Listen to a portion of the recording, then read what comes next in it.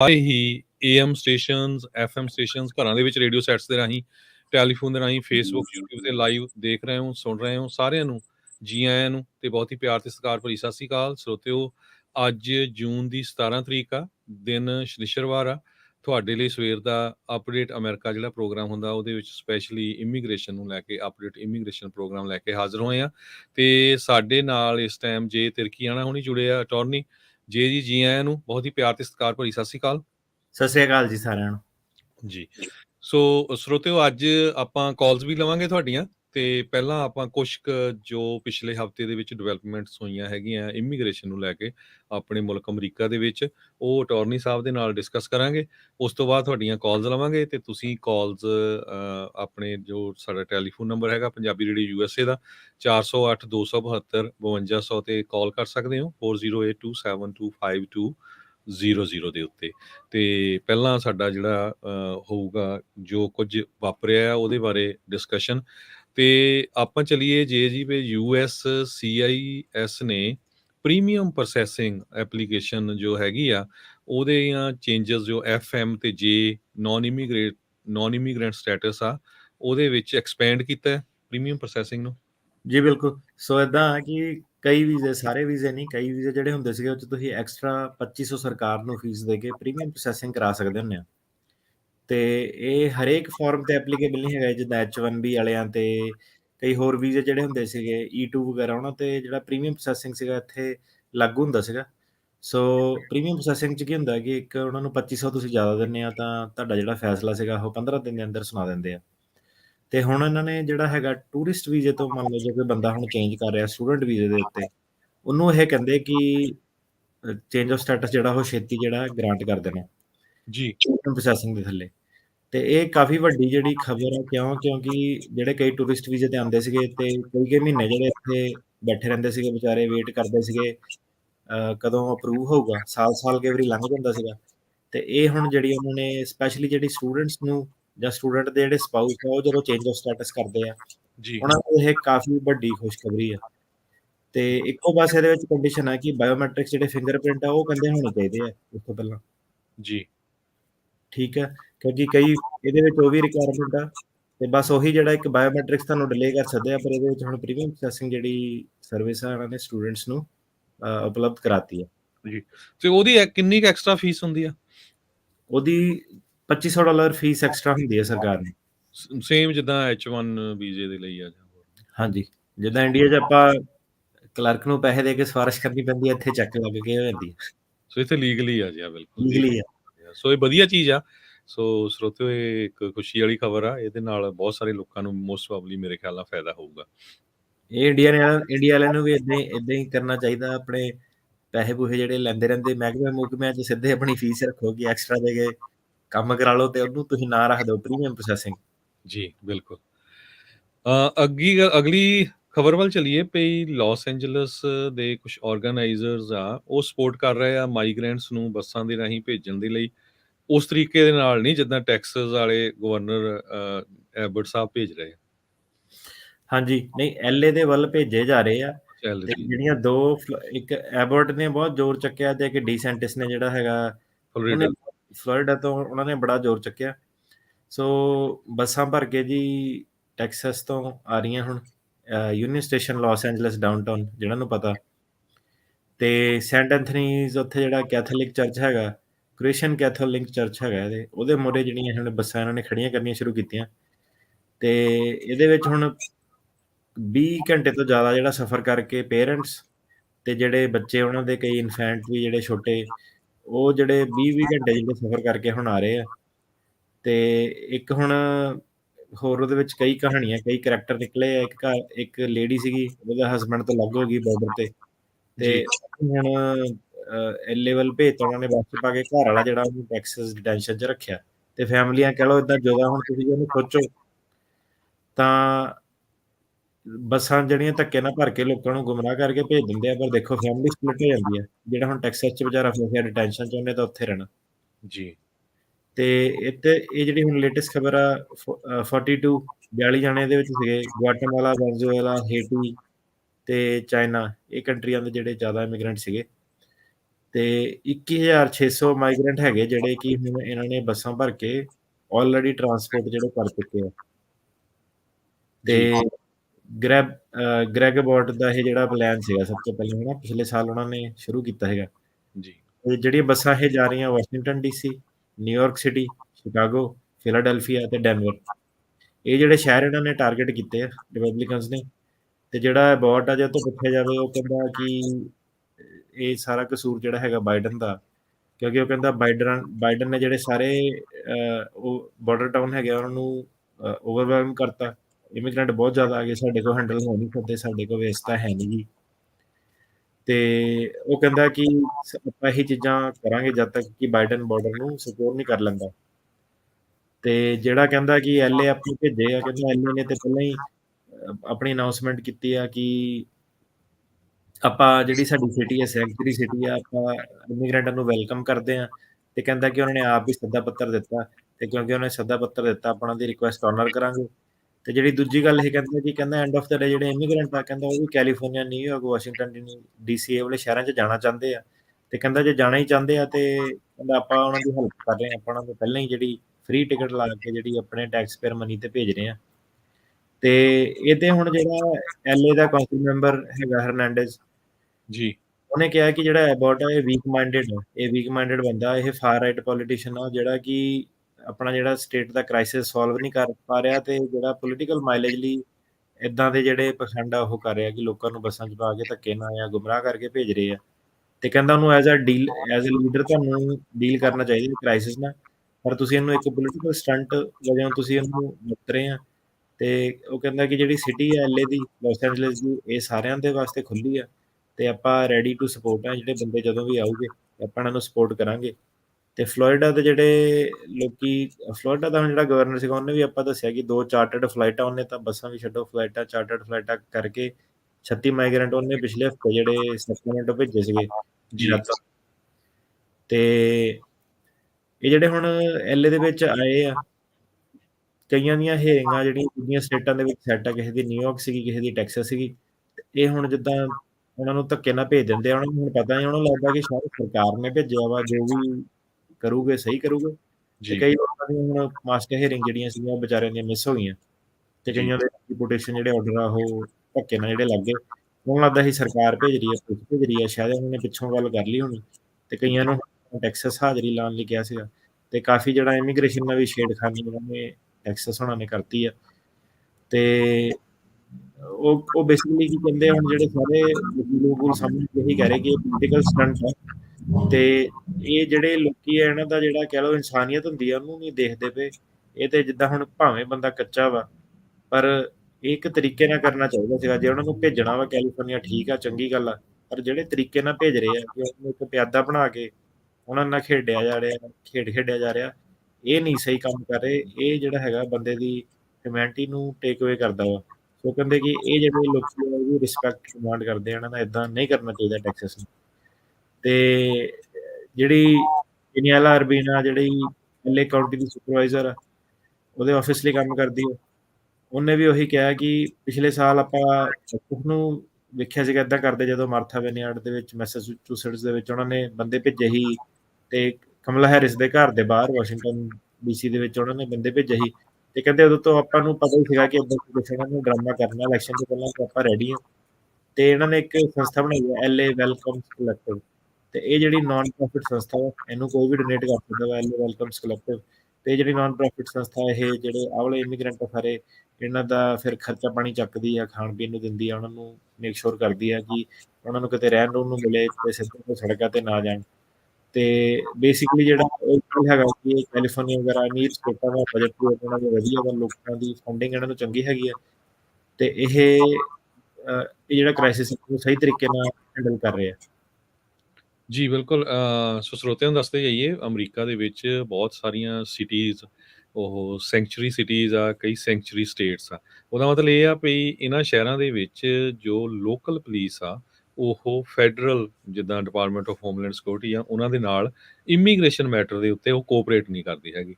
ਤੇ ਇਸੇ ਤਰ੍ਹਾਂ ਨਿਊਯਾਰਕ ਦੇ ਮੇਅਰ ਜੋ ਹੈਗੇ ਆ, ਉਹ ਐਰਿਕ ਐਡਮਸ ਉਹ ਵੀ ਕਾਫੀ ਅਪਸੈਟ ਹੋਏ ਸੀ, ਕਿਉਂਕਿ ਉਹਨਾਂ ਦੇ ਕੋਲ ਬਹੁਤ ਵੱਡੀ ਗਿਣਤੀ ਦੇ ਵਿੱਚ ਆਲਰੇਡੀ ਅਨਡਾਕੂਮੈਂਟਡ ਬੰਦੇ ਪਹੁੰਚੇ ਆ।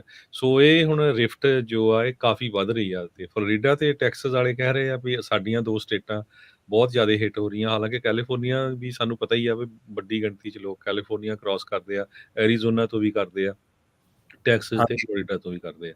ਬਿਲਕੁਲ। ਜੀ। ਤੇ ਅੱਗੇ 3 ਲੱਖ ਦੇ ਕਰੀਬ ਹੋਮਲੈਂਡ ਸਿਕਿਉਰਿਟੀ ਨੇ ਕਿਹਾ ਆ ਵੀ ਜਿਹੜੇ ਪ੍ਰੋਟੈਕਸ਼ਨ ਸਟੇਟਸ ਵਾਲੇ ਲੋਕ ਸੀਗੇ, ਉਹਨਾਂ ਦਾ ਜੋ ਸਟੇਟਸ ਆ ਉਸ ਨੂੰ ਰੀਇਨਸਟੇਟ ਕਰਤਾ। ਇਹ ਪ੍ਰੈਜ਼ੀਡੈਂਟ ਟਰੰਪ ਵੇਲੇ ਵੀ ਰੌਲਾ ਪਿਆ ਸੀ ਵੀ ਇਹਨਾਂ ਦਾ ਖਤਮ ਹੋਣਾ ਚਾਹੀਦਾ, ਖਾਸ ਕਰਕੇ ਜਿਹੜੇ ਸਦਰਨ ਬਾਰਡਰ ਤੋਂ ਲੋਕ ਆਏ ਹੋਏ ਹੈਗੇ, ਉਹਨਾਂ 'ਚ ਨੇਪਾਲ ਤੋਂ ਵੀ ਹੈਗੇ ਕਈ। ਜੀ, ਸੋ ਐਲ ਸੈਲਵਾਡੋਰ, ਹੋਂਡਰਸ, ਨੇਪਾਲ, ਨਿਕਰਾਗੁਆ, ਇਹਨਾਂ ਦੀਆਂ ਡੀਪੋਰਟੇਸ਼ਨਾਂ ਜਿਹੜੀਆਂ ਉਹ ਕਹਿੰਦੇ ਰੋਕ ਦੇਣੀਆਂ। ਸੋ ਕੀ ਸੀਗਾ ਕਿ ਹੁਣ ਇਹਨਾਂ ਨੇ ਕੀ ਕੀਤਾ ਕਿ ਇਹਨਾਂ ਨੇ ਪ੍ਰਦਰਸ਼ਨ ਕੀਤਾ ਕੈਪੀਟਲ ਹਿੱਲ ਤੇ, ਹਨਾ? ਜੀ। ਤੇ ਹਿਸਪੈਨਿਕ ਲੋਕੀ ਉਹ ਵੀ ਕਰਦੇ ਆ, ਡਾਕਾ ਵਾਲੇ ਵੀ ਕਰਦੇ ਆ। ਹੁਣ ਆਪਣੇ ਵਾਲੇ ਏਦਾਂ ਵਾ ਕਿ ਹੱਕ ਤਾਂ ਚਾਹੀਦੇ ਸਾਰਿਆਂ ਨੂੰ, ਪਰ ਏਦਾਂ ਹੈਗਾ ਕਿਸੇ ਨੇ ਧਰਨਾ ਧੁਰਨਾ ਕਿਸੇ ਨੇ ਨਹੀਂ ਕਰਨਾ। ਜੀ। ਤੇ ਉਹ ਤਾਂ ਇਹ ਤਾਂ ਆਪਣੇ ਵੈਸੇ ਬਹੁਤ ਮਾੜੀ ਗੱਲ ਆ। ਆਪਾਂ ਹਮੇਸ਼ਾ ਹੀ ਜੀ ਰੇਡੀਓ ਤੇ ਰੌਲਾ ਪਾਉਂਦੇ ਰਹਿੰਦੇ ਆ। ਮੈਨੂੰ ਪਤਾ ਕੁਝ ਸਾਲ ਪਹਿਲਾਂ ਨਾ ਐਲਏ ਦੇ ਵਿੱਚ 1 ਮਿਲੀਅਨ ਮਾਰਚ ਹੋਇਆ ਸੀ। 1 ਮਿਲੀਅਨ ਲੋਕਾਂ ਨੇ ਕੀਤਾ ਸੀ, ਮੋਸਟਲੀ ਸਪੈਨਿਸ਼ ਸੀ, ਇਮੀਗ੍ਰੇਸ਼ਨ ਵਾ। ਤੇ ਮੈਨੂੰ ਲੱਗਾ ਨਹੀਂ ਮੈਂ ਕੋਈ ਇੱਕ ਵੀ ਬੰਦਾ ਆਪਣਾ ਪੱਗ ਵਾਲਾ ਨਹੀਂ ਦੇਖਿਆ। ਸੋ ਆਪਾਂ ਨੂੰ ਪਾਰਟਿਸਿਪੇਟ ਕਰਨਾ ਚਾਹੀਦਾ ਹੈਗਾ ਜ਼ਰੂਰ, ਹਨਾ? ਪਾਰਟਿਸਿਪੇਟ ਤਾਂ ਆਪਣੇ ਕੇਸ ਦੇ ਜਿਹੜੇ ਦਸਤਾਵੇਜ਼ ਆ ਉਹ ਮਸਾਂ ਕਰਦੇ ਆ। ਸਰਕਾਰੀ ਵਕੀਲ ਕਵੇ ਇੱਕ ਬੰਦੇ ਦੇ ਕੇਸ ਦੇ ਵਿੱਚ, ਕਹਿੰਦਾ ਇੱਕ ਵਾਰੀ ਕਹਿੰਦਾ ਇਹਦੀ 2019 ਚ ਹੀਅਰਿੰਗ ਸੀਗੀ, ਕਹਿੰਦਾ ਉਸ ਤੋਂ ਪਹਿਲਾਂ ਕਹਿੰਦਾ ਰੈਲੀਆਂ ਦੀਆਂ ਫੋਟੋਆਂ, ਕਹਿੰਦਾ ਫਿਰ ਹੁਣ ਪੋਸਟਪੋਨ ਕਰਕੇ 2023 ਚ ਆਈ, ਕਹਿੰਦਾ ਹੁਣ ਇਹਦੀ ਰੈਲੀ ਦੀਆਂ ਫੋਟੋਆਂ ਵਾ, ਤੇ 2014 ਦਾ ਕਹਿੰਦਾ ਆਇਆ ਵਾ, ਕਹਿੰਦਾ ਉਸ ਤੋਂ ਪਹਿਲਾਂ ਵਿੱਚ ਨਹੀਂ ਕੋਈ, ਤੇ ਕਹਿੰਦਾ ਫਿਰ ਜਦੋਂ 19 ਦੇ ਵਿੱਚ ਕੈਂਸਲ ਹੋ ਗਈ, ਕਹਿੰਦਾ ਫਿਰ 21 ਤੇ 22 ਦੇ ਵਿੱਚ ਕੋਈ ਨਹੀਂ, ਫਿਰ ਕਹਿੰਦਾ ਤਰੀਕ ਤੇ ਜਾ ਕੇ ਆ। ਲੋਕਾਂ ਦਾ ਤਾਂ ਇਹ ਹੈ ਕਿ ਬਾਕੀ ਤੇ ਚਲੋ ਕੀ ਹੈਗਾ, ਜਿਹੜਾ ਆਪਣੇ ਕੇਸ ਆ ਉਹਦੇ ਰਿਲੇਟਿਡ ਹੀ। ਤੇ ਕਹਿੰਦਾ ਪੈਸੇ ਕਹਿੰਦਾ ਕਿੰਨੇ ਕੁ ਭੇਜੇ ਆ, ਉਹ ਕਹਿੰਦਾ 7-8 ਹਜ਼ਾਰ, ਹਨਾ? 7-8 ਇੰਡੀਆ ਦੇ ਰੁਪਏ ਭੇਜੇ ਆ। ਤੇ ਦੱਸੋ। ਜੱਜ ਉਹਨੂੰ ਕਵੇ ਅੱਛਾ, ਕਹਿੰਦਾ ਇਹ ਤਾਂ ਕਹਿੰਦਾ ਫਿਰ $100 ਬਣਦਾ, ਕਹਿੰਦਾ $100 ਫਿਰ ਕਹਿੰਦਾ ਤੂੰ ਭੇਜਿਆ ਪਰਚੀ ਰਾਹੀਂ, ਕਹਿੰਦਾ ਆਪਣੀ ਪਾਰਟੀ ਨੂੰ। ਤੇ ਮੂੰਹੋਂ ਕਹਿੰਦਾ ਕਹਿੰਦਾ ਕਿ ਮੈਂ ਆਪਣੇ ਹੱਕਾਂ ਦੀ ਮੰਗ ਨਹੀਂ ਛੱਡ ਸਕਦਾ, ਜਾਂ ਬੜਾ ਮੈਂ ਕ੍ਰਾਂਤਕਾਰੀ ਆ, ਕਿ ਬੀਜੇਪੀ ਦੇ ਬੰਦੇ ਲੱਭਦੇ ਆ, ਬੀਜੇਪੀ ਦੇ ਬੰਦੇ ਲੱਭਦੇ ਆ ਕਿਉਂਕਿ ਮੈਂ ਫੰਡਿੰਗ ਕੀਤੀ ਆ ਨਾ। ਦਾ ਜੱਜ ਪੁੱਛਿਆ ਫੰਡਿੰਗ ਕੀਤੀ ਕਿੰਨੀ ਆ ਤੂੰ? ਸਹੀ ਗੱਲ ਹੈ। ਉਹਦਾ ਲੈ ਦੇ ਕੇ $100 ਬਣਨਗੇ ਫੰਡਿੰਗ ਦੇ। ਜੀ। ਤਾਂ ਉਹ ਤਾਂ ਚਲੋ ਕੇਸ ਜਿੱਤ ਗਏ ਸੀ। ਆਰਗੂਮੈਂਟ ਇਹ ਸੀਗੀ ਜੱਜ ਨੂੰ ਕਿ ਇਹਨੇ 100 ਦਿੱਤੇ ਆ, ਠੀਕ ਆ, ਇਹ ਬੰਦਾ ਤੁਸੀਂ ਕਹਿ ਸਕਦੇ ਕਿ ਨਕਮਾ ਪਾਰਟੀ ਦੇ ਪਰਸਪੈਕਟਿਵ ਤੋਂ, ਉਹ ਜਿਹੜੇ ਵਿਰੋਧੀ ਧਿਰ ਆ ਉਹ ਸੋਚਦੀ ਆ ਕਿ ਇਹਨੇ ਬਹੁਤ ਜ਼ਿਆਦਾ ਫੰਡਿੰਗ ਕੀਤੀ ਹੈ, ਹਨਾ? ਸਹੀ ਗੱਲ ਤੇ ਹੈ। ਅੱਜ ਕਹਿੰਦਾ ਆਹੋ, ਕਹਿੰਦਾ ਮੈਂ ਕਹਿ ਤਾਂ ਨਹੀਂ ਹੁਣ, ਕਹਿੰਦਾ ਕੁਛ ਏਦਾਂ, ਪਰ ਕਹਿੰਦਾ ਜਿਹੜਾ ਕੇਸ ਇਹਦਾ ਕਹਿੰਦਾ ਕਲੋਜ਼ ਆ। ਸੋ ਹੁਣ ਕਲੋਜ਼ ਮਤਲਬ ਕਿ ਕਹਿੰਦਾ ਫੰਡਿੰਗ ਵੀ ਬੜੀ ਘੱਟ ਕੀਤੀ, ਗਤੀਵਿਧੀਆਂ ਵੀ ਕਹਿੰਦਾ ਜਿੱਦਾਂ ਸਰਕਾਰੀ ਵਕੀਲ ਕਹਿੰਦਾ ਬਸ 2 ਵਾਰੀ ਗਤੀਵਿਧੀਆਂ ਕੀਤੀਆਂ। ਸੋ ਜੇ ਮਾੜੀ ਗੱਲ ਆ ਜੇ ਜੀ, ਵੈਸੇ ਮੈਂ ਦੇਖਦਾ ਹੁੰਦਾ ਵੀ ਹਮੇਸ਼ਾ ਹੀ ਆਪਾਂ ਨਗਰ ਕੀਰਤਨਾਂ ਤੇ ਵੀ ਜਾਂਦੇ ਆ, ਜਦੋਂ ਖਾਸ ਕਰਕੇ ਹੁਣ ਜੂਨ 84 ਵਾਲਾ ਗੁਰੂ ਅਰਜਨ ਦੇਵ ਜੀ ਸ਼ਹੀਦੀ ਤੇ ਹੋਰ ਜਿਹੜੇ ਸ਼ਹੀਦ ਹੋਏ ਆ ਆਪਣੇ 1984 ਚ, ਉਹਨਾਂ ਦੀ ਯਾਦ ਦੇ ਵਿੱਚ ਸੈਨ ਫਰਾਂਸਿਸਕੋ ਚ ਨਗਰ ਕੀਰਤਨ ਹੋਇਆ ਸੀ, ਹਨਾ? ਸੋ ਪਿਛਲੇ ਕਈ ਸਾਲਾਂ ਤੋਂ ਹੋ ਰਿਹਾ। ਹਰ ਵਾਰੀ ਮੈਂ ਦੇਖਦਾ ਨਵੇਂ ਹੀ ਬੰਦੇ ਹੁੰਦੇ ਆ ਉੱਥੇ ਫੋਟੋਆਂ ਖਿਚਾਉਣ ਵਾਲੇ। ਯਾਰ ਜੇ ਤੁਹਾਡਾ ਇਮੀਗ੍ਰੇਸ਼ਨ ਸਟੇਟਸ ਹੋ ਵੀ ਗਿਆ, ਘੱਟੋ ਘੱਟ ਤੁਸੀਂ ਪਾਰਟੀਸਿਪੇਟ ਤਾਂ ਕਰਿਆ ਕਰੋ ਨਾ। ਕੱਲ ਨੂੰ ਕੋਈ ਹੋਰ ਆਪਣਾ ਭੈਣ ਭਰਾ ਆਉਂਦਾ, ਉਹਦੇ ਕੰਮ ਵੀ ਆਊਗਾ। ਨਹੀਂ ਤਾਂ ਫਿਰ ਇਹ ਆ ਵੀ ਤੁਸੀਂ ਆਪਣਾ ਮਤਲਬ ਕੱਢ ਕੇ ਪਰੇ ਹੋ ਗਏ।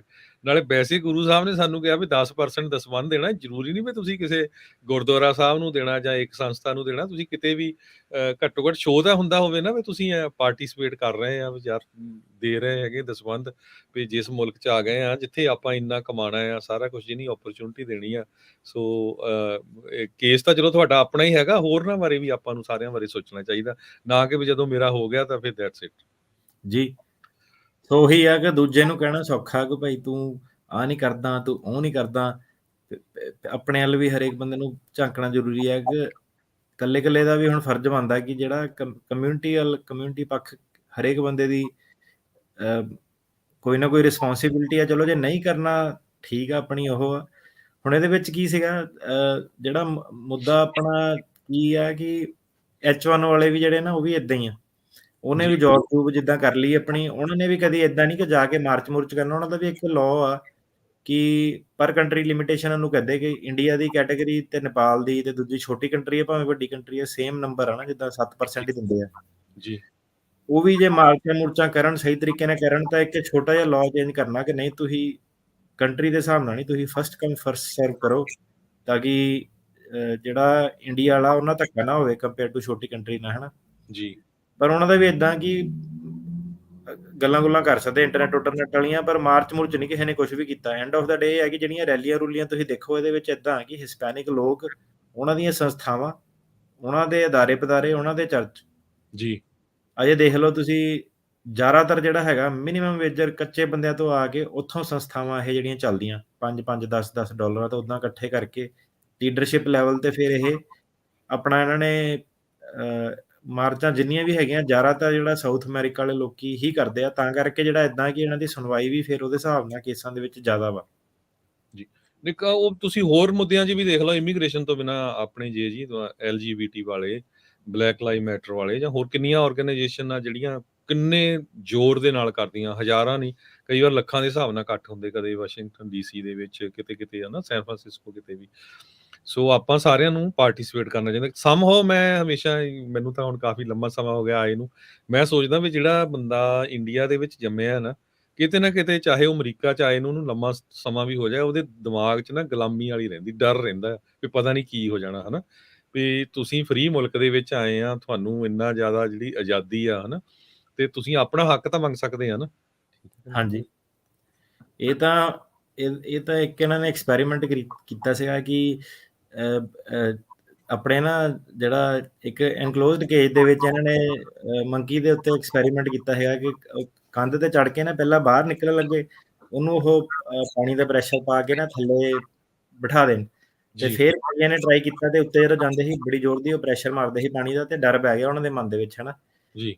ਫਿਰ ਕੀ ਹੋ ਗਿਆ ਕਿ ਜਿਹੜਾ ਦੁਬਾਰਾ ਚੜਦਾ ਸੀਗਾ ਨਾ, ਜਿਹੜੇ ਦੂਜੇ ਵਾਲੇ ਸੀਗੇ ਐਕਸਪੀਰੀਅੰਸ ਵਾਲੇ, ਉਹ ਆਪੇ ਉਹਦੀ ਲੱਤ ਖਿੱਚ ਲੈਂਦੇ ਸੀਗੇ ਕਿ ਤੂੰ ਨਾ ਕੰਧ ਦੇ ਉੱਤੇ ਚੜ, ਨਾ ਪਾਰ ਟੱਪ ਕੇ ਜਾ, ਡੱਬੇ ਤੋਂ ਬਾਹਰ ਨਹੀਂ ਸੋਚਣਾ, ਹਨਾ ਤੇ ਕਰਦੇ ਰਹੇ। ਉਸ ਤੋਂ ਬਾਅਦ ਏਦਾਂ ਹੋਇਆ ਕਿ ਜਿਹੜੇ ਐਕਚੁਅਲ ਸੀਗੇ ਨਾ, ਜਿਨ੍ਹਾਂ ਦੇ ਕਈ ਵਾਰੀ ਪਾਣੀ ਪਿਆ ਸੀਗਾ, ਉਹ ਵਾਲੇ ਉਹਨਾਂ ਨੇ ਇੱਕ ਪੁਆਇੰਟ ਆਇਆ ਕਿ ਉਹ ਵਾਲੇ ਜਿਹੜੇ ਸੀਗੇ ਮੰਕੀ ਸੀਗੇ ਉਹ ਗਾਇਬ ਹੋ ਗਏ ਉਹਦੇ ਵਿੱਚੋਂ ਦੀ, ਮਤਲਬ ਕਿ ਜਿਹਨਾਂ ਦੇ ਉੱਤੇ ਪਾਣੀ ਕਦੀ ਨਹੀਂ ਪਿਆ ਉਹੀ ਵਾਲੇ ਜਿਹੜੇ ਸੀਗੇ ਵਿੱਚ ਰਹਿ ਗਏ। ਤੇ ਉਹਨਾਂ ਨੇ ਦੇਖਿਆ ਕਿ ਉਹਨਾਂ ਦੀ ਫੇਰ ਵੀ ਸੋਚ ਹੈ ਕਿ ਜੇ ਕੋਈ ਚੜਨ ਲੱਗੇ ਤਾਂ ਜਿਹਨਾਂ ਨੇ ਨਹੀਂ ਵੀ ਕਦੀ ਆਪਣੇ ਨਾਲ ਹੱਡ ਬੀਤੀ ਸੀਗੀ, ਉਹਨਾਂ ਨੇ ਵੀ ਉਹ ਵੀ ਲੱਤ ਖਿੱਚ ਕੇ ਇਹਨਾਂ ਨੂੰ ਥੱਲੇ ਖਿੱਚ ਲਿਆ ਗਿਆ। ਸੋ ਕਹਿਣ ਦਾ ਮਤਲਬ ਕੀ ਹੈ ਕਿ ਜਦੋਂ ਦੇਖਾ ਦੇਖੀ ਦੇ ਵਿੱਚ ਇੱਕ ਬੰਦੇ ਦੀ ਮਾਈਂਡ ਸੈਟ ਜਿਹੜਾ ਹੈਗਾ ਬਣ ਜਾਂਦਾ ਹੈ ਨਾ। ਹੋਰ ਇਦਾਂ ਦੇ ਕਈ ਹੈ ਕਿ ਇੱਕ ਪੜ੍ਹਦਾ ਸੀ ਮੈਂ ਕਾਫੀ ਇੰਟਰਸਟਿੰਗ ਕਿ ਇੱਕ ਕੁੜੀ ਸੀਗੀ, ਉਹਨੂੰ ਛੋਟੀ ਬੱਚੀ ਨੂੰ ਕਿਸੇ ਨੇ ਅਡਾਪਟ ਕੀਤਾ ਜੀ, ਤੇ ਉਹ ਜਿਹੜੀ ਬੜੀ ਭੁੱਖਮਰੀ ਦੀ ਹਾਲਤ ਚੋਂ ਜਿਹੜੀ ਸੀਗੀ ਉਹ ਆਈ ਸੀਗੀ ਜੀ, ਤੇ ਉਹਨਾਂ ਨੇ ਨਾ ਜਿੱਦਾਂ ਕਾਫੀ ਅਮੀਰ ਘਰ ਚ ਹੁਣ ਜਿੱਦਾਂ ਅਡਾਪਸ਼ਨ ਹੋਈ, ਤੇ ਜਦੋਂ ਕੁੜੀ ਵੱਡੀ ਵੀ ਹੋਈ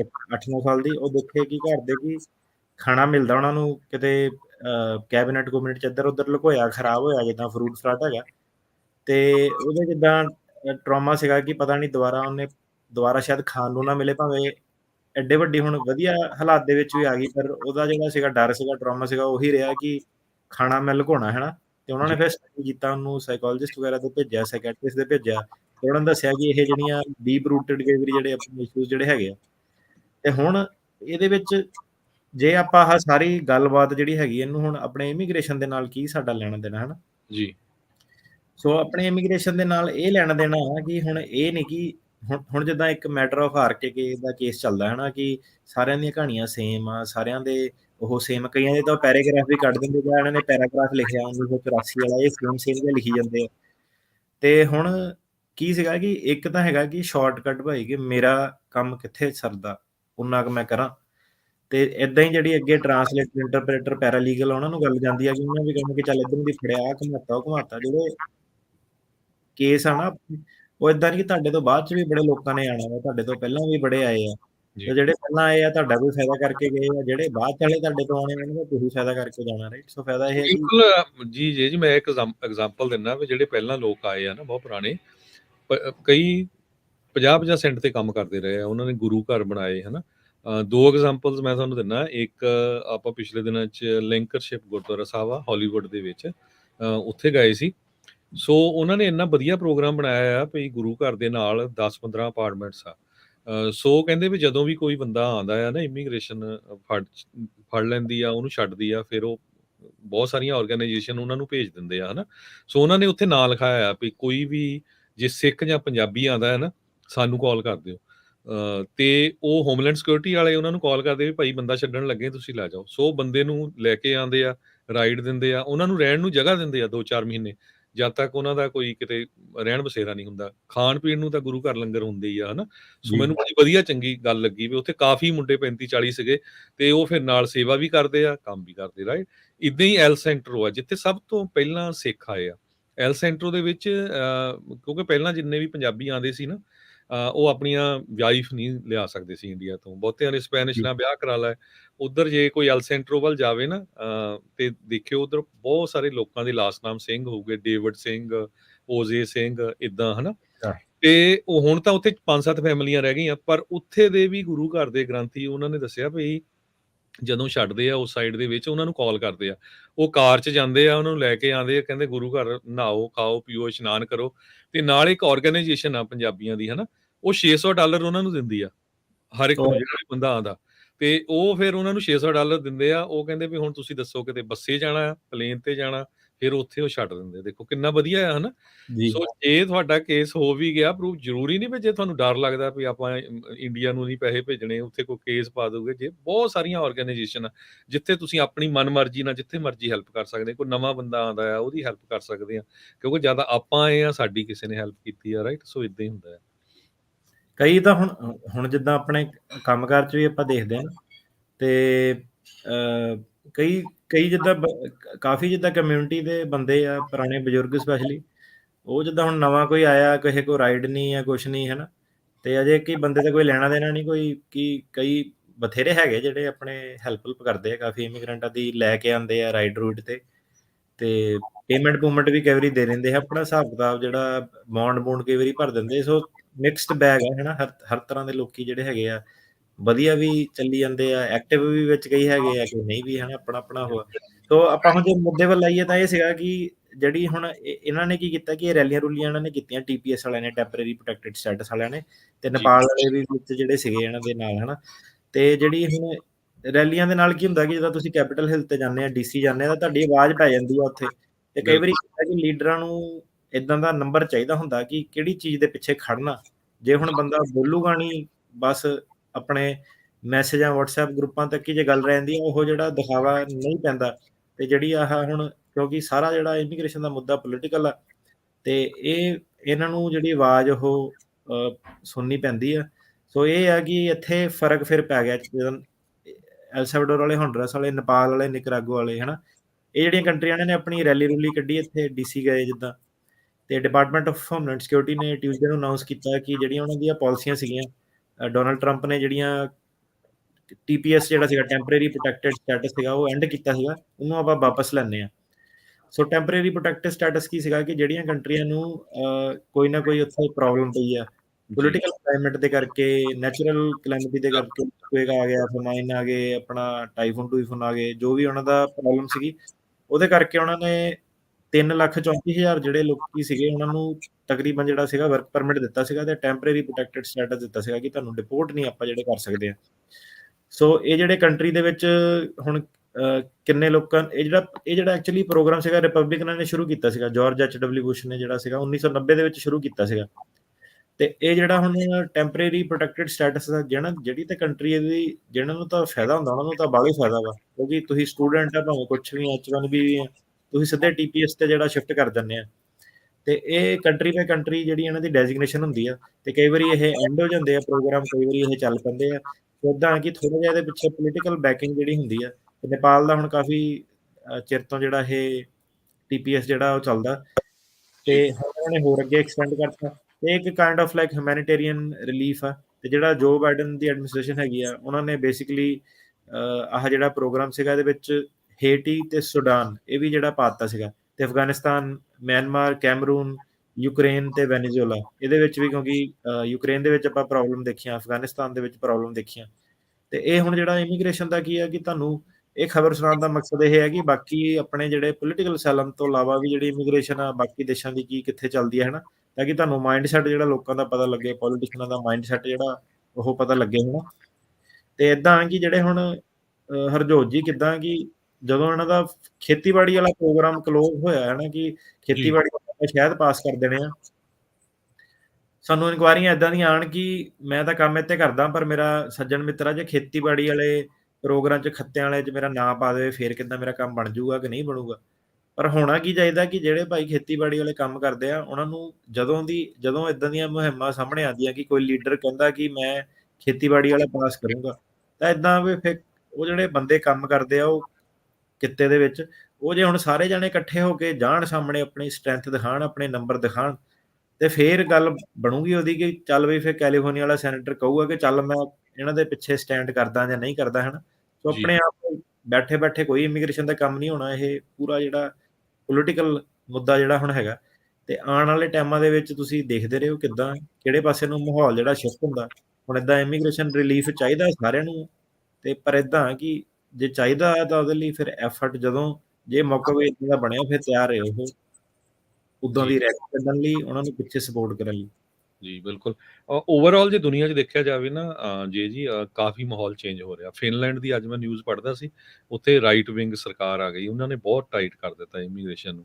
ਈਵਨ ਆਪਣਾ ਗੁਆਂਢੀ ਮੁਲਕ ਕੈਨੇਡਾ ਦੇ ਵਿੱਚ ਵੀ ਹੁਣ ਬਹੁਤ ਰੌਲਾ ਪੈਂਦਾ ਵੀ ਇੱਥੇ ਬਹੁਤ ਜ਼ਿਆਦਾ ਲੋਕ ਆ ਗਏ ਆ, ਤੇ ਈਵਨ ਜਿਹੜੇ ਪਹਿਲਾਂ ਦੇ ਆਏ ਉਹ ਉਹੀ ਵਿਰੋਧ ਕਰੀ ਜਾਂਦੇ ਆ। ਸੋ ਜਿਹੜੇ ਵੀ ਆਉਂਦੇ ਆ ਉਹਨਾਂ ਨੂੰ ਪਾਰਟੀਸਪੇਟ ਜ਼ਰੂਰ ਕਰਨਾ ਚਾਹੀਦਾ। ਸੋ ਸਾਡਾ ਇਹ ਖਬਰ ਸਾਂਝੀ ਕਰਨ ਦਾ ਮਕਸਦ ਸੀ। ਹਾਂਜੀ। ਤੇ ਅਗਲੀ ਖਬਰ ਵੱਲ ਚੱਲੀਏ ਵੀ ਜਦੋਂ ਪ੍ਰੈਜ਼ੀਡੈਂਟ ਡੋਨਲਡ ਟਰੰਪ ਹੁਣੀ ਇੱਕ ਪਾਸੇ ਤਾਂ ਉਸ ਟਾਈਮ ਬਹੁਤ ਕਹਿ ਰਹੇ ਸੀ ਵੀ ਇਮੀਗ੍ਰੇਸ਼ਨ ਆਪਾਂ ਬੰਦ ਕਰਨੀ ਆ, ਤੇ ਦੂਸਰੇ ਪਾਸੇ ਜਿਹੜਾ ਉਹਨਾਂ ਦਾ ਮਾਰੇ-ਲਾਗੋ ਆਲਾ ਘਰ ਹੈਗਾ ਆ, ਉੱਥੇ ਉਹਨਾਂ ਨੇ 380 ਦੇ ਕਰੀਬ ਜੋ ਬਾਹਰ ਦੇ ਵਰਕਰ ਸੀ, ਫੋਰਨ ਵਰਕਰਸ ਆ, ਉਹਨਾਂ ਨੇ ਹਾਇਰ ਕੀਤੇ, ਤੇ ਉਹਨਾਂ ਦੇ ਕੋਲ ਕਹਿੰਦੇ ਕਲਾਸੀਫਾਈਡ ਡਾਕੂਮੈਂਟ ਦਾ ਐਕਸੈਸ ਵੀ ਸੀ, ਕਿਉਂਕਿ ਉਹਨਾਂ ਦੇ ਬਾਥਰੂਮ 'ਚ ਉਹ ਡਾਕੂਮੈਂਟ ਨਿਕਲੇ ਹੈਗੇ। ਜੀ, ਬਿਲਕੁਲ। ਸੋ 380 ਦੇਖ ਲਓ ਸ਼ਾਰਟ ਟਰਮ ਬੰਦੇ ਨੇ ਆਪਣੀ ਪ੍ਰਾਪਰਟੀ ਤੇ 2017 ਤੋਂ ਲੈ ਕੇ 22 ਦੇ ਵਿੱਚ ਇੰਪਲੋਈ ਕੀਤੇ ਆ, ਤੇ ਹੁਣ ਜਿਹੜਾ ਇਹਨੇ ਹੁਣ ਪਤਾ ਨਹੀਂ ਕਿੰਨੇ ਕੁ ਲੋਕੀ ਫੋਲੋ ਕਰਦੇ ਆ ਕਿੱਦਾਂ, ਹਨਾ। ਤੇ ਕਈ ਇਹ ਵੀ ਕਹਿੰਦੇ ਕਿ ਪਤਾ ਨਹੀਂ ਟਰੰਪ ਦੇ ਪਿੱਛੇ ਪਏ ਆ, ਕੌਨਸਪੀਰੇਸੀ ਆ, ਇਹਨੂੰ ਸੁੱਟਣਾ ਚਾਹੁੰਦੇ ਆ, ਇਹਦੇ ਮਗਰ ਪੈ ਗਏ, ਹੋਰ ਕਿਸੇ ਦੇ ਮਗਰ ਨਹੀਂ ਪਏ ਹੈਗੇ। ਤੇ ਚਲੋ ਹੈਗਾ ਵੀ ਆ, ਉਹ ਇੱਕ ਦੂਜੇ ਦੀ ਲੱਤ ਹੁਣ ਖਿੱਚਦੇ ਹੀ ਆ। ਪਰ ਇਦਾਂ ਆ ਕਿ ਟਰੰਪ ਨੇ ਤਾਂ ਹੁਣ ਜਿਹੜਾ ਪਿਛਲੇ ਟਿਊਜ਼ਡੇ ਨੂੰ ਇਹਨੇ ਨਾਟ ਗਿਲਟੀ ਪਲੀਡ ਕੀਤਾ ਸੀਗਾ, 37 ਇਹਦੇ ਉੱਤੇ ਚਾਰजेस ਲੱਗੇ ਸੀਗੇ, ਤੇ ਗਵਰਨਮੈਂਟ ਦੇ ਕਲਾਸੀਫਾਈਡ ਡਾਕੂਮੈਂਟ ਦੇ, ਤੇ ਇਹਦੇ ਵਿੱਚ 102 ਫਾਈਲਾਂ ਜਿਹੜੀਆਂ ਸੀਗੀਆਂ, ਉਹ FBI ਨੇ ਆਲਰੇਡੀ ਅਗਸਤ 2022 'ਚ ਜਦੋਂ ਰੇਡ ਪਈ ਸੀਗੀ ਇਹਦੇ, ਉਦੋਂ ਮਿਲੀਆਂ ਸੀ ਉਹਨਾਂ ਨੂੰ, ਹਨਾ। ਹੁਣ ਕਲਾਸੀਫਾਈਡ ਡਾਕੂਮੈਂਟ ਦਾ ਮਤਲਬ ਕੀ ਹੁੰਦਾ ਕਿ ਉਹ ਜਿਹੜੀ ਇਨਫੋਰਮੇਸ਼ਨ ਹੈਗੀ ਆ, ਉਹ ਤੁਸੀਂ ਵਾਈਟ ਹਾਊਸ ਤੋਂ ਜਾਂ ਜਿਹੜੇ ਵੀ ਤੁਹਾਡੇ ਸਰਕਾਰੀ ਪੈਰਾਮੀਟਰ ਹੈਗੇ ਉਹ ਤੋਂ ਬਾਹਰ ਨਹੀਂ ਲੈ ਕੇ ਜਾ ਸਕਦੇ। ਸੋ ਜਦੋਂ ਤੁਸੀਂ ਹੁਣ ਜੇ ਖਬਰਾਂ ਟਿਕਟੋਕ ਵਾਲੀਆਂ ਜਾਂ ਜਿਹੜੇ ਮੇਨ ਸਟ੍ਰੀਮ ਮੀਡੀਆ ਚੈਨਲ ਆ, ਉਹ ਕੀ ਆ ਕਿ ਇਹਨੇ ਕਹੀ ਜਾਣਾ ਕਿ ਹਿਲਰੀ ਨੇ ਆਪਣੀਆਂ ਈਮੇਲਾਂ ਕੀਤੀਆਂ, ਉਹਨੇ ਇਹਨਾਂ ਤੇ ਕਹੀ ਜਾਣਾ। ਸੋ ਕਨਫਿਊਜ਼ਨ ਬੜੀ ਕ੍ਰੀਏਟ ਕਰਦੇ ਹਨਾ, ਲੋਕਾਂ ਨੇ ਕਹਿਣਾ ਪਤਾ ਨਹੀਂ ਕਿਉਂ ਇਹਦੇ ਪਿੱਛੇ ਪਏ ਆ, ਸ਼ਾਇਦ ਉਦਾਂ ਹੀ ਇਲੈਕਸ਼ਨ ਕਰਕੇ ਆ। ਪਰ ਇਦਾਂ ਕਿ ਵਾਕਈ ਇਹਦੇ ਜਦੋਂ ਰੇਡ ਪਈ ਸੀ, ਹੁਣ FBI ਨੂੰ ਤੁਸੀਂ ਕੰਟਰੋਲ ਤਾਂ ਕੋਈ ਕਰ ਨਹੀਂ ਸਕਦੇ, ਕਿ ਉਹ ਤਾਂ ਉਹਨਾਂ ਨੇ ਲਾਅ ਦੇ ਹਿਸਾਬ ਨਾਲ ਆਪਣਾ ਚੱਲਣਾ। ਕੋਈ ਕੰਟਰੀ ਇਦਾਂ ਦਾ ਤਾਂ ਹੈ ਨਹੀਂ ਕਿ ਇੰਡੀਆ ਵਾਂਗੂ ਕਿ ਪੁਲਿਸ ਨੂੰ ਇੱਥੇ ਭੇਜਤਾ ਉੱਥੇ ਭੇਜਤਾ, ਤੇ ਉਹਨਾਂ ਨੂੰ ਇਹਦੇ ਕੋਲੋਂ ਜਿਹੜੀਆਂ ਕਲਾਸੀਫਾਈਡ ਜਿਹੜੇ ਡਾਕੂਮੈਂਟ ਸੀਗੇ, ਜਿਹੜੇ ਇਹ ਨਹੀਂ ਲਿਜਾ ਸਕਦਾ ਸੀ ਬਾਏ ਲਾਅ, ਉਹ ਨਿਕਲੇ। ਤੇ ਇਹਦੇ ਈਵਨ ਬਾਥਰੂਮ 'ਚ, ਬੈਡਰੂਮ 'ਚ, ਸਟੋਰੇਜ ਰੂਮ 'ਚ ਜਿਹੜੇ ਸੀਗੇ ਉਹ ਡਾਕੂਮੈਂਟਸ ਵਗੈਰਾ ਇਹਨਾਂ ਨੂੰ ਜਿਹੜੇ ਮਿਲੇ ਆ। ਤੇ ਹੁਣ ਚੱਕਰ ਇਹ ਹੈ ਕਿ ਜਿਹੜਾ ਇਹਦਾ ਸਟਾਫ ਆ ਇੰਨਾ ਜ਼ਿਆਦਾ, ਹੁਣ ਤੁਸੀਂ ਜਦੋਂ 100 'ਚ ਤੁਸੀਂ ਬੰਦੇ ਭਰਤੀ ਕੀਤੇ ਆ ਕੰਮਕਾਰ ਕਰਨ ਵਾਲੇ, ਤੇ ਉਹਨਾਂ ਨੂੰ ਉਹ ਚੀਜ਼ ਦਾ ਐਕਸੈਸ ਸੀਗਾ। ਹੁਣ ਜੀ, ਐਕਸੈਸ ਦੇ ਵਿੱਚ ਇਨਫੋਰਮੇਸ਼ਨ ਲੀਕ ਹੋਈ ਆ, ਨਹੀਂ ਹੋਈ ਆ, ਨੈਸ਼ਨਲ ਸੀਕ੍ਰੇਟ ਆ ਹਰੇਕ ਦੇਸ਼ ਦਾ, ਹਨਾ। ਆਪਣਾ ਹੁਣ ਕਾਨੂੰਨ ਤੋਂ ਵੱਡਾ ਤਾਂ ਕੋਈ ਨਹੀਂ ਹੈਗਾ, ਪ੍ਰੈਜ਼ੀਡੈਂਟ ਵੀ ਨਹੀਂ ਹੈਗਾ। ਤੇ ਉਹ ਕਹਿੰਦੇ ਕਿ ਸਰਵਰ ਜਿਹੜੇ ਸੀਗੇ, ਕੁੱਕ ਸੀਗੇ, ਹਾਊਸਕੀਪਰ ਸੀ, ਉਹਨਾਂ ਨੂੰ ਜਿਹੜੇ ਆਹ ਦਸਤਾਵੇਜ਼ ਆ ਉਹਨਾਂ ਦਾ ਐਕਸੈਸ ਸੀਗਾ। ਤੇ ਇਹਦੇ ਕਰਕੇ ਉਹ ਕਹਿੰਦੇ ਆ ਕਿ ਇਹਦੇ ਉੱਤੇ 37 ਉਹਨਾਂ ਨੇ ਜਿਹੜੇ ਚਾਰजेस ਆ ਉਹ ਲਾਏ ਆ, ਤੇ ਆਬਵੀਅਸਲੀ ਨਾਟ ਗਿਲਟੀ ਆ। ਪਹਿਲਾਂ ਵੀ ਇਹਨੂੰ ਇਹੀ ਚੱਕਰ 'ਚ ਤੇ ਲੋਕੀ ਵੀ ਬੜੇ ਸਟੈਂਡ ਇਹਦੇ ਪਿੱਛੇ ਕਰਦੇ ਕਿ ਸ਼ਾਇਦ ਇਹਨੇ ਧੱਕਾ ਕੀਤਾ ਜਾ ਰਿਹਾ। ਪਰ ਹੁਣ ਇਹ ਆ ਕਿ ਜਦੋਂ ਜੇ ਕੋਈ ਹੈਗਾ, ਅੱਗ ਵੀ ਤਾਂ ਹੀ ਆ ਜੇ ਕੋਈ ਉੱਥੇ ਮਸਲਾ ਹੈਗਾ, ਹਨਾ। ਤਾਂ ਮਸਲਾ ਵਾਕਈ ਹੈਗਾ ਵਾ। ਤੇ ਇਹਦੇ ਵਿੱਚ ਹੁਣ ਹੋਰ ਅੱਗੇ ਖਬਰਾਂ ਕੀ ਸੀਗੀਆਂ ਕਿ ਪੈਂਡੈਮਿਕ ਦੇ ਵਿੱਚ, ਕਰੋਨਾ ਦੇ ਵਿੱਚ, ਇਹਨਾਂ ਨੇ 150 ਇੰਪਲੋਈ ਜਿਹੜਾ ਸੀਗਾ ਆਪਣਾ ਲੈਟ ਗੋ ਕੀਤਾ ਸੀਗਾ ਆਪਣੀ ਪ੍ਰਾਪਰਟੀ ਤੋਂ, ਜੀ, ਤੇ ਫਿਰ ਉਸ ਤੋਂ ਬਾਅਦ ਇਹਨਾਂ ਨੇ 91 ਜਿਹੜੇ ਬੰਦੇ ਸੀਗੇ ਫਿਰ ਦੁਬਾਰਾ ਕਰੋਨਾ ਇਹ ਤੋਂ ਬਾਅਦ ਹਾਇਰ ਕੀਤੇ। ਇਹ ਜਿਹੜਾ ਸਟੈਟਿਸਟਿਕਸ ਹੈਗੇ ਆ ਡਿਪਾਰਟਮੈਂਟ ਆਫ ਲੇਬਰ, ਕਿਉਂਕਿ ਤੁਹਾਨੂੰ ਉਹਨਾਂ ਦੇ ਵੀਜ਼ੇ ਵਗੈਰਾ ਵਾਸਤੇ ਪੇਪਰ ਵਗੈਰਾ ਭਰਨੇ ਪੈਂਦੇ ਆ, ਜੀ, ਤੇ ਉੱਥੋਂ ਦੀ ਇਹ ਜਿਹੜਾ ਸੀਗਾ ਨੰਬਰ ਇਹ ਆਂਦਾ।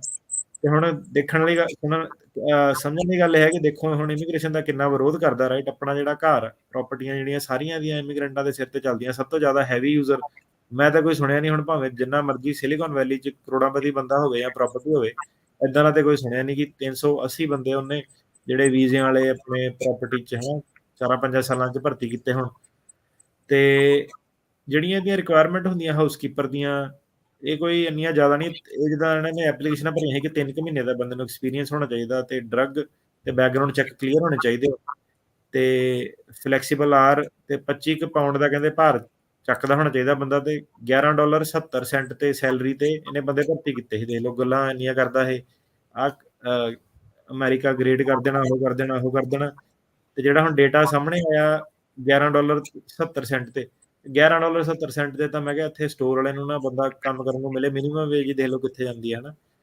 ਤੇ ਜਿਹੜਾ US ਸਿਟੀਜ਼ਨਸ਼ਿਪ ਇਮੀਗ੍ਰੇਸ਼ਨ ਸਰਵਿਸ ਆ ਉਹ ਤੁਹਾਨੂੰ ਅਲਾਉ ਕਰਦੀ ਹੈ ਕਿ ਸ਼ਾਰਟ ਟਰਮ ਹਾਇਰ ਤੁਸੀਂ ਕਰ ਸਕਦੇ ਆ ਜੇ ਤੁਹਾਨੂੰ ਇਨਫ ਬੰਦੇ ਅਵੇਲੇਬਲ ਨਹੀਂ ਹੈਗੇ। ਇਹ ਜਿਹੜਾ ਪ੍ਰੋਗਰਾਮ ਹੈਗਾ ਇਹਨੂੰ H2B ਵੀਜ਼ਾ ਕਹਿੰਦੇ ਆ ਤੇ 87 ਕੰਟਰੀਆਂ ਦੇ ਵਿੱਚ 87 ਕੰਟਰੀ ਐਲੀਜੀਬਲ ਆ। ਇੰਡੀਆ ਇਹਦੇ ਵਿੱਚ ਨਹੀਂ ਹੁੰਦਾ ਹੈਗਾ। ਪਾਕਿਸਤਾਨ ਵੀ ਨਹੀਂ ਕਿ ਪਾਕਿਸਤਾਨ ਹੈਗਾ? ਪਾਕਿਸਤਾਨ ਇਹ ਜਿਹੜੇ ਨਾ ਉਹ ਕੰਟਰੀਆਂ ਜਿਹੜੇ ਵੀ ਜਿੱਥੇ ਲੋਕੀ ਵਾਪਸ ਨਹੀਂ ਮੁੜਦੇ ਸੀਜ਼ਨਲ ਤੋਂ ਬਾਅਦ ਉਹਨਾਂ ਨੂੰ ਵੀ ਇਹ ਲੈ ਕੇ ਆਉਂਦੇ। ਹੁਣ ਇੰਡੀਆ ਪਾਕਿਸਤਾਨ ਤਾਂ ਇਦਾਂ ਪਤਾ ਕਿ ਜਿਹੜਾ ਬੰਦਾ ਮੁੜਦਾ ਤਾਂ ਫਿਰ ਕੋਈ ਹੈ ਨਹੀਂ ਹਨਾ ਜੀ। ਤੇ ਉਹਨਾਂ ਦੀਆਂ ਮਜਬੂਰੀਆਂ ਆਪਣੀਆਂ ਆਪਣੇ ਉੱਧਰ ਤੇ ਜਿਹੜੇ ਇਹ ਫਿਰ ਜਿਹੜੇ ਵਰਕਰ ਵਾਕਈ ਉਦਾਂ ਦੇ ਲੱਭਦੇ ਆ ਕਿ ਜਿਹੜੇ ਕੰਟਰੀ ਵਾਲੇ ਆਪਣੇ ਕੋਈ ਸਮਰ 'ਚ ਆ ਗਿਆ, ਕੋਈ ਪੂਲ ਤੇ ਆ ਗਿਆ, ਕੋਈ ਵਿਨਯਾਰਡ ਤੇ ਆ ਗਿਆ ਹਨਾ, ਕੋਈ ਰਿਜ਼ੋਰਟਾਂ ਤੇ ਕੰਮ ਕਰਕੇ ਆਪਣੇ ਪੈਸੇ ਬਣਾ ਕੇ ਚੱਲ ਗਏ ਫਿਰ ਅਗਲੀ ਵਾਰੀ ਆ ਗਏ। ਇਦਾਂ ਦੇ ਜਿਹੜੇ ਮੁਲਕਾਂ ਜਿਹਦੇ 'ਚ ਬੰਦਾ ਆਵਾਜਾਈ ਉਹਨਾਂ ਨੂੰ ਸੂਤ ਕਰਦੀ ਹੈ ਕਿ ਜਦੋਂ ਉਹਨਾਂ ਦੇ ਸੀਜ਼ਨ ਨਹੀਂ ਹੁੰਦਾ ਉਹ ਇੱਧਰ ਆ ਜਾਂਦੇ ਆ, ਇੱਧਰ ਸੀਜ਼ਨ ਨਹੀਂ ਹੁੰਦਾ ਉੱਧਰ ਚਲ ਜਾਂਦੇ ਹਨਾ। ਜੀ। ਤੇ ਹੁਣ ਟਰੰਪ ਦੀ ਇਮੀਗ੍ਰੇਸ਼ਨ ਪਾਲਿਸੀ ਕੁਝ ਹੋਰ ਕਹਿੰਦੀ ਆ, ਲੋਕਾਂ ਨੂੰ ਕੁਝ ਹੋਰ ਕਹਿੰਦੇ ਆ।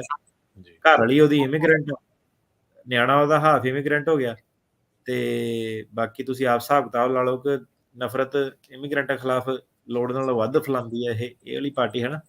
ਤੇ ਦੇਖੋ ਹੁਣ ਓਵਰਆਲ ਜੇ ਅੱਜ ਦੀ ਡੇਟ 'ਚ ਦੇਖਿਆ ਜਾਵੇ ਕੰਟਰੀ ਪੂਰੀ ਡਿਵਾਈਡਡ ਹੈਗੀ ਆ। ਇਹ ਅਨਫੋਰਚੂਨੇਟ ਪਾਰਟ ਆ। ਕੰਟਰੀ ਨੂੰ ਸਟਰੋਂਗ ਹੋਣ ਦੇ ਲਈ ਨਾ ਇਕੱਠੇ ਹੋਣਾ ਪੈਣਾ ਹੈ। ਤੇ ਆਪਾਂ ਹੁਣ ਬ੍ਰੇਕ ਲੈਂਦੇ ਆ। ਜੀ ਬ੍ਰੇਕ ਤੋਂ ਬਾਅਦ ਸਰੋਤਿਓ ਤੁਸੀਂ ਕਾਲ ਕਰ ਸਕਦੇ ਹੋ 408 272 5200 ਤੇ ਕੁਐਸਚਨ ਇੱਕੋ ਹੀ ਰੱਖਿਓ। ਆਪਾਂ ਕੋਸ਼ਿਸ਼ ਸਾਡੀ ਇਹ ਆ ਵੀ ਵੱਧ ਤੋਂ ਵੱਧ ਜਿੰਨੇ ਵੀ ਸਾਡੇ ਸਰੋਤੇ ਆ ਉਹਨਾਂ ਦੇ ਕੁਐਸਚਨ ਦਾ ਜਵਾਬ ਦਿੱਤਾ ਜਾ ਸਕੇ। ਸੋ ਆਪਾਂ ਲੈਂਦੇ ਹਾਂ ਇੱਕ ਛੋਟੀ ਜਿਹੀ ਬ੍ਰੇਕ।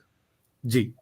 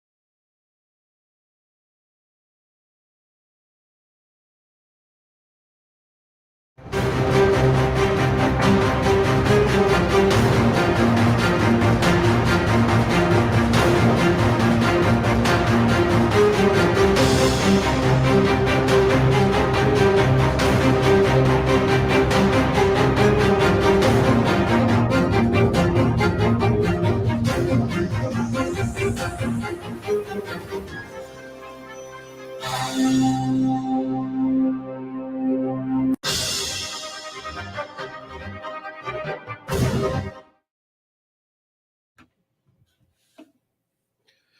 ਸ਼੍ਰੀ ਅਕਾਲ ਜੀ। ਪੰਜਾਬੀ ਰੇਡੀਓ USA ਦੇ ਸਰੋਤਿਆਂ ਨੂੰ ਇੱਕ ਵਾਰੀ ਫੇਰ ਬ੍ਰੇਕ ਤੋਂ ਬਾਅਦ ਸਵਾਗਤ ਹੈ। ਜੀ ਆਇਆਂ ਨੂੰ ਤੇ ਬਹੁਤ ਹੀ ਪਿਆਰ ਤੇ ਸਤਿਕਾਰ ਭਰੀ ਸਤਿ ਸ਼੍ਰੀ ਅਕਾਲ ਜੀ ਭਾਜੀ। ਸਤਿ ਸ਼੍ਰੀ ਅਕਾਲ ਜੀ ਸਾਰਿਆਂ ਨੂੰ। ਹੁਣ ਆਪਾਂ ਸਾਰਿਆਂ ਦੇ ਤੁਹਾਡੇ ਕੁਐਸਚਨ ਲਵਾਂਗੇ ਤੇ ਸਭ ਤੋਂ ਪਹਿਲੇ ਸਾਡੇ ਕਾਲਰ ਹੈਗੇ ਆ ਮੁਬਾਰਕ। ਸਤਿ ਸ਼੍ਰੀ ਅਕਾਲ ਜੀ। ਸਤਿ ਸ਼੍ਰੀ ਅਕਾਲ ਭਾਜੀ। ਸਤਿ ਸ਼੍ਰੀ ਅਕਾਲ ਜੀ।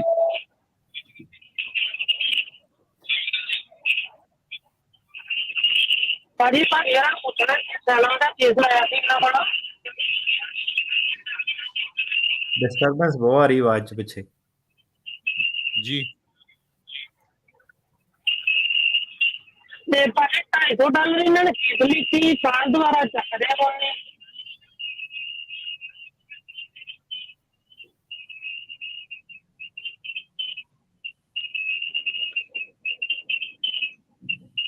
ਹਾਂਜੀ ਅੱਗੇ ਵੀ ਬੋਲੋ। ਨਾ ਭਾਜੀ ਮਿਲਦੇ ਨੇ ਨਾ ਗੱਲ ਕਰਦੇ ਨੇ ਮੈਡਮ ਦਾ ਕੇਸ ਦੇਣਾ। ਹੁਣ ਕਹਿੰਦੇ ਨੇ ਵੀ ਰੀਜ਼ਨ ਤੁਸੀਂ ਦੱਸੋ ਸਾਰਾ ਕੁਝ ਤੁਸੀਂ ਦੱਸੋ ਤਾਂ ਕੇਸ ਲੈਣਾ। ਭਾਜੀ ਚਲੋ ਫੀਸ ਵੀ ਇਹਨਾਂ ਨੂੰ ਦੇਣੀ, ਕੇਸ ਵੀ ਦੇਣਾ ਹੈ, ਬਾਕੀ ਕੇਸ ਵੀ ਇਹਨਾਂ ਨੇ ਲੜਨਾ ਹੈ। ਬਾਕੀ ਸਾਡੀ ਕਿਸਮਤ ਕੇਸ ਪਾਸ ਹੋਵੇ ਜੋ ਮਰਜ਼ੀ ਹੋਵੇ। ਮੈਨੂੰ ਗੱਲ ਨਹੀਂ ਸਮਝ ਆਈ। $250 ਹੁਣ ਉਹਦੀ ਪਰ ਕੰਪਲੇਂਟ ਹੋ ਰਹੀ ਹੈ ਕਿ ਕੀ ਚੀਜ਼ ਹੈ ਕਿ ਕੁਐਸਚਨ ਤਾਂ ਦੱਸੋ ਆਪਣਾ ਕੀ ਹੈ। ਭਾਜੀ $250 ਤੁਹਾਨੂੰ ਫੀਸ ਦਿੱਤੀ ਹਾਂਜੀ ਅਪਾਇੰਟਮੈਂਟ ਦੀ। ਹਾਂਜੀ ਤੇ ਭਾਜੀ ਤੁਸੀਂ ਕਿਹਾ ਸੀ ਵੀ ਤੁਹਾਨੂੰ ਸਾਲ ਕਰੋ।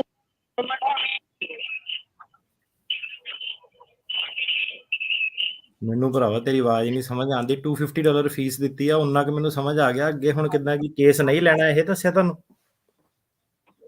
ਹਾਂਜੀ ਭਾਜੀ ਇਹਨਾਂ ਨੇ ਕਿਹਾ ਨਾ ਅਸੀਂ ਕੇਸ ਲੈਣਾ ਤੇ ਨਾ ਅਸੀਂ ਗੱਲ ਕਰਨੀ ਆ। ਯਾਰ ਮੇਰਾ ਵੀਰ ਹੁਣ ਏਦਾਂ ਕਿ ਤੂੰ ਜਾਂ ਤਾਂ ਮੈਨੂੰ ਆਪਣਾ ਨੰਬਰ ਦੇ ਕੇ ਪਰਮਿਸ਼ਨ ਦੇ ਦੇ, ਮੈਂ ਹੁਣ ਇੱਥੇ ਰਿਕਾਰਡਿੰਗ ਪਲੇ ਕਰ ਦਿੰਦਾ ਸਾਰਿਆਂ ਨੂੰ, ਹਨਾ ਜਿਹੜਾ ਹੈਗਾ ਕਿੱਦਾਂ ਵਾ। ਤੇ ਇੱਕ ਮਿੰਟ $250 ਦੀ ਸੀ, 1 ਮਿੰਟ ਗੱਲ ਹੋਈ ਸਾਰੀ ਤੁਹਾਡੇ ਨਾਲ, ਬਾਅਦ ਤੁਸੀਂ ਨਾ ਗੱਲ ਕਰਦੇ ਹੋ ਨਾ ਕੁਝ ਦੱਸਦੇ ਹੋ। ਫੀਸ ਵੀ ਤੁਹਾਨੂੰ ਤੁਸੀਂ ਕਿਹਾ ਜਿੰਨੀ ਹੈਗੀ ਚਲੋ ਤੁਹਾਨੂੰ ਫੀਸ ਵੀ ਦਿੰਦੇ ਆ। ਯਾਰ ਮੇਰੀ ਮੁੱਕੀ ਆ ਨਾ ਕਿ ਕਿਹਦਾ ਕੇਸ ਲੈਣਾ ਮੇਰਾ ਵੀਰ। ਹੁਣ ਮੈਨੂੰ ਕੋਈ ਸ਼ੌਂਕ ਥੋੜਾ ਨਾ ਕਿ ਕਿਸੇ ਦਾ ਕੇਸ ਨਹੀਂ ਲੈਣਾ। ਹੁਣ ਨਾਲ ਮੈਨੂੰ ਇਹ ਦੱਸ ਕਿ ਜਦੋਂ ਪਹਿਲਾਂ ਮੇਰਾ ਸਵਾਲ ਇਹ ਹੁੰਦਾ ਕਿ ਤੁਹਾਡਾ ਕੇਸ ਅਸਲੀ ਆ, ਤੇ ਤੂੰ ਹੁਣ ਮੈਨੂੰ ਲਾਈਵ ਤੇ ਦੱਸ ਦੇ ਜੇ ਤੂੰ ਕਹਿੰਦਾ ਤੇਰਾ ਕੇਸ ਅਸਲੀ ਆ, ਤੇਰੇ ਕੋਲ ਸਟੇਟਮੈਂਟ ਹੈਗੀ ਆ, ਸਟੋਰੀ ਤੇਰੀ ਜੈਨੂਇਨ ਆ, ਮੈਂ ਫੜ ਲੈਣਾ ਕੇਸ। ਹੁਣ ਏਦਾਂ ਆ ਕਿ ਕੋਈ ਬੰਦੂਕ ਤਾਂ ਮੇਰੇ ਸਿਰ ਤੇ ਰੱਖਣੀ ਨਹੀਂ ਹੈ ਨਾ ਕਿ ਕਿਹਦਾ ਕੇਸ ਮੈਂ ਲੈਣਾ ਜਾਂ ਕਿਹਦਾ ਨਹੀਂ ਲੈਣਾ। $250 ਦੇ ਕੇ ਹੁਣ ਬੰਦਾ ਥੋੜਾ ਨਾ ਖਰੀਦ ਲੈਣਾ ਤੁਸੀਂ। ਬਿਲਕੁਲ। ਸੋ ਇਹ ਵੀ ਸਰੋਤਿਆਂ ਨੂੰ ਦੱਸਦੇ ਜਾਈਏ, ਤੁਸੀਂ ਕਿਸੇ ਹੋਰ ਵੀ ਵਕੀਲ ਨੂੰ ਕਾਲ ਕਰਕੇ ਦੇਖ ਲਿਓ। ਅੱਜ ਕੱਲ $500 $1000 ਆਏ ਤਾਂ ਮੈਂ ਕਹਿੰਦਾ ਫਿਰ ਵੀ ਸ਼ੁਕਰ ਆ ਵੀ $250 ਹੀ ਆ, ਹਨਾ। ਸੋ ਕੇਸ ਦੇਖਿਆ ਹੋਊਗਾ ਵੀ ਉਹ ਚ ਨਹੀਂ ਕੋਈ ਗੱਲ ਬਣਦੀ, ਤਾਂ ਹੀ ਕਰਕੇ ਉਹਨਾਂ ਨੇ ਕਿਹਾ ਵੀ ਨਹੀਂ ਅਸੀਂ ਕੇਸ ਲੈ ਸਕਦੇ। ਠੀਕ ਆ ਕਿ ਨਹੀਂ। ਸੋ ਅਗਲੇ ਕਾਲਰ ਆਪਾਂ ਲੈਂਦੇ ਆ ਗੁਰਤੇਜ ਜੀ। ਇੱਕ ਇਹਦੇ ਵਿੱਚ ਮੈਂ ਗੱਲ ਦੱਸ ਦਿੰਦਾ ਕਿੱਦਾਂ। ਪਹਿਲੀ ਗੱਲ ਤਾਂ ਏਦਾਂ ਕਿ 1 ਮਿੰਟ ਤਾਂ ਕੋਈ ਹੈ ਨਹੀਂ ਕਿ ਹੁਣ ਜੇ ਕਿਸੇ ਨੇ ਕੰਮ ਖੋਲਿਆ ਹੈ ਨਾ, ਉਹ ਕੇਸ ਲੈਣ ਲਈ ਖੋਲਿਆ। ਕੋਈ ਏਦਾਂ ਥੋੜਾ ਕਿ ਕਿਸੇ ਨਾਲ ਗੱਲ ਕਰਨੀ ਤੇ ਬੰਦਾ ਮੈਨੂੰ ਕਵੇ ਕਿ ਮੈਂ ਤੈਨੂੰ ਕੇਸ ਦੇਣਾ ਤੇ ਮੈਂ ਕਹਾਂ ਕਿ ਨਹੀਂ ਮੇਰਾ ਮੂਡ ਨਹੀਂ ਕੇਸ ਲੈਣ ਦਾ। ਏਦਾਂ ਦੱਸੋ ਕਿਹੜਾ ਵਕੀਲ ਹੋਊਗਾ ਕਿ ਜੇ ਤੁਹਾਨੂੰ ਹੁਣ ਕਿਹਾ ਕਿ ਕੇਸ ਨਹੀਂ ਲੈਣਾ, ਨਾਲ ਇਹ ਵੀ ਦੱਸੋ ਨਾ ਕਿ ਕਿਉਂ ਕਿਹਾ ਹੋਣਾ ਕੇਸ ਲੈਣਾ। ਸਾਡੀ ਬੜੀ ਸਿੰਪਲ ਜਿਹੀ ਰਿਕੁਆਇਰਮੈਂਟ ਹੈਗੀ ਆ। ਬੰਦਾ ਸਾਨੂੰ ਪਤਾ ਕੀ ਆ, ਜੇ ਹੁਣ ਤੁਹਾਨੂੰ ਪਲੇ ਕਰੀਏ ਕਿੱਦਾਂ, ਮੇਰਾ ਜੀ ਕੇਸ ਨਾ ਨਕਲੀ ਆ। ਤੁਹਾਨੂੰ ਪਤਾ ਸਾਰਿਆਂ ਦੇ ਕੇਸ ਨਕਲੀ ਹੁੰਦੇ ਆ।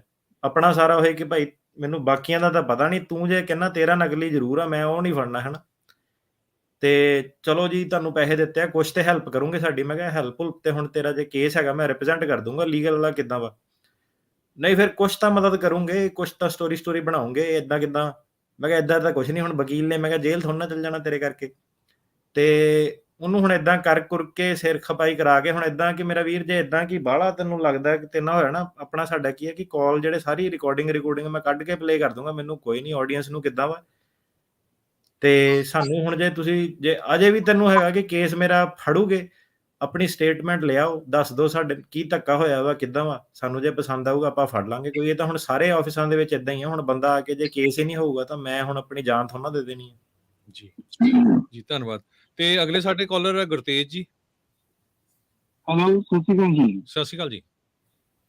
ਤੇ ਮੈਂ ਸਰ ਜੀ ਵਕੀਲ ਸਾਹਿਬ ਨਾਲ ਇੱਕ ਕੁਐਸਚਨ ਹੈ ਮੇਰਾ, ਮੈਂ ਪੁੱਛਣਾ ਚਾਹੁੰਦਾ ਹਾਂ ਜੀ ਕਿ ਮੈਂ ਇੱਥੇ 97 ਚ ਆਇਆ ਜੀ P3 ਵੀਜ਼ੇ ਤੇ ਜੀ ਜੀ ਅਸਾਈਲਮ ਕੀਤਾ, ਫੇਲ ਹੋ ਗਿਆ। ਮੈਂ ਕਿ 2001 ਦੇ ਵਿੱਚ ਆਰਡਰ ਆਫ ਰਿਮੂਵਲ ਹੈਗੇ ਨੇ, ਵਲੰਟਰੀ ਰੂਲ ਜਿਹੜੀ ਉਹ ਜੀ। ਤੇ ਉਸ ਤੋਂ ਬਾਅਦ ਮੈਂ ਇੱਥੇ ਰਹਿਣ ਦੇ ਕੰਮ ਕਰਨਾ ਪਿਆ, ਮੇਰੇ ਬੱਚੇ ਨੇ ਇੱਥੇ, ਤੇ ਮੈਂ ਵਾਹ ਵਾਲਾ ਕੇਸ ਜਿਹੜਾ ਉਹ ਲਾਇਆ। ਵਾਵਾ ਦਾ ਕੇਸ ਲਾਇਆ ਤੁਸੀਂ? ਮੈਂ ਵਾਹ ਵਾਲਾ ਜੀ। ਤੇ ਇੱਕ ਦੋ ਵਾਰੀ ਮੈਂ ਅਰੈਸਟ ਵੀ ਹੋਇਆ ਹੈ ਇੱਥੇ ਵਕੀਲ ਸਾਹਿਬ। ਜੀ। ਕੀ ਉਹ ਅਰੈਸਟ ਜਿਹੜੀ ਅਫੈਕਟ ਕਰਦੀ ਹੈ ਕੇਸ ਨੂੰ ਜਾਂ ਕਿਸ ਤਰ੍ਹਾਂ? ਭਾਜੀ ਕੱਲੀ ਅਰੈਸਟ ਨਹੀਂ ਇਫੈਕਟ ਕਰਦੀ, ਕਨਵਿਕਸ਼ਨ ਵੀ ਹੋਈ ਹੈ।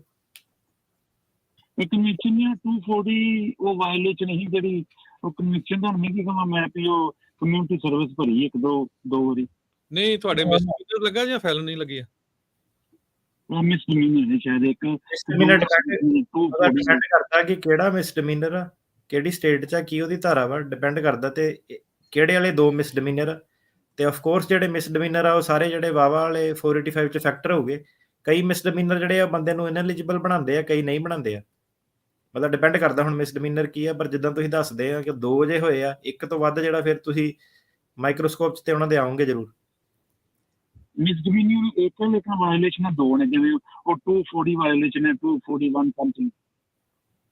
ਇਹ ਭਾਜੀ ਹੁਣ ਮੈਂ ਤੁਹਾਡਾ ਇੱਥੇ ਤਾਂ ਨਹੀਂ ਸੋਲਵ ਕਰ ਸਕਦਾ। ਜਿਹੜਾ ਇੱਕ ਜਵਾਬ ਤੁਹਾਨੂੰ ਮੈਂ ਦੇ ਦਿੱਤਾ ਕਿ ਜੇ ਮਿਸਡਿਮੀਨਰ ਨਾ ਉਹਦੀ ਦਫਾ ਧਾਰਾ ਦੇਖਣੀ ਪੈਣੀ ਹੈ ਕਿਹੜੀ ਆ, ਕ੍ਰਾਈਮ ਆਫ ਮੋਰਲ ਟਰਪੀਟਿਊਡ ਹੈਗਾ ਕਿ ਨਹੀਂ ਹੈਗਾ, ਉਹਦੇ ਵਿੱਚ ਮੈਂਟਲ ਐਲੀਮੈਂਟ ਹੈਗੇ ਕਿ ਨਹੀਂ ਹੈਗੇ, ਤੇ ਦੂਜਾ ਵੀ ਰਿਪੀਟ ਅਫੈਂਸ ਹੈ ਕਿ ਨਹੀਂ ਹੈ, ਉਹਦੇ ਹਿਸਾਬ ਨਾਲ ਡਿਟਰਮਾਈਨ ਹੋਊਗਾ ਕਿ 485 ਤੁਹਾਡੇ ਇਨਐਡਮਿਸਿਬਿਲਿਟੀ ਲੱਗੂਗੀ ਕਿ ਨਹੀਂ ਲੱਗੂਗੀ। ਧੰਨਵਾਦ ਜੀ ਭਾਈ, ਥੈਂਕ ਯੂ ਜੀ। ਧੰਨਵਾਦ ਜੀ।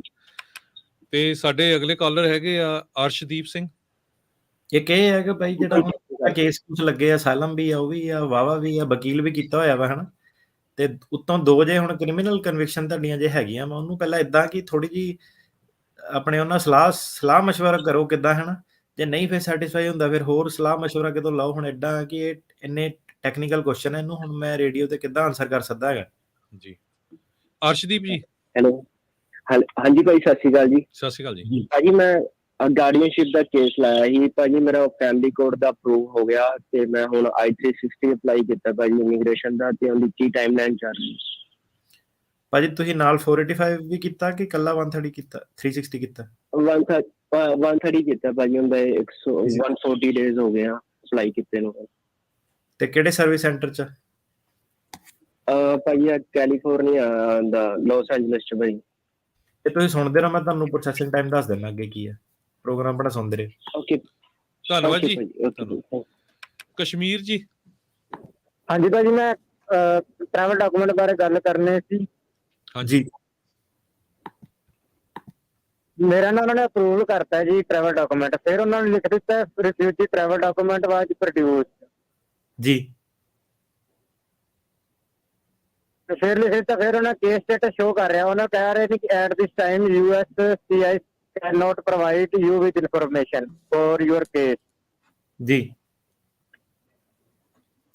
ਤੁਹਾਡਾ ਮਿਸਪਲੇਸ ਹੋ ਗਿਆ ਟਰੈਵਲ ਡਾਕੂਮੈਂਟ? ਨਹੀਂ, ਮਿਸਪਲੇਸ ਨਹੀਂ ਹੋਇਆ। ਮੈਂ ਟਰੈਵਲ ਡਾਕੂਮੈਂਟ ਅਪਲਾਈ ਕੀਤਾ ਸੀ ਤੇ ਉਹਨਾਂ ਨੇ 6 ਜੂਨ ਨੂੰ ਮੇਰਾ ਅਪਰੂਵਲ ਕੀਤਾ ਜੀ। 1 ਸਾਲ ਤੇ 15 ਦਿਨਾਂ ਬਾਅਦ ਅਪਰੂਵਲ ਕੀਤਾ। ਹਾਂਜੀ। ਫਿਰ ਉਹਨਾਂ ਨੇ ਕੇਸ ਸਟੇਟਸ ਕਾਹਤੋਂ ਸ਼ੋ ਕਰ ਰਿਹਾ, ਕਿ ਮਤਲਬ ਕੀ ਪ੍ਰੋਬਲਮ ਹੈ, ਕੀ ਚੱਕਰ? ਤੁਸੀਂ ਉਹਨਾਂ ਨਾਲ ਫੋਲੋ ਅਪ ਹੀ ਕਰ ਸਕਦੇ ਹੋ। ਹੁਣ ਕਈ ਵਾਰੀ ਫਾਲਟੀ ਵੀ ਹੋ ਸਕਦਾ ਕੇਸ ਸਟੇਟਸ। ਜੇ ਉਹਨਾਂ ਨੇ ਕਿਹਾ ਕਿ ਕਾਰਡ ਪ੍ਰੋਡਿਊਸ ਆ ਤੇ ਤੁਹਾਨੂੰ ਕਾਰਡ ਮਿਲ ਜਾਣਾ ਚਾਹੀਦਾ। ਜੋ ਵੀ ਉਹਨੇ ਟਾਈਮ ਦਿੱਤਾ 3-4 ਹਫ਼ਤੇ, ਜੇ ਨਹੀਂ ਮਿਲਦਾ ਤੇ ਉਹਨਾਂ ਨੂੰ ਫੋਲੋ ਅਪ ਕਰੋ, ਰਿਪੋਰਟ ਕਰੋ ਕਿ ਮੈਨੂੰ ਨਹੀਂ ਮਿਲਿਆ। ਧੰਨਵਾਦ ਜੀ।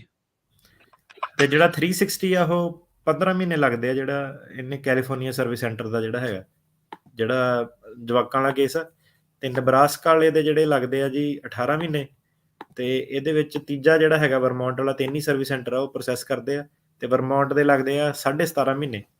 ਸੋ 1.5 ਸਾਲ ਦਾ ਜਿਹੜਾ 360 ਦਾ ਤੁਹਾਡਾ ਪ੍ਰੋਸੈਸਿੰਗ ਟਾਈਮ ਆ ਜੀ। ਜਤਿੰਦਰ ਜੀ। ਹਾਂਜੀ ਭਾਜੀ, ਸਤਿ ਸ਼੍ਰੀ ਅਕਾਲ ਦੋਵਾਂ ਵੀਰਾਂ ਨੂੰ ਜੀ। ਹਾਂਜੀ ਭਾਜੀ ਮੇਰਾ ਨਾ ਕੇਸ ਪਿਛਲੇ 12 ਤਰੀਕ ਨੂੰ, ਇਸ ਮਹੀਨੇ ਦੀ 12 ਤਰੀਕ ਨੂੰ ਕੇਸ ਜੱਜ ਨੇ ਡਿਸਮਿਸ ਕਰਤਾ। ਮੇਰਾ ਅਸਾਈਲਮ ਕੋਰਟ 'ਚ ਲੱਗਾ ਸੀ ਨਿਊਯਾਰਕ 'ਚ। ਆਪਣਾ ਪੀਡੀ ਦੇਤੀ? ਹਾਂਜੀ, ਪੀਡੀ ਦੇਤੀ ਤੁਹਾਨੂੰ? ਹਾਂਜੀ, ਪੀਡੀ ਦੇਤੀ ਭਾਜੀ ਜੀ। ਤੇ ਉਹ ਫਿਰ ਮੇਰੀ ਨਾ ਵਾਈਫ, ਮੇਰੀ ਮੈਰਿਜ ਹੋਈ ਸੀ, ਮੇਰੀ ਵਾਈਫ ਦਾ ਪਿਛਲੇ ਸਾਲ ਕੇਸ ਗ੍ਰਾਂਟ ਹੋਇਆ ਸੀਗਾ 7 ਤਰੀਕ ਨੂੰ 12 ਤਰੀਕ ਨੂੰ 7ਵੇਂ ਮਹੀਨੇ ਦੀ ਨੂੰ। ਤੇ ਜੱਜ ਨੂੰ ਇਹਨਾਂ ਨੇ ਵਕੀਲ ਨੇ ਮਿਸਰੀਪ੍ਰੈਜ਼ੈਂਟ ਕੀਤਾ ਕੇਸ, ਉਹਨੇ ਦੱਸਿਆ ਨਹੀਂ ਚੰਗੀ ਤਰ੍ਹਾਂ ਸਾਰਾ ਕੁਝ। ਜੱਜ ਕਹਿੰਦੀ ਵੀ ਤੂੰ ਇਹਨਾਂ ਦੇ ਬੇਸ ਤੇ ਵੀ ਆਪਣਾ ਗ੍ਰੀਨ ਕਾਰਡ ਲੈ ਸਕਦਾ। ਤੇ ਉਹ ਦੱਸੋ ਜਾਂ ਆਪਣੀ ਵਾਈਫ ਜਿਹੜੀ ਵਾਈਫ ਹੈਗੀ ਤੁਹਾਡੇ, ਤੁਸੀਂ ਕੋਰਟ ਵਾਲੀ ਲੀਗਲ ਮੈਰਿਜ ਸੀਗੀ ਤੁਹਾਡੀ ਉਹਦਾ ਕੇਸ ਗ੍ਰਾਂਟ ਹੋਣ ਤੋਂ ਪਹਿਲਾਂ? ਨਹੀਂ, ਉਹਦੇ ਗ੍ਰਾਂਟ ਹੋਣ ਤੋਂ ਪਹਿਲਾਂ ਨਹੀਂ, ਮੇਰੀ ਆ ਫਰਵਰੀ 15 ਨੂੰ ਮੈਂ ਕਰਵਾਈ ਹੈ ਕੋਰਟ ਮੈਰਿਜ। ਨਹੀਂ, ਜੇ ਹੁਣ ਕਰਾਈ ਉਹ ਤਾਂ ਫਿਰ ਭਾਜੀ ਜਦੋਂ ਦਾ ਗ੍ਰੀਨ ਕਾਰਡ ਆਊਗਾ ਫਿਰ ਉਹ 130 ਵਗੈਰਾ ਉਦੋਂ ਕਰ ਸਕਦੀ ਹੈ। ਇਦਾਂ ਤਾਂ ਨਹੀਂ ਤੁਸੀਂ, ਉਹ ਤਾਂ ਜਿਹੜੀ ਡੇਟ ਨੂੰ ਅਸਾਈਲਮ ਦਾ ਫੈਸਲਾ ਹੁੰਦਾ ਉਸ ਤੋਂ ਪਹਿਲਾਂ ਜੇ ਵਿਆਹ ਹੋਇਆ ਫਿਰ ਹੀ ਬੈਨੀਫਿਟ ਮਿਲਦਾ ਉਹਦਾ। ਠੀਕ ਹੈ ਭਾਜੀ। ਮੇਰੀ ਬੇਟੀ ਵੀ ਇੱਕ ਇੱਥੇ ਭਾਜੀ ਵਿਆਹ ਤੋਂ ਪਹਿਲਾਂ, ਮਤਲਬ ਮੈਂ ਕੇਸ ਗ੍ਰਾਂਟ ਹੋਣ ਤੋਂ ਪਹਿਲਾਂ ਮੇਰੀ ਬੱਚੀ ਆ ਸਿਟੀਜ਼ਨ ਆ। ਉਹ ਭਾਜੀ 21 ਸਾਲ ਦੀ ਜਦੋਂ ਹੋ ਗਈ ਫੇਰ ਫਾਈਲ ਕਰ ਸਕਦੀ ਹੈ। ਠੀਕ ਹੈ ਭਾਜੀ, ਧੰਨਵਾਦ ਜੀ। ਪਰਮਜੀਤ ਕੌਰ ਜੀ। ਹਾਂਜੀ, ਸਤਿ ਸ੍ਰੀ ਅਕਾਲ ਜੀ। ਇੱਕ ਮੈਂ ਇਹਦੇ ਵਿੱਚ ਹੋਰ ਚੀਜ਼ ਦੱਸ ਦਿੰਦਾ, ਇੱਕ ਮੈਂ ਹੋਰ ਚੀਜ਼ ਦੱਸ ਦਿੰਦਾ ਇਹਦੇ ਵਿੱਚ। ਤੇ ਬੜੇ ਲੋਕੀ ਨਾ ਜਿੱਦਾਂ ਇਹ ਚੱਕਰ ਦੇ ਵਿੱਚ ਫਸੇ ਰਹਿੰਦੇ, ਵਿਆਹ ਕਰਾਈਏ ਨਾ ਕਰਾਈਏ ਹਨਾ, ਤੇ ਅਸਾਈਲਮ ਦਾ ਕਈ ਵਾਰੀ ਅਲੱਗ-ਅਲੱਗ ਕੇਸ ਜਿਹੜਾ ਚੱਲਦਾ ਹੁੰਦਾ, ਤੇ ਬਿਲਕੁਲ ਖੜੇ ਪੈਰ ਆ ਕੇ ਫਿਰ ਗੁਰਦੁਆਰੇ ਦਾ ਸਰਟੀਫਿਕੇਟ ਜਿੱਦਾਂ ਲੈ ਕੇ ਤੇ ਲਿਖ ਦਿੰਦੇ ਆ, ਉਹ ਨਾ ਤੁਹਾਡਾ ਲੀਗਲ ਮੈਰਿਜ ਜਿਹੜੀ ਹੈਗੀ ਨਾ ਕਾਊਂਟੀ ਵਾਲੀ ਪੂਰੀ ਲਾਇਸੈਂਸ ਲੈ ਕੇ ਜਿਹੜਾ ਫਿਰ ਗੁਰਦੁਆਰੇ ਵਾਲੀ ਤੁਹਾਡੀ ਕਾਊਂਟ ਹੋਣੀ ਹੈ। ਜਿਹੜਾ ਸਿੱਧੇ ਜਾ ਕੇ ਲੈ ਕੇ ਆਉਂਦੇ ਨਾ ਉਹ ਤੁਹਾਡੀ ਕਾਊਂਟ ਨਹੀਂ ਹੋਣੀ ਇਮੀਗ੍ਰੇਸ਼ਨ ਦੇ ਵਿੱਚ। ਤੇ ਦੂਸਰੀ ਗੱਲ ਇਹ ਹੈ ਕਿ ਜਿਹੜਾ ਜੇ 2 ਜਾਣੇ ਆ ਉਹਨਾਂ ਨੇ ਵਿਆਹ ਕਰਾਉਣਾ ਹੀ ਆ, ਮੰਨ ਲਓ ਅਸਾਈਲਮ ਦੇ ਕੇਸ ਤੋਂ ਬਾਅਦ ਵੀ ਉਹਨਾਂ ਨੇ ਵਿਆਹ ਜੇ ਉਹਨਾਂ ਨੇ ਵਿਆਹ ਕਰਾਉਣਾ ਹੀ ਆ ਤਾਂ ਨੋ ਬ੍ਰੇਨਰ ਆ, ਤੁਸੀਂ ਵਿਆਹ ਜਿਹੜਾ ਕੇਸ ਤੋਂ ਪਹਿਲਾਂ ਕਰਾਓ, ਤਾਂ ਕਿ ਕੇਸ ਜੇ ਇੱਕ ਦੂਜੇ ਤੇ ਜਿਹਦਾ ਵੀ ਪਾਸ ਹੁੰਦਾ ਦੂਜੇ ਨੂੰ ਕੋਈ ਬੈਨੀਫਿਟ ਮਿਲ ਜਾਊਗਾ ਤੋਂ ਹਨਾ 730 ਦੇ ਥਰੂ। ਸੋ ਇਹ ਬੜੀ ਜ਼ਿਆਦਾ ਜਿਹੜੇ ਆਪਣੇ ਵੀ ਕਈ ਵਾਰੀ ਕਲਾਇੰਟ ਇੱਦਾਂ ਕਿ ਭਾਜੀ ਮੇਰਾ ਹੁਣ ਕੇਸ ਪਾਸ ਹੋ ਗਿਆ, ਮੈਂ ਮਜ਼ਾਕ ਨਹੀਂ ਕਰਦਾ, ਉਹ ਕਹਿੰਦਾ ਕਿ ਆਪਣਾ ਦੱਸਣਾ ਸੀਗਾ ਕਿ ਭਾਜੀ ਹੁਣ ਮੈਂ ਵਿਆਹ ਕਰਾ ਲਿਆ ਨਾ ਕੇਸ ਪਾਸ ਹੋਣ ਤੋਂ ਬਾਅਦ 'ਚ।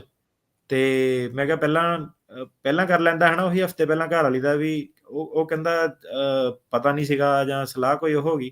ਸੋ ਇਹ ਆ ਕਿ ਇਹ ਜਿਹੜਾ ਹੁਣ ਵਿਆਹ ਵਾਲੇ ਵੀ ਮਸਲੇ ਆ, ਆਪਣੇ ਵਕੀਲ ਨਾਲ ਗੱਲ ਕਰੋ ਕਿੱਦਾਂ। ਤੇ ਆਲਮੋਸਟ 99.9% ਕੇਸਾਂ ਦੇ ਵਿੱਚ ਤੁਹਾਨੂੰ ਵਿਆਹ ਜਿਹੜਾ ਹੈਗਾ ਆਪਣੇ ਅਸਾਈਲਮ ਦੀ ਜਿਹੜੀ ਫਾਈਨਲ ਹੀਅਰਿੰਗ ਆ ਉਸ ਤੋਂ ਪਹਿਲਾਂ ਕਰਾ ਕੇ ਹੀ ਫਾਇਦਾ ਵਾ, ਭਾਵੇਂ ਦੂਜੇ ਬੰਦੇ ਦਾ ਕੇਸ ਵੀ ਡਿਨਾਈ ਹੋਇਆ ਤਾਂ ਵੀ, ਕਿਉਂਕਿ ਫਿਰ ਤੁਹਾਡੀ 730 ਦੀ ਆਪਸ਼ਨ ਖੁੱਲ ਜਾਂਦੀ ਆ ਤੇ ਉਹਦੀ ਤੁਸੀਂ ਡੀਪੋਰਟੇਸ਼ਨ ਵਗੈਰਾ ਤੜਾ ਕੇ ਉਹਨੂੰ ਪੱਕਾ ਕਰਾ ਸਕਦੇ ਆ ਜੇ ਤੁਹਾਡਾ 730 ਦੀ ਐਲੀਜੀਬਿਲਟੀ ਬਣਦੀ ਆ ਤਾਂ।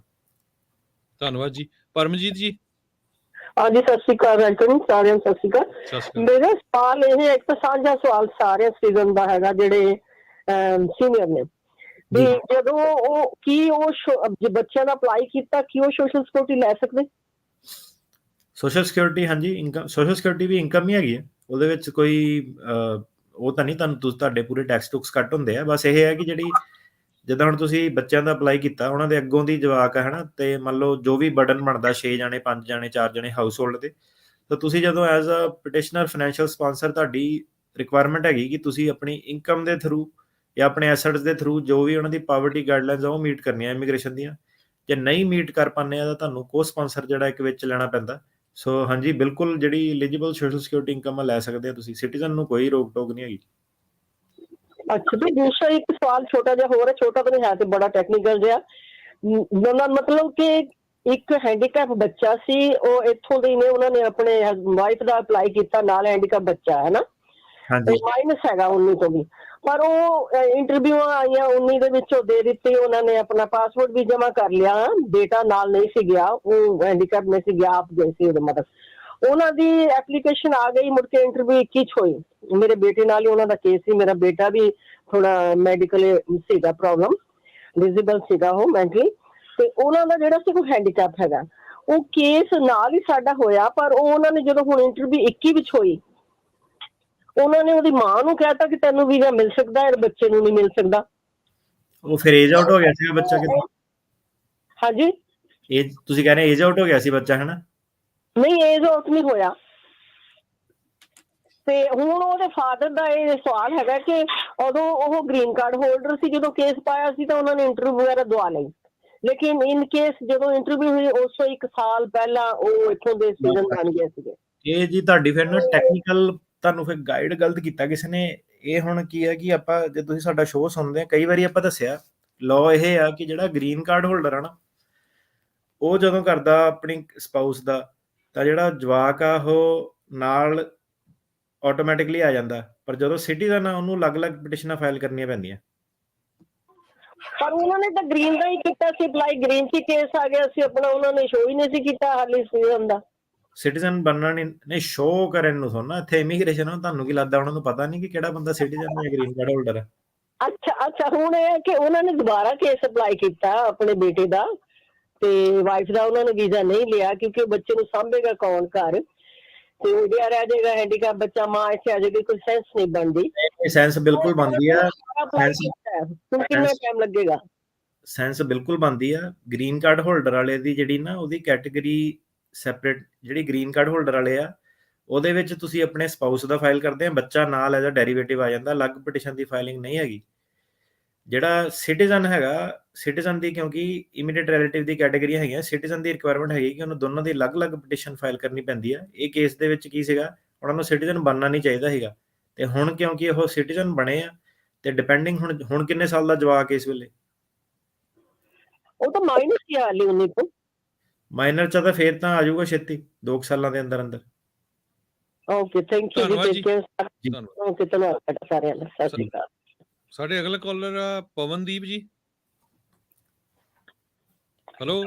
ਇੱਕ ਹਰਜੋਤ ਜੀ, ਮੈਂ ਇਹਦੇ ਵਿੱਚ ਇਹ ਹੈ ਕਿ ਕਈ ਵਾਰੀ ਗੱਲ ਆਪਾਂ ਇਹ ਕੀਤੀ ਹੈ, ਸੋ ਕਹਿਣ ਮੁੱਕ ਦੀ ਗੱਲ ਇਹਦੀ ਇਹ ਆ, ਜਿਹੜਾ ਗ੍ਰੀਨ ਕਾਰਡ ਹੋਲਡਰ ਨੇ ਆਪਣੀ ਘਰ ਵਾਲੀ ਦਾ ਤੇ ਜਵਾਕ ਦਾ ਕੇਸ ਲਾਇਆ ਵਾ, ਜੇ ਤੁਹਾਡੇ ਸਿਟੀਜ਼ਨ ਬਣਨ ਦੀ ਤਾਂ ਤੁਸੀਂ ਚਾਹਵਾਨ ਹੈਗੇ ਆ, ਤਾਂ ਤੁਸੀਂ ਜਦੋਂ ਪਹਿਲਾਂ ਹੀ ਕੇਸ ਲਾਣਾ ਨਾ, ਤੁਸੀਂ ਕੱਲੀ ਘਰ ਵਾਲੀ ਦਾ ਉਹਦੇ ਥਰੂ ਬੱਚਿਆਂ ਦੇ ਲੈਣਾ, ਤੁਸੀਂ ਸਾਰਿਆਂ ਦੇ ਜਿਹੜੇ ਕੇਸ ਆ ਆਪਣੇ ਅਲੱਗ-ਅਲੱਗ ਲਾਓ।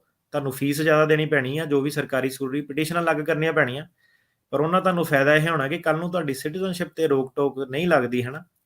ਜੇ ਤੁਸੀਂ ਹੁਣ ਕਹਿਣਾ ਕਿ ਨਹੀਂ ਉਹ ਵਾਲੀ ਫੀਸ ਬਚਾਣੀ ਆ, ਮੈਂ ਇੱਕੋ ਪਟੀਸ਼ਨ ਫਾਈਲ ਕਰਨੀ ਆ, ਫਿਰ ਇਦਾਂ ਕਿ ਤੁਹਾਨੂੰ ਗ੍ਰੀਨ ਕਾਰਡ ਹੋਲਡਰ ਹੀ ਰਹਿਣਾ ਪੈਣਾ ਜਦ ਤੱਕ ਘਰ ਵਾਲੇ ਜਵਾਕ ਆਉਂਦੇ ਨਹੀਂ। ਸੋ ਇਹ ਚੀਜ਼ ਆ, ਦੋਨਾਂ ਚੋਂ ਇੱਕ ਗੱਲ ਹੋਣੀ ਆ। ਧੰਨਵਾਦ ਜੀ ਪਵਨਦੀਪ ਜੀ।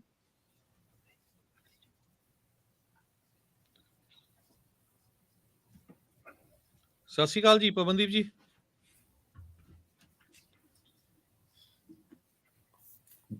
ਇਹ ਤਾਂ ਵਿਲੀਅਮ ਜੀ। ਹਾਂਜੀ, ਸਤਿ ਸ਼੍ਰੀ ਅਕਾਲ ਜੀ। ਸਤਿ ਸ਼੍ਰੀ ਅਕਾਲ ਜੀ। ਸਰ ਮੇਰਾ ਸਵਾਲ ਜੀ ਨਾਲ ਹੈ। ਐਕਚੁਅਲੀ ਨਵੰਬਰ 2022 ਦੇ ਵਿੱਚ ਮੈਂ ਆਪਣਾ EAD ਅਪਲਾਈ ਕੀਤਾ ਸੀਗਾ ਜੀ, ਵਰਕ ਪਰਮਿਟ ਦੇ ਲਈ ਜੀ, ਤੇ ਫਰਵਰੀ ਦੇ ਵਿੱਚ ਉਹਨਾਂ ਨੇ ਮੇਰਾ ਕਾਰਡ ਜਿਹੜਾ ਹੈ ਅਕੋਰਡਿੰਗ ਟੂ ਦਾ ਤੁਹਾਡਾ ਹੈ ਗਵਰਨਮੈਂਟ ਡਾਕੂਮੈਂਟ, ਉਹ ਕਹਿੰਦੇ ਅਸੀਂ ਡਿਲੀਵਰ ਕਰਤਾ, ਤੇ ਉਹ ਦਰਅਸਲ ਮੈਨੂੰ ਮਿਲਿਆ ਨਹੀਂ। ਠੀਕ ਹੈ, ਤੇ ਮੇਰੇ ਬੇਟੇ ਦਾ ਵੀ ਨਹੀਂ ਮਿਲਿਆ, ਉਹ ਦੋਨਾਂ ਦੇ ਸਾਡੇ ਲਾਸ ਹੋ ਗਏ। ਉਹ ਕਹਿੰਦੇ ਸੀ ਡਿਲੀਵਰ ਕਰਤੇ, ਸਾਨੂੰ ਮਿਲਿਆ ਨਹੀਂ ਸੀ। ਹੁਣ ਦੁਬਾਰਾ ਅਪਲਾਈ ਕੀਤਾ, ਉਸ ਤੋਂ ਬਾਅਦ ਮੇਰਾ 3 ਵਾਰੀ ਹੁਣ ਕੇਸ ਹੁਣ ਤੱਕ ਰਿਜੈਕਟ ਹੋ ਚੁੱਕਿਆ ਜੀ। ਹਰ ਵਾਰੀ ਕੋਈ ਨਾ ਕੋਈ ਰੀਜ਼ਨ ਦੇ ਦਿੰਦੇ ਆ ਕਿ ਤੁਸੀਂ ਫੀਸ ਨਹੀਂ ਭਰੀ, ਤੁਸੀਂ ਰੀਜ਼ਨ ਟੂ ਜਿਹੜਾ ਹੈ ਅਪਲਾਈ ਨਹੀਂ ਦਿੱਤਾ, ਬਟ ਹਰ ਚੀਜ਼ ਅਪਲਾਈ ਕੀਤੀ ਹੋਈ ਆ, ਬਟ ਮੇਰਾ ਕੇਸ ਵਾਰ-ਵਾਰ ਰਿਜੈਕਟ ਹੋ ਰਿਹਾ। ਤੁਹਾਡੇ ਤੁਸੀਂ ਅਟਾਰਨੀ ਥਰੋ ਕਰਦੇ ਆ ਜੀ? ਕਿਹੜੀ ਕੈਟਾਗਰੀ ਦਾ ਵਰਕ ਪਰਮਿਟ? ਅਸਾਈਲਮ ਵਾਲਾ ਵਰਕ ਪਰਮਿਟ? ਹਾਂਜੀ, ਅਸਾਈਲਮ ਵਾਲਾ ਜੀ। ਕਿਹੜੀ ਕੈਟਾਗਰੀ ਚ ਫਾਈਲ ਕੀਤਾ ਤੁਸੀਂ? ਸਰ ਮੇਰਾ ਜਿਹੜਾ ਹੈ ਆਪਣਾ ਰਿਲੀਜਨ ਦੇ ਬੇਸ ਦੇ ਉੱਤੇ ਤੁਹਾਡਾ ਅਪਲਾਈ ਕੀਤਾ ਜੀ। ਵਰਕ ਪਰਮਿਟ ਕਿਹੜੀ ਕੈਟਾਗਰੀ ਪਾਈ ਉਹਦੇ ਵਿੱਚ? C8 C9? I'm not sure about that. ਤੁਹਾਡਾ ਹੈ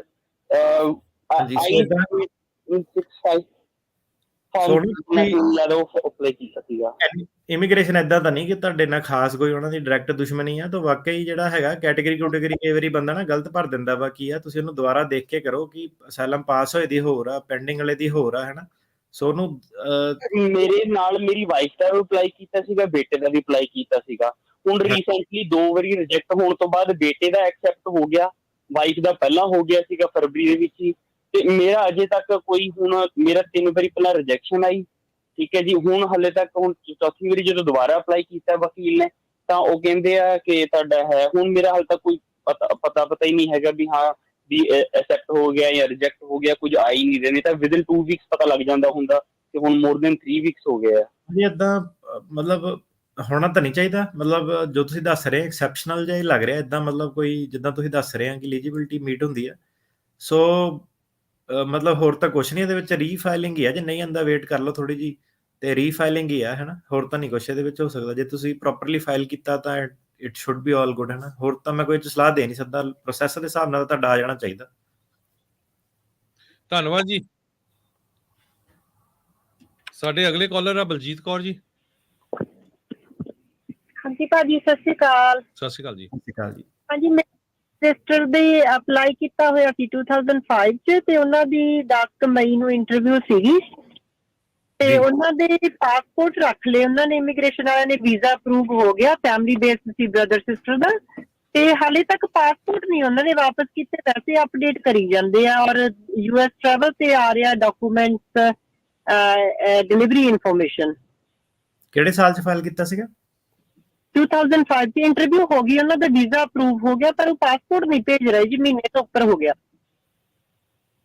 ਫੋਲੋ ਅਪ ਹੀ ਹੈ ਇਹਦੇ ਵਿੱਚ ਤਾਂ, ਹੋਰ ਕੁਝ ਨਹੀਂ। ਜੇ ਤਾਂ ਵੀਜ਼ਾ ਵਗੈਰਾ ਅਪਰੂਵ ਹੋ ਗਿਆ ਫਿਰ ਵੇਟਿੰਗ ਗੇਮ ਹੀ ਹੈ ਨਾ। ਹੋ ਸਕਦਾ ਕਈ ਵਾਰੀ ਐਡਮਿਨਿਸਟ੍ਰੇਟਿਵ ਪ੍ਰੋਸੈਸਿੰਗ 'ਚ ਕਈ ਲੋਕਾਂ ਦਾ ਪਾ ਦਿੰਦੇ ਆ, ਜਾਂ ਕਈ ਵਾਰੀ ਵੈਸੇ ਡਿਲੇ ਚੱਲ ਸਕਦੇ ਆ। ਹੁਣ ਜਿੱਦਾਂ ਤੁਸੀਂ ਦੱਸ ਰਹੇ 'ਚ ਤਾਂ ਇਹੀ ਲੱਗ ਰਿਹਾ ਕਿ ਨਾਰਮਲ ਰੂਟੀਨ ਜਿਹਾ ਡਿਲੇ ਲੱਗ ਰਿਹਾ, ਤੇ ਹੁਣ ਕਿੰਨਾ ਰੀਜ਼ਨੇਬਲ ਕੀ ਡਿਲੇ ਆ ਜਾਂ ਕੀ ਨਹੀਂ ਹੈਗਾ, ਕਿ 1 ਮਹੀਨਾ ਹੋਰ ਵੇਟ ਕਰਨੀ ਚਾਹੀਦੀ, ਨਹੀਂ ਕਰਨੀ ਚਾਹੀਦੀ। ਸੋ ਇਹ ਹੈ ਕਿ ਫੋਲੋ ਅਪ ਕਰ ਲਓ ਤੁਸੀਂ, ਹੋਰ ਤਾਂ ਇਹਦੇ ਵਿੱਚ ਨਹੀਂ ਕੁਛ ਇਸ ਵੇਲੇ ਹੋ ਸਕਦਾ। ਜੇ ਵੀਜ਼ਾ ਫੋਲੋ ਤਾਂ ਉਹ ਇਹੀ ਕਹਿ ਰਿਹਾ ਕਿ US ਕੌਂਸੂਲੇਟ ਕੋਲੇ ਹੀ ਆ ਤੁਹਾਡਾ ਪਾਸਪੋਰਟ, ਕਾਲ ਵੀ ਕੀਤੀ ਔਰ ਈਮੇਲ ਵੀ ਕੀਤੀ ਉਹਨਾਂ ਨੂੰ।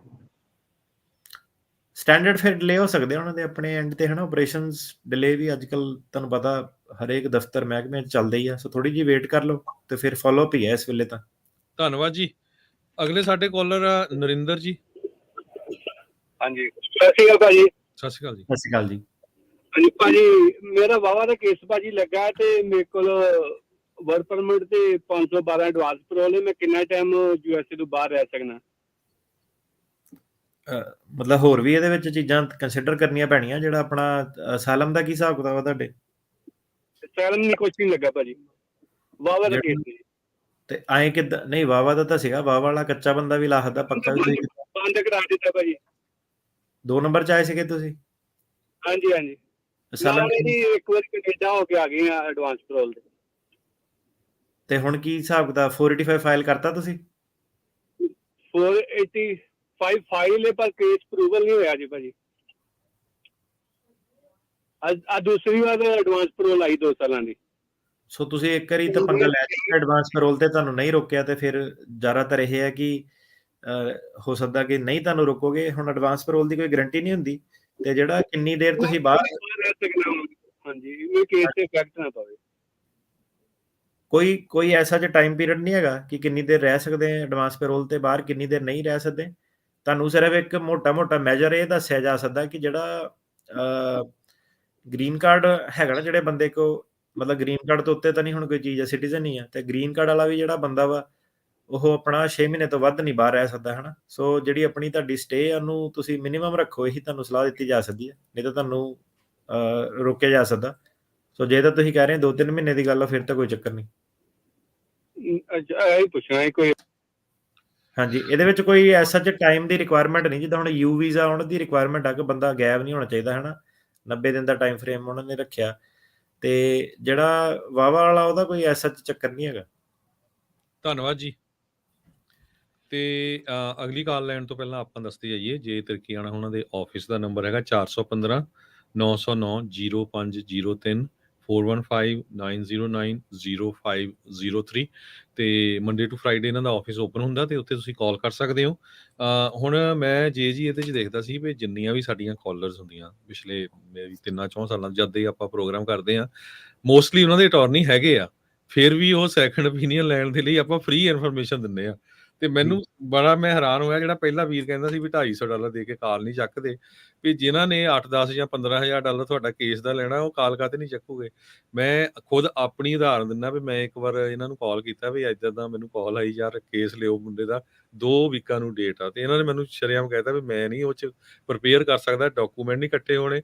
ਉਹ ਕਹਿੰਦਾ ਉਹ ਮੈਨੂੰ ਜ਼ੋਰ ਲਾਈ ਜਾਣ, ਭਾਜੀ ਅਪੁਆਇੰਟਮੈਂਟ ਬਣਾ ਦਿਓ ਸਾਤੋਂ, ਚਾਹੇ $500। ਮੈਂ ਕਿਹਾ ਯਾਰ, ਉਹ ਕਹਿੰਦੇ ਵੀ ਨਹੀਂ ਹੋਣਾ ਹੈਗਾ, ਹਨਾ।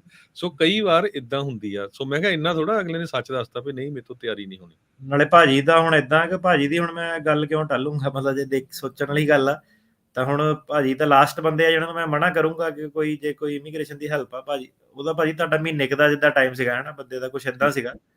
ਤੇ ਉਹ ਜਿਹੜਾ ਸੀਗਾ, ਭਾਜੀ ਨੇ ਕਿਹਾ ਕਰ ਲਾ, 2-3 ਵਾਰੀ ਭਾਜੀ ਨੇ ਕਿਹਾ, ਮੈਂ ਕਿਹਾ ਏਦਾਂ ਕਿ ਹੈਂਡਲ ਨਹੀਂ ਕਰ ਹੋਣਾ ਸਹੀ ਤਰੀਕੇ ਨਾਲ, ਨਹੀਂ ਫੜ ਸਕਦੇ ਕੇਸ।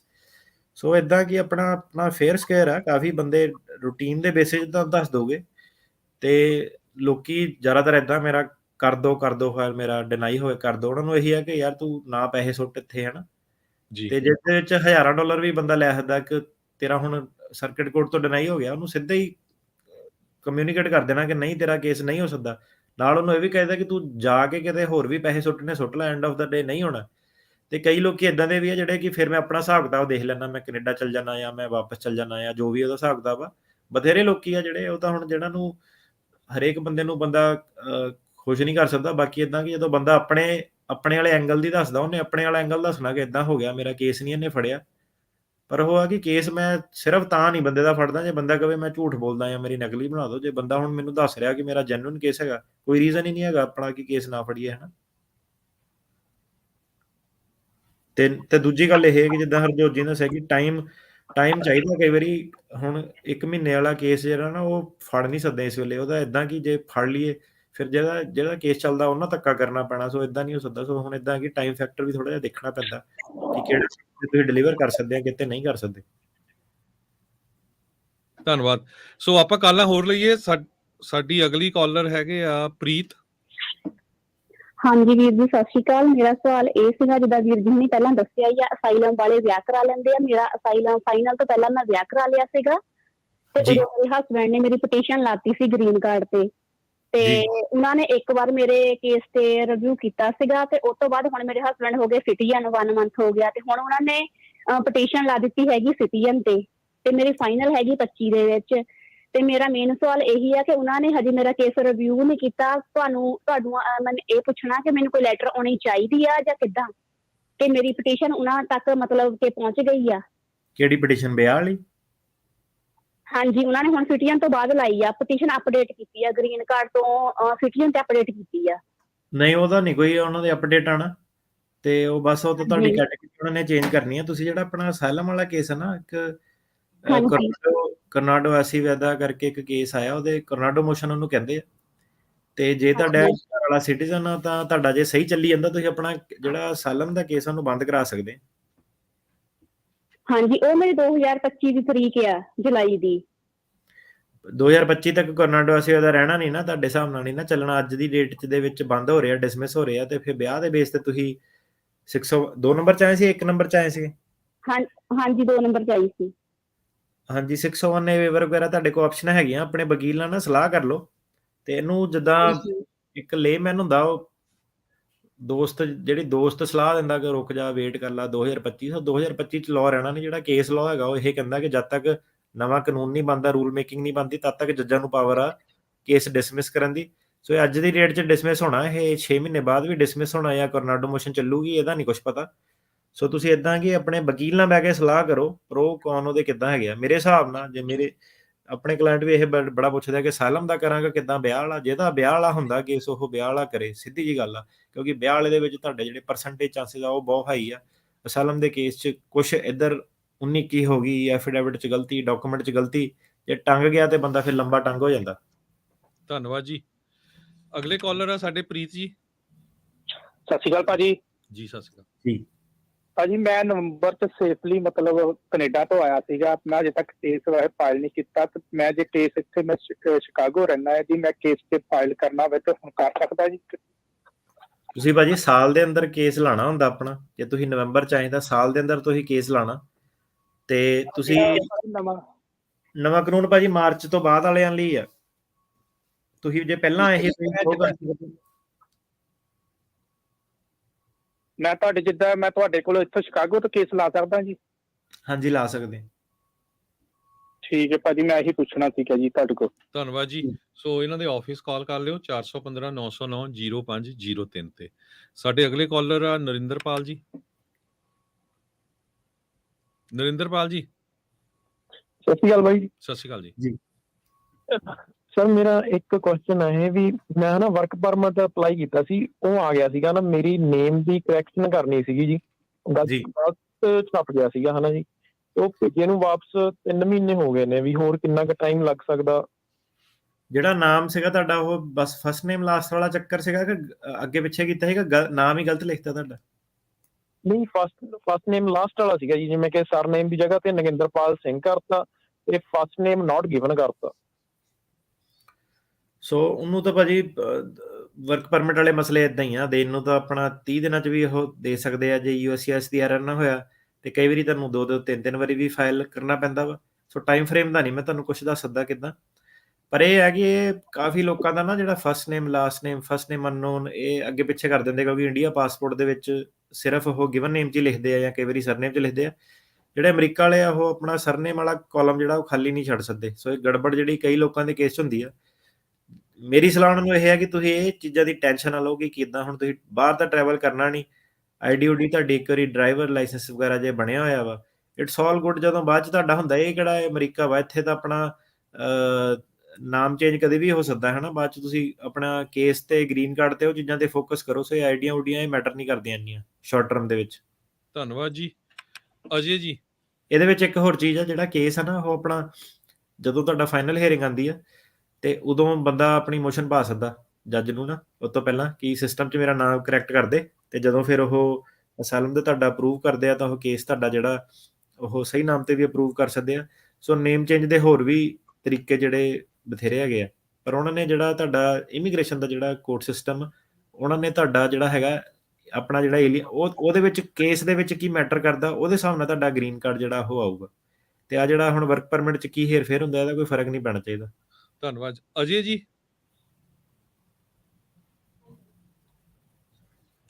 ਬਰਿੰਦਰ ਕੌਰ ਜੀ, ਕਿਸੇ ਨੇ ਕਮੈਂਟ ਪਾਇਆ ਕਿ ਉਹਦੇ 3 ਮਹੀਨੇ ਲੱਗੇ ਸੀ, ਆਹੀ ਜਿਹੜਾ ਬਾਈ ਪੁੱਛਦਾ ਵਰਕ ਪਰਮਿਟ ਦਾ। ਹਾਂਜੀ ਭੈਣ ਜੀ। ਹਾਂਜੀ ਭਾਜੀ, ਮੇਰਾ ਕੁਐਸਚਨ ਨਾ, ਸਾਡੇ ਨਾ ਮੁੰਡਾ ਆਇਆ ਇੱਕ ਮਤਲਬ ਇੰਡੀਆ ਤੋਂ, ਤੇ ਉਹਨੂੰ ਨਾ ਜਿੱਦਾਂ ਪੇਪਰ ਦਿੱਤੇ ਆ ਤੇ ਉਹਨੂੰ ਰਿਪੋਰਟ ਕਰਨਾ ਪੈਣਾ ਆਈਸ ਨੂੰ ਜੀ। ਹਾਂਜੀ, ਤੇ ਇੱਕ ਉਹਨੂੰ ਕੋਰਟ ਡੇਟ ਵੀ ਦਿੱਤੀ ਆ ਇਮੀਗ੍ਰੇਸ਼ਨ ਦੀ, ਹੈ ਨਾ ਜੀ। ਤਾਂ ਕੀ ਉਹਨੂੰ ਕਰਨਾ ਚਾਹੀਦਾ ਆ ਜਿੱਦਾਂ ਰਿਪੋਰਟ ਆਈਸ ਨੂੰ? ਹਾਂਜੀ ਹਾਂਜੀ, ਬਿਲਕੁਲ ਕਰਨਾ ਚਾਹੀਦਾ। ਇਹ ਤਾਂ ਭਗੌੜਾ ਕਰਦੇ ਨੇ ਉਹਨਾਂ ਨੇ। ਆਈਸ ਵਾਲਿਆਂ ਦੀ ਹਾਜ਼ਰੀ ਲੱਗ ਆ, ਕੋਰਟ ਵਾਲਿਆਂ ਦੀ ਲੱਗ ਆ, ਤੇ ਆਈਸ ਦੇ ਤੁਸੀਂ ਬਿਲਕੁਲ ਉਹ ਕਰਨਾ। ਤਾਂ ਕੋਰਟ ਰੇਟ ਕਰਦੀ ਆ 2 ਮਹੀਨੇ ਦੀ ਆ, ਅਗਸਤ 'ਚ ਆ। ਜਾਂ ਫਿਰ ਉਹਨਾਂ ਨੂੰ ਵਰਕਆਊਟ ਕਰਨਾ ਪੈਣਾ। ਉਹਨਾਂ ਨੇ ਕੀ ਦੇਖਣਾ ਹੁੰਦਾ ਕਿ ਕਈਆਂ ਦੇ ਹੁਣ ਜੀਪੀਐਸ ਵੀ ਪਾਇਆ ਵਾ ਨਾ, ਤੇ ਕਈਆਂ ਨੂੰ ਉਹ ਫੋਟੋ ਖਿੱਚਣ ਨੂੰ ਵੀ ਕਹਿੰਦੇ ਆ। ਉਹਨਾਂ ਨੇ ਇਦਾਂ ਦੇਖਣਾ ਕਿ ਬੰਦਾ ਇਹੋ ਜਿਹਾ ਕੁਝ ਨਹੀਂ ਹੈਗਾ। ਹਾਂਜੀ ਹਾਂਜੀ, ਨਹੀਂ ਮੈਂ ਕਿਹਾ ਕਈਆਂ ਨੂੰ ਇਦਾਂ ਵੀ ਕਰਦੇ ਆ। ਉਹਨਾਂ ਨੇ ਕੀ ਦੇਖਣਾ ਕਿ ਬੰਦੇ ਦੀ ਇੱਕ ਵਾਰੀ ਫਾਈਨਲ ਹੀਅਰਿੰਗ ਪੈ ਜਾਂਦੀ ਨਾ, ਤਕਰੀਬਨ ਫੇਰ ਹਟਾ ਦਿੰਦੇ ਆ ਕਿ ਹੁਣ ਫਾਈਨਲ ਹੀਅਰਿੰਗ ਪੈ ਗਈ। ਜਦੋਂ ਤੁਹਾਡੀ ਫਾਈਨਲ, ਪਹਿਲੀ ਗੱਲ ਤੇ ਤੁਹਾਡੀ 2 ਮਹੀਨਿਆਂ 'ਚ ਰਿਟਨ ਪਲੀਡਿੰਗ ਪਵਾਓ ਵਕੀਲ ਨੂੰ ਕਹਿ ਕੇ, ਫਾਈਨਲ ਹੀਅਰਿੰਗ ਆਪਣੀ ਡੇਟ ਲਓ। ਜਦੋਂ ਤੁਹਾਡੀ ਫਾਈਨਲ ਹੀਅਰਿੰਗ ਡੇਟ ਆਉਂਦੀ ਆ ਉਹ ਆਈਸ ਵਾਲਿਆਂ ਨੂੰ ਲਿਜਾ ਕੇ ਦਿਓ ਕਿ ਮੇਰੀ ਫਾਈਨਲ ਹੀਅਰਿੰਗ ਹੁਣ ਪੈ ਗਈ ਆ, ਤੇ ਉਹਦੇ ਬੇਸ ਤੇ ਫਿਰ ਉਹਨਾਂ ਨੇ ਕਹਿਣਾ ਕਿ ਚੱਲ ਹੁਣ ਤੂੰ ਫਾਈਨਲ ਹੀਅਰਿੰਗ ਤੋਂ ਬਾਅਦ 'ਚ ਹੀ ਆਈ। ਧੰਨਵਾਦ ਜੀ। ਸਾਡੇ ਅਗਲੇ ਕਾਲਰ ਆ ਰਸ਼ਪਾਲ ਜੀ। ਹਾਂਜੀ, ਸਤਿ ਸ਼੍ਰੀ ਅਕਾਲ ਜੀ। ਸਤਿ ਸ਼੍ਰੀ ਅਕਾਲ ਜੀ। ਪਹਿਲਾਂ ਤਾਂ ਮੈਂ ਐਪਰੀਸ਼ੀਏਟ ਕਰਨਾ ਆਪਣੇ ਟੇਰਕੀਆਨਾ ਸਾਹਿਬ, ਸਾਡੇ ਗੁਆਂਢੀ ਆ, ਮੈਂ ਵੀ ਦੱਸੂਗਾ ਤੇ ਅਰਜੋਤਾ ਜੀ ਤੁਹਾਡਾ ਵੀ ਹੈ, ਸਾਡਾ ਫੇਵਰੇਟ ਪ੍ਰੋਗਰਾਮ ਆ, ਤੁਸੀਂ ਬਹੁਤ ਇਨਫੋਰਮੇਸ਼ਨ ਦਿੰਦੇ ਆ। ਤੇ ਮੇਰੇ ਜਗਵੀਰ ਭਾਜੀ ਨੂੰ ਇੱਕ ਕੁਐਸਚਨ ਆ। ਪਿਛਲੇ ਮੈਂ ਇਹਨਾਂ ਕੋਲ ਪਹਿਲਾਂ ਵੀ ਤੁਹਾਡੇ ਨਾਲ ਅਪੁਆਇੰਟਮੈਂਟ ਲੈ ਕੇ ਗੱਲ ਕੀਤੀ ਸੀ ਆਪਣੇ ਕੇਸ ਬਾਰੇ, ਤੇ ਵੈਸੇ ਮੈਂ ਆਪ ਹੀ ਕਰ ਲਿਆ ਸਾਰਾ ਕੰਮ। ਮੈਂ ਸਿਟੀਜ਼ਨ ਹੋ ਗਿਆ ਜੀ, ਪਰ 2015 ਚ ਮੈਂ ਅਸਾਈਲਮ ਕੇਸ ਲਾਇਆ ਸੀਗਾ। ਉਸ ਤੋਂ ਬਾਅਦ ਤੇ ਮੈਂ ਸਿਆਟਲ ਵਕੀਲ ਸੀਗਾ, ਮੇਰਾ ਅਜੇ ਵੀ ਉਹੀ ਹੈ, ਤੇ ਮੈਂ ਸਿਟੀਜ਼ਨ ਹੋ ਗਿਆ ਵਿਆਹ ਦੇ ਕੇਸ 'ਚ ਜੀ। ਤੇ ਮੈਂ ਆਪਣੇ ਵਕੀਲ ਨਾਲ ਗੱਲ ਕੀਤੀ ਸੀ ਭਾਜੀ ਕਿ ਵੀ ਮੇਰਾ ਅਸਾਈਲਮ ਕੇਸ ਕੁਇਟ ਕਰ ਦੇ, ਤੇ ਉਹ ਕਹਿੰਦਾ ਤੈਨੂੰ ਲੋੜ ਨਹੀਂ ਵੀ ਤੂੰ ਰਹਿਣ ਦੇ। ਪਰ ਕਿਉਂਕਿ ਮੈਨੂੰ ਇੰਡੀਆ ਆਪਾਂ ਨੂੰ ਜਾਣਾ ਪੈਂਦਾ, ਤੁਹਾਨੂੰ ਪਤਾ ਪ੍ਰੋਪਰਟੀ ਦਾ ਕਈ ਕੇਸਿਸ ਹੁੰਦੇ ਆ ਨਾ। ਮੋਸ਼ਨ ਤੁਹਾਡੀ ਮਤਲਬ ਕੇਸ ਅਜੇ ਵੀ ਚੱਲਦਾ ਪਿਆ ਹੈ ਕਹਿ ਰਹੇ ਨਾ ਤੁਸੀਂ? ਅਸਾਈਲਮ ਕੇਸ ਆਪਾਂ ਕੁਇਟ ਨਹੀਂ ਕੀਤਾ ਭਾਈ, ਪਰ ਉਹਦੀ ਕੋਈ ਸਾਨੂੰ ਤਰੀਕ ਵਗੈਰਾ ਕੁਝ ਨਹੀਂ ਪਈ, ਸਿਰਫ ਵਰਕ ਪਰਮਿਟ ਹੀ ਉੱਤੇ ਮਿਲਿਆ ਸੀ ਮੈਨੂੰ। ਤੇ ਉਸ ਤੋਂ ਬਾਅਦ ਫਿਰ ਮੇਰਾ ਵਿਆਹ ਦਾ ਕੇਸ ਲੱਗ ਗਿਆ ਅਰਕਨਸਾਸ ਦੇ ਵਿੱਚ, ਤੇ ਉਹ 'ਚ ਮੈਂ ਸਿਟੀਜ਼ਨ ਹੋ ਗਿਆ। ਮੈਂ ਸਮਝ ਗਿਆ। ਤੁਹਾਡਾ ਜਿਹੜਾ ਹੁਣ ਕੇਸ ਆ ਉਹ ਅਸਾਈਲਮ ਆਫਿਸ 'ਚ ਆ ਕਿ ਇਮੀਗ੍ਰੇਸ਼ਨ ਕੋਰਟ 'ਚ? ਭਾਈ ਉਹਦਾ ਤੇ ਮੈਨੂੰ ਕੋਈ ਅਪਡੇਟ, ਉਹਨਾਂ ਨੇ ਸਿਰਫ ਫਾਈਲ ਹੀ ਕੀਤਾ, ਮੈਨੂੰ ਉਹਦੀ ਕੋਈ ਅਪਡੇਟ ਨਹੀਂ ਆਈ। ਵੀਜ਼ੇ ਤੇ ਆਏ ਸੀਗੇ ਨਾ? ਹਾਂਜੀ, ਵੀਜ਼ੇ ਤੇ ਆਏ ਸੀਗੇ। ਹਾਂਜੀ ਭਾਜੀ। ਤੇ ਇੰਟਰਵਿਊ ਤੁਹਾਡਾ ਕੋਈ ਨਹੀਂ ਹੋਇਆ ਅਸਾਈਲਮ ਦਾ, ਹਨਾ? ਕੁਛ ਨਹੀਂ, ਉਹਨਾਂ ਨੇ ਮੈਨੂੰ ਬੁਲਾਇਆ ਨਹੀਂ, ਕੁਛ ਮੰਗਿਆ ਵੀ ਨਹੀਂ, ਕੁਛ ਅਪਡੇਟ ਨਹੀਂ। ਉਹਨਾਂ ਸਿਰਫ ਮੈਨੂੰ ਵਰਕ ਪਰਮਿਟ ਦਿੱਤਾ। ਆਪਣਾ ਜਿਹੜਾ ਅਸਾਈਲਮ ਦੀ ਰਸੀਟ ਨੋਟਿਸ ਜਿਹੜਾ ਤੁਹਾਡਾ ਆਇਆ ਨਾ ਅਸਾਈਲਮ ਦਾ, ਉਹਦੇ ਨਾਲ ਆਪਣਾ ਜਿਹੜਾ ਇੱਕ ਲੈਟਰ ਲਿਖ ਕੇ ਭੇਜੋ ਕਿ ਮੈਂ ਆਪਣਾ ਕੇਸ ਵਿਡਰਾਅ ਕਰਦਾ ਕਿਉਂਕਿ ਮੈਂ ਸਿਟੀਜ਼ਨ ਬਣ ਗਿਆ, ਤੇ ਆਹ ਮੇਰਾ ਸਿਟੀਜ਼ਨਸ਼ਿਪ ਦੀ ਐਪਲੀਕੇਸ਼ਨ ਆ। ਇਹਨੂੰ ਤੁਸੀਂ ਜਿੱਥੇ ਵੀ ਤੁਹਾਡਾ ਪੈਂਡਿੰਗ ਹੈ, ਸੈਨ ਫਰਾਂਸਿਸਕੋ ਅਸਾਈਲਮ ਆਫਿਸ ਉੱਥੇ ਭੇਜੋ, ਤੇ ਜਿੱਥੇ ਪਹਿਲਾਂ ਲਾਇਆ ਸੀ ਨੇਬਰਾਸਕਾ ਉੱਥੇ ਭੇਜੋ, ਤੇ ਵਕੀਲ ਦੇ ਥਰੂ ਭੇਜਣੀ, ਵਕੀਲ ਦੇ ਥਰੂ ਭੇਜ ਦਿਓ, ਆਪ ਲਿਖ ਕੇ ਭੇਜਣੀ, ਆਪ ਲਿਖ ਕੇ ਭੇਜ ਦਿਓ। So it's all good. ਉਹਨਾਂ ਨੂੰ ਭੇਜ ਦਿਓ ਤੇ ਕੇਸ ਉਹਨਾਂ ਨੇ ਕਰ ਦੇਣਾ ਵਿਡਰਾਅ ਤੁਹਾਡਾ। ਉਹਦੀ ਭਾਜੀ ਕਾਪੀ ਰੱਖ ਲਿਓ, ਨਾਲ ਸਰਟੀਫਾਈਡ ਭੇਜਿਓ, ਉਹਦੀ ਰਸੀਦ ਵਗੈਰਾ ਰੱਖ ਲਿਓ, ਰੈਕੋਰਡ ਰਹੂ ਤੁਹਾਡੇ ਕੋਲ। ਹਾਂਜੀ ਠੀਕ ਆ। ਇੱਕ ਕੁਐਸਚਨ ਭਾਈ, ਜਿੱਦਾਂ ਇਹਨਾਂ ਨੇ ਨਾ ਜਦੋਂ ਮੇਰਾ ਉਹਨਾਂ ਨੇ ਕੰਡੀਸ਼ਨਲ ਗ੍ਰੀਨ ਕਾਰਡ ਦਿੱਤਾ ਸੀਗਾ ਨਾ, ਤੇ ਉਹਦੇ ਵਿੱਚ ਮੈਨੂੰ ਇੱਕ ਲੈਟਰ ਆਈ ਸੀਗੀ ਉਹਨਾਂ ਦੀ ਵੀ ਤੁਹਾਡਾ ਕੇਸ ਆਲਰੇਡੀ ਤੁਸੀਂ ਦੂਸਰਾ ਕੇਸ ਲਾਤਾ ਹੈ, ਵੀ ਤੁਸੀਂ ਅਸਾਈਲਮ ਕੰਟੀਨਿਊ ਰੱਖਣਾ ਹੈ ਕਿ ਇਹਨੂੰ ਵਿਦਡਰਾਅ ਕਰਨਾ। ਤੇ ਉਹ ਮੇਰਾ ਅਟਰਨੀ ਕਹਿੰਦਾ ਸੀ ਵੀ ਤੂੰ ਕੰਟੀਨਿਊ ਕਰ, ਵੀ ਤੇਰਾ ਹਜੇ ਜ਼ਿਆਦਾ ਅਨਕੰਡੀਸ਼ਨਲ ਹੋਏਗਾ ਫੇਰ ਕਰੀ। ਠੀਕ ਹੈ, ਪੁਰਾਣੀਆਂ ਗੱਲਾਂ, ਹੁਣ ਤਾਂ ਸਿਟੀਜ਼ਨ ਬਣ ਗਏ, ਹੁਣ ਤਾਂ ਅਸਾਈਲਮ ਦਾ ਤੁਸੀਂ ਮਿੱਟੀ ਪਾਓ ਇਹਨੂੰ, ਇਹ ਖਤਮ। ਗ੍ਰੀਨ ਕਾਰਡ ਵੀ ਭੁੱਲ ਜਾਓ, ਹੁਣ ਤਾਂ ਸਿਟੀਜ਼ਨ ਆ ਜਾਏਗਾ। ਹਾਂਜੀ, ਹੁਣ ਤੁਸੀਂ ਸਿਟੀਜ਼ਨ ਬਣ ਗਏ ਆ, ਹੁਣ ਟੈਨਸ਼ਨ ਨਾ ਲਓ ਇਹਦੀ, ਇਹਨੂੰ ਵਿਦਡਰਾਅ ਜਿੱਦਾਂ ਕਿਹਾ ਉਦਾਂ ਕਰੋ। It's all good. ਧੰਨਵਾਦ ਜੀ। ਮੁਹੰਮਦ ਜੀ, ਮੁਹੰਮਦ ਜੀ। ਹੈਲੋ। ਹਾਂਜੀ ਹਾਂਜੀ ਭਾਜੀ, ਕੀ ਹਾਲ ਹੈ? ਠੀਕ ਹੋ? ਹਾਂਜੀ ਠੀਕ ਹੈ ਜੀ। ਭਾਜੀ ਮੈਂ ਨਵੰਬਰ 23 ਦੇ ਵਿੱਚ ਆਇਆ ਤੇ ਮੇਰੀ ਡੇਟ ਸੀ ਮਾਸਟਰ ਹੀਅਰਿੰਗ। ਤੇ ਇਹ ਤਾਂ ਡਿਸਪੈਚਰ ਬੋਲੀ ਜਾਂਦੀ ਭਾਜੀ ਮਗਰ ਤੁਹਾਡੇ। ਮੈਂ ਭਾਜੀ ਕਾਲ ਚੱਲਦੀ ਪਈ ਤੁਹਾਡੇ, ਟਿਕਟਾਕ ਦੀ ਬੰਦ ਕਰ ਦਿੰਦਾ ਜੀ। ਭਾਜੀ ਆ ਰਹੀ ਹੈ ਆਵਾਜ਼ ਹੁਣ ਸਹੀ? ਹਾਂਜੀ ਭਾਜੀ ਮੈਂ ਨਵੰਬਰ ਜਿਹੜਾ ਨਾ ਇਹਦੇ ਵਿੱਚ ਆਇਆ ਹਾਂ 2022 ਦੇ ਵਿੱਚ, ਤੇ ਮੇਰਾ ਕੇਸ ਸੀ ਗਰੰਟਰ ਸੀ ਵਰਜੀਨੀਆ ਦਾ ਜੀ। ਔਰ ਮੈਂ ਇੱਥੇ ਆ ਕੇ ਫਿਰ ਦੁਬਾਰਾ ਮੈਂ ਆਪਣਾ ਕੇਸ ਲੈ ਗਿਆ ਤਾਂ ਨਿਊਯਾਰਕ ਜੀ ਦਸੰਬਰ ਦੇ ਵਿੱਚ। ਨਿਊਯਾਰਕ ਦੇ ਵਿੱਚ ਜਿਹੜਾ ਨੇ ਮੇਰੀ ਮਾਸਟਰ ਹੀਅਰਿੰਗ ਜਿਹੜੀ ਉਹ 23 ਮਾਰਚ ਦੀ ਪਈ ਸੀ ਜੀ। ਫਿਰ ਜਿਹੜੀ ਹੀਅਰਿੰਗ ਜਿਹੜੀ ਹੈ ਮੇਰੀ, ਉਹ ਜਦੋਂ ਮੈਂ 2-3 ਦਿਨ ਪਹਿਲੇ ਜੱਜ ਨੇ ਕਿਹਾ ਜੀ, ਮੈਂ ਜਿਹੜੀ ਮਤਲਬ ਉਹਨੇ ਇੱਕ ਲੈਟਰ ਭੇਜਿਆ ਮੇਰੇ ਵਕੀਲ ਨੂੰ, ਸ਼ਾਇਦ ਉਹਨੇ ਕਿਹਾ ਜੀ ਮੈਂ ਜਿਹੜਾ ਇਹਨੂੰ ਆਉਣ ਦੀ ਜ਼ਰੂਰਤ ਨਹੀਂ ਹੈ, ਇਹਦੀ ਮੈਂ ਜਿਹੜੀ ਇਹਨੇ ਹੀਅਰਿੰਗ ਲੈ ਲਈ ਹੈ, ਠੀਕ ਹੈ। ਤੇ ਇਹਨੂੰ ਅੱਗੋਂ ਮੈਂ ਜਦੋਂ ਦਾਂ ਦਾ ਤੇ ਇਹਨੂੰ ਇੰਡੀਵਿਜੂਅਲ ਹੀਅਰਿੰਗ ਦਾਂ ਦਾ, ਜਦੋਂ ਇੰਡੀਵਿਜੂਅਲ ਹੀਅਰਿੰਗ ਵਾਲੋਂ ਉਹਨੇ ਕਿਹਾ ਵੀ ਹੁਣ ਮੇਰੀ ਇੰਡੀਵਿਜੂਅਲ ਹੀਅਰਿੰਗ ਜਿਹੜੀ ਸਿਸਟਮ 'ਚ ਸ਼ੋ ਨਹੀਂ ਕਰ ਰਹੀ ਹੈ। ਉਹਨੇ ਕਿਹਾ ਫਾਈਨਲ ਹੀਅਰਿੰਗ ਤੋਂ ਪਹਿਲੇ ਜਿਹੜਾ 30 ਦਿਨ ਪਹਿਲੇ ਇਹਨੂੰ ਸਾਰੇ ਆਪਣੇ ਡਾਕੂਮੈਂਟ ਜਮ੍ਹਾਂ ਕਰਾਉਣੇ ਨੇ ਨਾ ਜੀ, ਤੇ ਉਹ ਸਿਸਟਮ ਦੇ ਵਿੱਚ ਸ਼ੋ ਨਹੀਂ ਕਰ ਰਹੀ ਹੈ ਡੇਟ। ਤੇ ਕਿਹਾ ਮੈਂ ਮੋਸ਼ਨ ਲਾ ਕੇ ਮੇਰੀ ਡੇਟ ਆ ਸਕਦੀ ਹੈ ਜਾਂ ਨਹੀਂ? ਭਾਜੀ ਨਿਊਯਾਰਕ ਦੇ ਕੋਰਟ ਦਾ ਕੱਲਾ ਤੁਹਾਡਾ ਨਹੀਂ, ਬੜੇ ਸਾਰੇ ਕੇਸ ਇਦਾਂ ਹੈਗੇ ਆ, ਟਰਾਈ ਕਰ ਲਓ ਮੋਸ਼ਨ ਦਾ। ਤੇ ਪਰ ਨਿਊਯਾਰਕ ਦੇ ਕੋਰਟ ਦੀ ਗਰੰਟੀ ਨਹੀਂ ਕਿ ਉੱਥੇ ਆਣੀ ਆ, ਉੱਥੇ ਥੋੜਾ ਜਿਹਾ ਕੰਮ ਇਦਾਂ ਹੀ ਆ ਕਈ ਕੇਸਾਂ ਦਾ। ਤੇ ਟਰਾਈ ਕਰ ਸਕਦੇ ਆ ਤੁਸੀਂ ਮੋਸ਼ਨ ਉਹਨੂੰ ਪਾ ਕੇ, ਤੇ ਤੁਹਾਡੇ ਇਕੱਲਿਆਂ ਦਾ ਨਹੀਂ, ਕਈ ਹਜ਼ਾਰਾਂ ਕੇਸ ਉੱਥੇ ਇਦਾਂ। ਧੰਨਵਾਦ ਜੀ। ਸੋ ਸਰੋਤਿਓ, ਇੱਕ ਵਾਰੀ ਫੇਰ ਦੱਸਦੇ ਜਾਈਏ, ਆਪਾਂ ਥੋੜ੍ਹੀ ਜਿਹੀਆਂ ਹੋਰ ਕਾਲਸ ਲੈਣੀਆਂ। 11 ਵਜੇ ਤਾਈਂ ਸਾਡਾ ਪ੍ਰੋਗਰਾਮ ਚੱਲਣਾ। ਟੈਲੀਫੋਨ ਨੰਬਰ ਕਾਲ ਲਈ 408 272 5200। ਕੁਛ ਕੁ ਆਪਾਂ ਕੁਐਸਚਨ ਜੋ ਸਾਡੇ ਫੇਸਬੁੱਕ YouTube ਤੇ ਆ ਉਹ ਵੀ ਲਵਾਂਗੇ। ਨਿਰਮਲ ਸਿੰਘ ਉਹਨਾਂ ਦਾ ਕੁਐਸਚਨ ਹੈਗਾ ਆ ਵੀ J1 ਵੀਜ਼ਾ ਹੋਲਡਰ ਅਪਲਾਈ ਕਰ ਸਕਦੇ US ਗ੍ਰੀਨ ਕਾਰਡ ਹੋਲਡਰ ਲਈ? ਡਿਪੈਂਡ ਕਰਦਾ, ਕਈ J1 ਵੀਜ਼ਾ ਹੋਲਡਰ ਤੇ ਰਿਸਟ੍ਰਿਕਸ਼ਨ ਹੁੰਦੀ ਆ 2 ਸਾਲ ਦੀ। ਡਿਪੈਂਡ ਕਰਦਾ ਕਿੱਦਾਂ ਦਾ J1 ਲੱਗਾ। ਕਈਆਂ ਤੇ ਉਹਨਾਂ ਨੇ ਰਿਸਟ੍ਰਿਕਸ਼ਨ ਲਾਈ ਹੁੰਦੀ ਕਿ ਤੁਸੀਂ 2 ਸਾਲ ਆਪਣੀ ਹੋਮ ਕੰਟਰੀ 'ਚ ਲਾ ਕੇ ਆਣੇ ਆ, ਤੇ ਜੇ ਤੁਹਾਡੇ ਤੇ ਰਿਸਟ੍ਰਿਕਸ਼ਨ ਲੱਗੀ ਆ ਤੇ ਫਿਰ ਤੁਹਾਨੂੰ ਵੇਵਰ ਵਗੈਰਾ ਜਿਹੜਾ ਉਹ ਕਰਨਾ ਪੈਣਾ J ਵੀਜ਼ੇ। ਧੰਨਵਾਦ ਜੀ। ਅਗਲੇ ਸਾਡੇ ਕਾਲਰ ਸਤਨਾਮ ਜੀ। ਹੈਲੋ, ਸਤਿ ਸ਼੍ਰੀ ਅਕਾਲ ਜੀ। ਸਤਿ ਸ਼੍ਰੀ ਅਕਾਲ ਜੀ। ਭਾਜੀ ਮੇਰੇ 2 ਕੁਐਸਚਨ ਹੈ। ਇੱਕ ਉਦੋਂ ਜਦੋਂ ਤੁਸੀਂ ਕਹਿ ਰਹੇ ਸੀ ਕਿ ਜਿੱਦਾਂ ਮੈਂ ਲਾਇਆ ਅਸਾਈਲਮ ਕੇਸ, ਤੇ ਮੇਰੀ ਵਾਈਫ ਉਹਦੇ ਤੇ ਇੰਡੀਆ ਜਾ ਸਕਦੀ I-31 'ਚ? ਤੇ ਦੂਜਾ ਕੁਐਸਚਨ ਮੇਰਾ ਇਹ ਆ ਕਿ ਜਿੱਦਾਂ 2016 ਦਾ ਮੇਰਾ ਕੇਸ ਲੱਗਾ, ਕੋਈ ਇੰਟਰਵਿਊ ਡੇਟ ਨਹੀਂ ਆਈ, 2-3 ਵਾਰ ਐਕਸਪੀਡਾਈਟ ਪਾਤੀ ਹੈ, ਤੇ ਪਰ ਇੰਟਰਵਿਊ ਡੇਟ ਨਹੀਂ ਦੇ ਰਹੇ, ਕੇਸ ਵਿੱਚ ਐਡ ਕਰਤਾ ਵਾ। ਤੇ ਇੱਕ ਵਾਰ ਭਾਜੀ ਕਹਿੰਦੇ ਸੀ ਆਪਾਂ ਲਾਅ ਸੂਟ ਕਰਨੇ, ਬਾਅਦ ਨਾਲ ਦੱਸਿਆ ਕੁਛ ਨਹੀਂ। ਲਾਅ ਸੂਟ ਦਾ ਤੁਹਾਨੂੰ ਮੈਂ ਨੰਬਰ ਦੇ ਦੇਣਾ ਵਕੀਲ ਦਾ, ਉਹਨੂੰ ਕਰਕੇ ਤੁਸੀਂ ਕਰ ਦਿਓ ਇਮੀਗ੍ਰੇਸ਼ਨ ਤੇ ਦੱਸਣਾ ਕੀ ਕਰਦੀ ਹਾਂਜੀ, ਕਿਉਂਕਿ ਸਾਡੀ ਡੇਟਾ ਨਹੀਂ ਆ ਰਹੀਆਂ 2016 ਤੇ 15 ਵਾਲਿਆਂ ਦੀਆਂ। ਹਾਂਜੀ, ਤੁਸੀਂ ਇਰਾਦਾ ਬਣਾ ਲਓ। ਆਪਣੇ ਲਿਟੀਗੇਸ਼ਨ ਵਕੀਲ ਹੈਗੇ ਇੱਥੇ 2-4 ਜਿਹੜੇ ਕਰਦੇ ਆ, ਤੇ ਇੱਕ ਕੋਈ ਸਾਡਾ ਕਲਾਇੰਟ ਸੀਗਾ, ਉਹਨੇ ਕੀਤਾ ਵੀ ਸੀਗਾ ਲਾਅ ਸੂਟ। ਪਰ ਹਾਂਜੀ, ਲਾਅ ਸੂਟ ਲਈ ਤੁਹਾਨੂੰ ਉਹੀ ਲਾਅ ਸੂਟ ਵਾਲੇ ਡਾਲਰ ਖਰਚਣੇ ਪੈਣੇ ਇਮੀਗ੍ਰੇਸ਼ਨ ਤੇ ਕਰਨ ਦੇ। ਰਿਟ ਆਫ ਮੈਂਡਮਸ ਕਹਿੰਦੇ ਉਹਨੂੰ। ਤੇ ਆਪਾਂ ਜੀ ਉਹ ਟਰਾਈ ਵੀ ਕੀਤੀ ਸੀ, ਜੇ ਵੱਧ ਤੋਂ ਵੱਧ ਲੋਕ ਹੋਣ, 40 50 100 ਹੋਣ, ਫਿਰ ਚਲੋ ਥੋੜੇ ਪੈਸੇ ਪਾ ਕੇ ਹੋ ਜਾਂਦਾ ਹਨਾ। ਉਹਦੀ ਇੰਡੀਵਿਜੂਅਲੀ ਕਰਨੀ ਪੈਣੀ ਹੈ ਮੈਂਡਮਸ। ਠੀਕ। ਤੇ ਹੁਣ ਇਦਾਂ ਕਿ ਅਸਾਈਲਮ ਆਫਿਸ ਵਾਲੇ ਨਾ, ਨਵਾਂ ਉਹਨਾਂ ਦਾ ਡਾਇਰੈਕਟਿਵ ਸੀਗਾ, ਕਈ ਕੇਸਾਂ ਦੇ ਵਿੱਚ ਉਹਨਾਂ ਨੇ ਕੰਟੈਕਟ ਕਰਨਾ ਸ਼ੁਰੂ ਕੀਤਾ ਕਿ ਜੇ ਤੁਹਾਨੂੰ ਤਰੀਕ ਛੇਤੀ ਚਾਹੀਦੀ ਆ, ਸਾਰਿਆਂ 'ਚ ਨਹੀਂ, ਪਰ ਜੇ ਕਿਸੇ ਨੇ ਲਾਅ ਸੂਟ ਕਰਨਾ ਹਾਂਜੀ ਕਰ ਸਕਦੇ ਆ। ਉਹ ਤਾਂ ਮੈਂਡਮਸ ਵਾਲੇ ਵਕੀਲ ਬੈਠੇ ਬਥੇਰੇ, ਜਿਹੜੇ ਸਿਵਲ ਲਿਟੀਗੇਸ਼ਨ 'ਚ ਇਮੀਗ੍ਰੇਸ਼ਨ ਦਾ ਕੰਮ ਨਹੀਂ ਉਹ ਕਰਦੇ ਹੁੰਦੇ, ਆਹ ਲਾਅ ਸੂਟ ਕਰਕੇ ਤਰੀਕ ਤੁਹਾਡੀ ਜਿਹੜੀ ਆ ਉਹ ਲਿਆ ਸਕਦੇ ਆ। ਪਰ ਇਦਾਂ ਕਿ ਸਰਕਾਰ ਦੇ ਨਾਲ ਲਾਸੂਟ ਤੇ ਇਦਾਂ ਆ ਕਿ ਕੱਲ ਨੂੰ ਫਿਰ ਇਦਾਂ ਨਹੀਂ ਕਿ ਉਹਨਾਂ ਨੂੰ ਕਹਿਣਾ ਕਿ ਮੇਰੇ ਤੇ ਰਹਿਮ ਕਰੋ, ਛੋਟੀ ਮੋਟੀ ਮੇਰੀ ਗਲਤੀ ਹੋ ਗਈ, ਫਿਰ ਇਦਾਂ ਆ। ਤੇ ਦੂਜਾ ਜਿਹੜਾ ਘਰ ਵਾਲੀ ਜਾ ਸਕਦੀ ਆ ਤਾਂ ਡਿਪੈਂਡ ਕਰਦਾ ਹੁਣ ਜੇ ਘਰ ਵਾਲੀ ਨੇ ਅਸਾਈਲਮ ਕੇਸ ਉਹਦਾ ਕਿੱਦਾਂ ਆਈ ਸੀਗੀ 131 ਕਿਹਦੇ ਬੇਸ ਤੇ ਮਿਲਿਆ ਤੁਹਾਨੂੰ।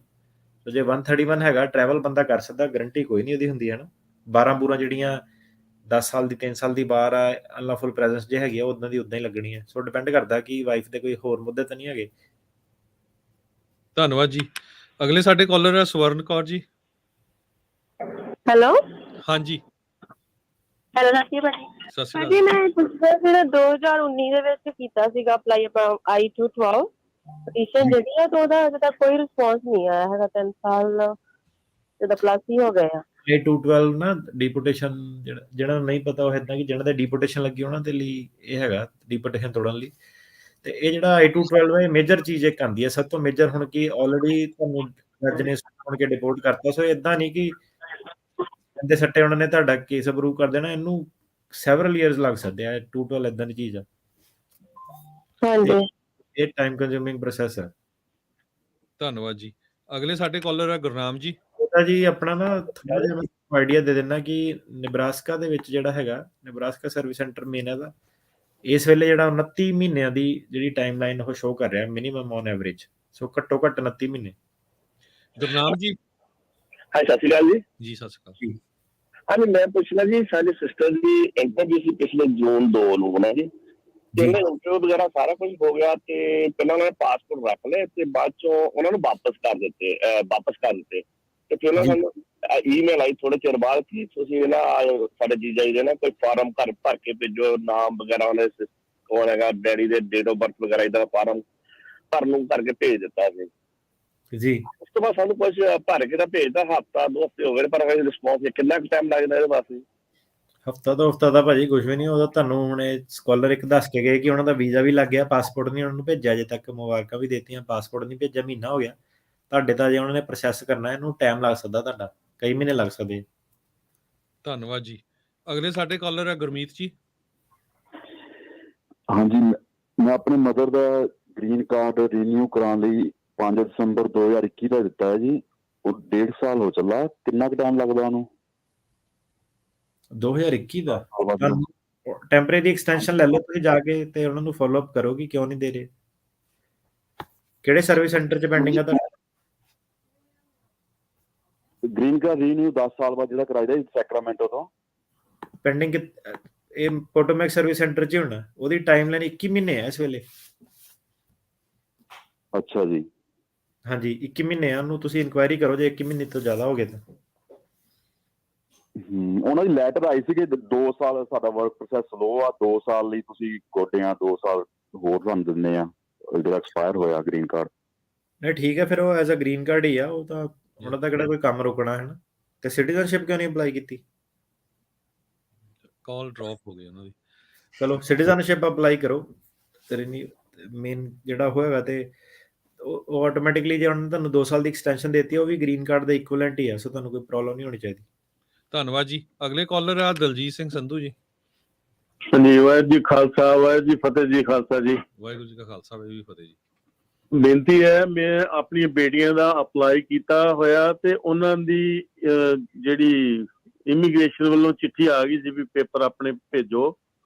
ਅਸੀਂ ਪੇਪਰ ਸਾਰੇ ਭਰ ਕੇ ਭੇਜ ਦਿੱਤੇ ਹੋਏ ਆ ਉਹਨਾਂ ਨੇ, ਤੇ ਉਹਨਾਂ ਨੇ ਵੀ ਉੱਥੋਂ ਇੱਕ ਇੰਡੀਆ ਬੇਟੀ ਇੱਕ ਸਿੰਗਾਪੁਰ ਹੈ ਜੀ, ਉਹਨਾਂ ਨੇ ਸਾਰੇ ਪੇਪਰ ਭਰ ਕੇ ਭੇਜਤੇ ਉੱਥੇ ਇਮੀਗ੍ਰੇਸ਼ਨ ਵਾਲਿਆਂ ਨੂੰ। ਤੇ 3 ਸਾਲ ਹੋ ਗਏ ਹੁਣ ਉਹ ਇੰਟਰਵਿਊ ਵਾਸਤੇ ਕਾਲ ਨਹੀਂ ਕਰਦੇ।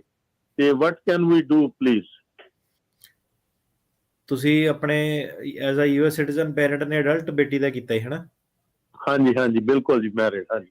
ਕਿਹੜੇ ਸਾਲ 'ਚ ਕੀਤੇ ਸੀਗੇ ਅਪਲਾਈ ਕੀਤਾ? ਮੇਰੇ ਖਿਆਲ ਤੇ 2008 ਦਾ ਸ਼ਾਇਦ ਕੀਤਾ ਸੀ ਅਪਲਾਈ। ਫੋਲੋ ਅਪ ਕਰੋ ਫਿਰ। ਨੰਬਰ ਤਾਂ ਤੁਹਾਡਾ ਲੱਗ ਜਾਣਾ ਚਾਹੀਦਾ ਕਿਉਂਕਿ 8-9 ਵਾਲੇ ਕੇਸ ਇਹ ਚਲਾ ਰਹੇ ਆ। ਫੋਲੋ ਅਪ ਹੀ ਕਰ ਸਕਦੇ ਆ। ਹਾਂ ਉਹ ਬੇਟੀਆਂ ਰੋਜ਼ ਕਰਦੀਆਂ ਉਹਨਾਂ ਨੂੰ ਕਾਲ ਤੇ ਉਹ ਆਖ ਦਿੰਦੇ ਆ ਇਨ ਦਾ ਪ੍ਰੋਸੈਸ ਵੇਟ ਕਰੋ। ਤੇ 3 ਸਾਲ ਹੋ ਗਏ ਪੇਪਰ ਭਰ ਕੇ ਭੇਜਿਆ ਨੂੰ ਵਾਪਸ ਇਮੀਗ੍ਰੇਸ਼ਨ ਨੂੰ। ਤੁਸੀਂ ਫਿਰ ਇਹਦੇ ਵਿੱਚ ਇਦਾਂ ਆ ਕਿ ਤੁਸੀਂ ਵਿਦਿਨ ਟਾਈਮ ਜ਼ੋਨ ਹੈਗੇ ਆਪਣੇ ਇੱਥੇ ਕਾਂਗਰਸਮੈਨ ਨੂੰ ਕੰਟੈਕਟ ਕਰਕੇ ਦੇਖ ਲਓ ਲੋਕਲ। ਉਹ ਫਿਰ ਫਾਲੋ ਅਪ ਕਰ ਦੋਗੇ ਤੁਹਾਡੇ ਬਿਹਾਫ ਤੇ। Oh, that will be nice. I can contact any congressman. That's not a problem. ਨਹੀਂ ਆਪਣੇ ਏਰੀਆ ਵਾਲੇ ਨੂੰ ਕਰੋ ਜ਼ਿਪ ਕੋਡ ਪਾ ਕੇ। ਹਾਂਜੀ ਅੱਛਾ, ਅੱਜ ਕੱਲ ਜਿੱਥੇ ਹੁਣ ਰਹਿੰਦੇ ਆ ਹਾਂਜੀ ਹਾਂਜੀ ਹਾਂਜੀ। ਕਿੱਥੇ ਰਹਿੰਦੇ ਤੁਸੀਂ? ਸੈਕਰਾਮੈਂਟੋ ਰਹਿੰਦੇ ਆ? ਮੈਂ ਗਾਲਟ ਹੈ ਜੀ, ਅੱਜ ਕੱਲ ਗਾਲਟ ਹੈ। ਮੈਨੂੰ ਲੱਗਦਾ ਐਮੀ ਵੈਰਾ ਹੋਣਾ ਸ਼ਾਇਦ, ਪਰ ਚੈੱਕ ਕਰ ਲਿਓ ਕਿਹੜਾ ਹੈ ਤੁਹਾਡਾ ਗਿਆ। ਨਹੀਂ, ਉਹ ਮਿੱਤੂ ਸੂਈ ਅੱਗੇ ਸੀ, ਮਿੱਤੂ ਸੂਈ ਤੇ ਮੈਂ I will check and follow the congressman. That's nice, good suggestion. ਬਹੁਤ ਠੀਕ ਹੈ ਜੀ। ਤੇ ਸਾਡੇ ਅਗਲੇ ਕਾਲਰ ਆ ਸਿਮਰਨਜੀਤ ਸਿੰਘ। ਸਤਿ ਸ਼੍ਰੀ ਅਕਾਲ ਸਰ ਜੀ। ਸਤਿ ਸ਼੍ਰੀ ਅਕਾਲ ਜੀ। ਸਰ ਜੀ ਮੈਂ ਪੁੱਛਣਾ ਸੀਗਾ, ਮੇਰਾ ਕੇਸ ਦੀ ਜਿੱਦਾਂ ਹੀਅਰਿੰਗ ਹੋ ਗਈ ਸੀਗੀ ਫਾਈਨਲ, ਤੇ 8 ਮਹੀਨੇ ਹੋ ਗਏ ਨੇ ਡਿਸੀਜਨ ਪੈਂਡਿੰਗ ਨੂੰ, ਤੇ ਉਹਦੀ ਰਿਕੁਐਸਟ ਦਾ ਪਵਾ ਸਕਦੇ ਅਸੀਂ?